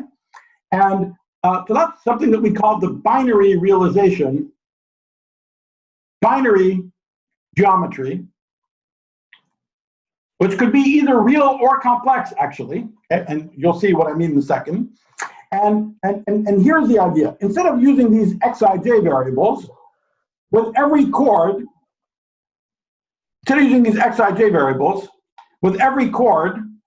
we associate another variable uij, and then we write down the following extremely simple but quite remarkable equation, that uij plus the product over all the chords KL that cross ij of UKL equals 1. Okay, now if you stare at, so this is a very nonlinear equation, right?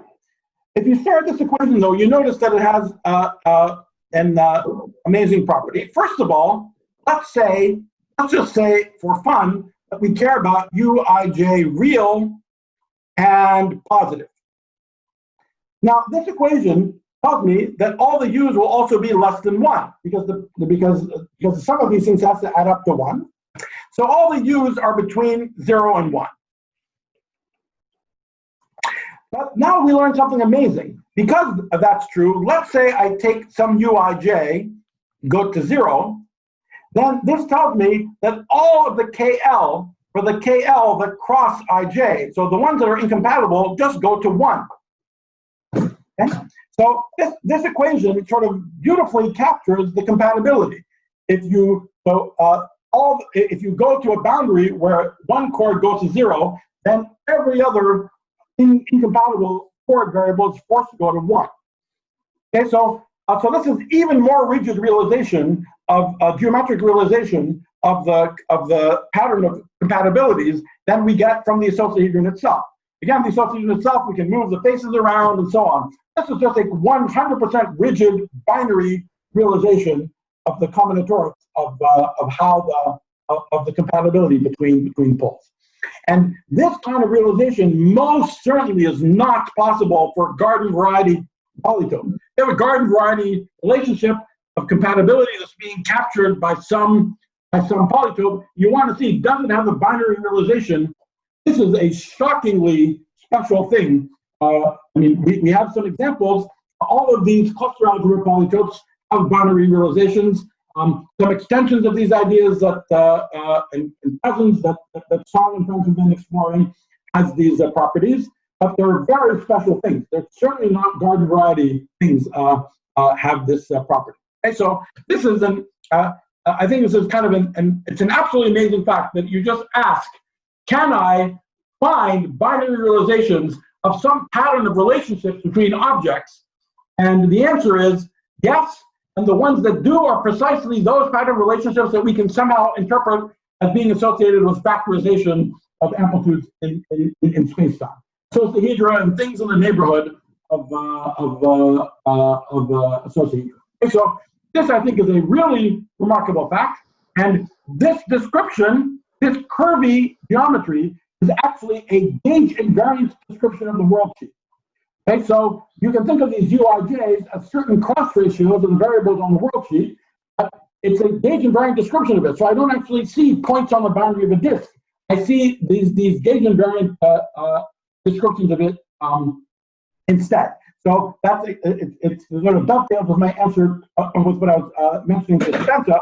We're already seeing examples of sort of different ways of seeing what underneath of seeing features that we associate with string amplitudes, where the world sheet does not make such an obvious appearance. But okay, I say all of this in order to now make the following point. So we look at this real geometry, and we start off asking for the region where all the u's are real and positive. After having seen that we get the sort of binary realization for that, it's natural to ask, what does the rest of the real space look like? So let's say some of the u's are allowed to be negative. Okay, well, if some of the u's are negative, I can take this equation, I can move, let's say, one of the negative u's to the other side, I can rewrite it to some other equation that sort of that looks like it has the same form. And it's actually a sort of an extension of these equations that follows from this one. But anyway, let me not get into technical details. The point is that once you now rearrange and ask what the rest of the U space looks like, you have the whole stack of these U equations. Amazingly, if you just flip the sign of some of the U's, it turns out that the new equations you get are just a permutation of the old ones. So we discover that all of the U space is actually tiled by many copies of exactly the same binary version of the icosahedron. And that's how you see in this language, again, without seeing anything like a world sheet or endpoints on a disk, that's how you see that there are all the different orderings of the points on the disk. Okay, so I'm not yet getting to your question, but I want to point out that once you start thinking in terms of these binary geometries, even the ordering starts going away, because you actually see you have this structure, and that it naturally, this big real space is naturally covered by many copies of the same thing. So finally, coming to something closer to your question, what I find really fascinating about this is that, and I think really for the first time in this amplitude geometry sort of connection, we can start seeing something that can be said intrinsically complex. And the point is that even if I don't say that U's are real, still, if I send some U to 0, all the incompatible U's have to go to 1. And the reason I don't see it from this equation, but let me take some equation for an incompatible UKL, then the point is that the Uij will show up in his equation. And so if this U goes to 0, even as a complex number, it forces the incompatible UKL to go to 1. So in other words, even without a notion of positivity, we can see that the sort of combinatorics of compatibility captured here in the complex. And since we also know that we can see all the different orderings in the real, there is maybe some hope that there is some structure on this complex big space which can let us go in the direction of the sort of thing that you were talking about. Okay. So I mean, as you also, we can't see you, Nima. I think you're okay. I think you're yeah. Now we can see you. Okay, sorry. Yeah. So this U, you are saying that we should not think of this U as just a Plucker coordinate with complex sigma. I mean, that's not maybe the right way to because that will just give the U's are not just Plucker coordinates. I mean, the U's can be expressed as Oops, what happened here? Can you guys see me? No, no, we cannot. Ah. Now we can see. Now we can see. Sorry, yes. Yeah. You're saying let's not think of US Plucker coordinates at all. They are just coordinates which satisfy this, just variables which satisfy the binary relation.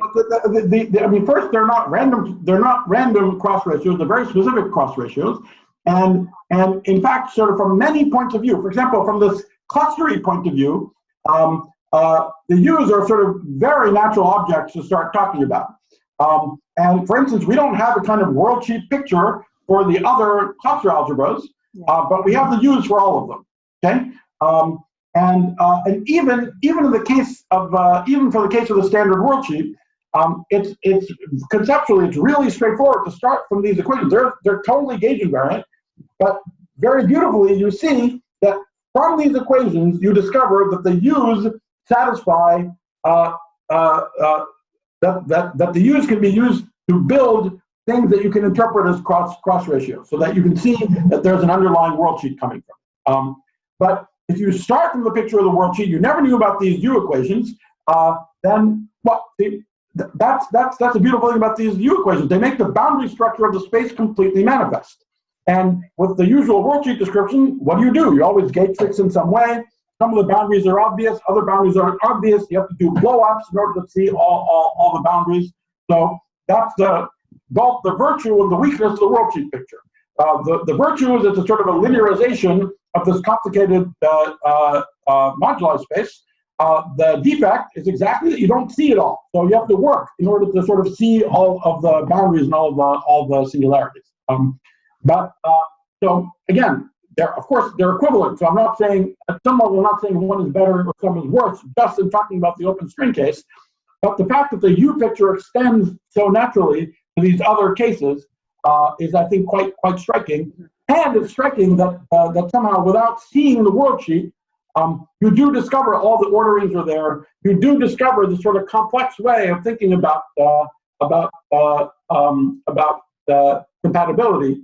And yeah, so it would be really, really fascinating if some way of thinking about this large U space in the complex led you to some way of thinking about genuine closed amplitudes, yes.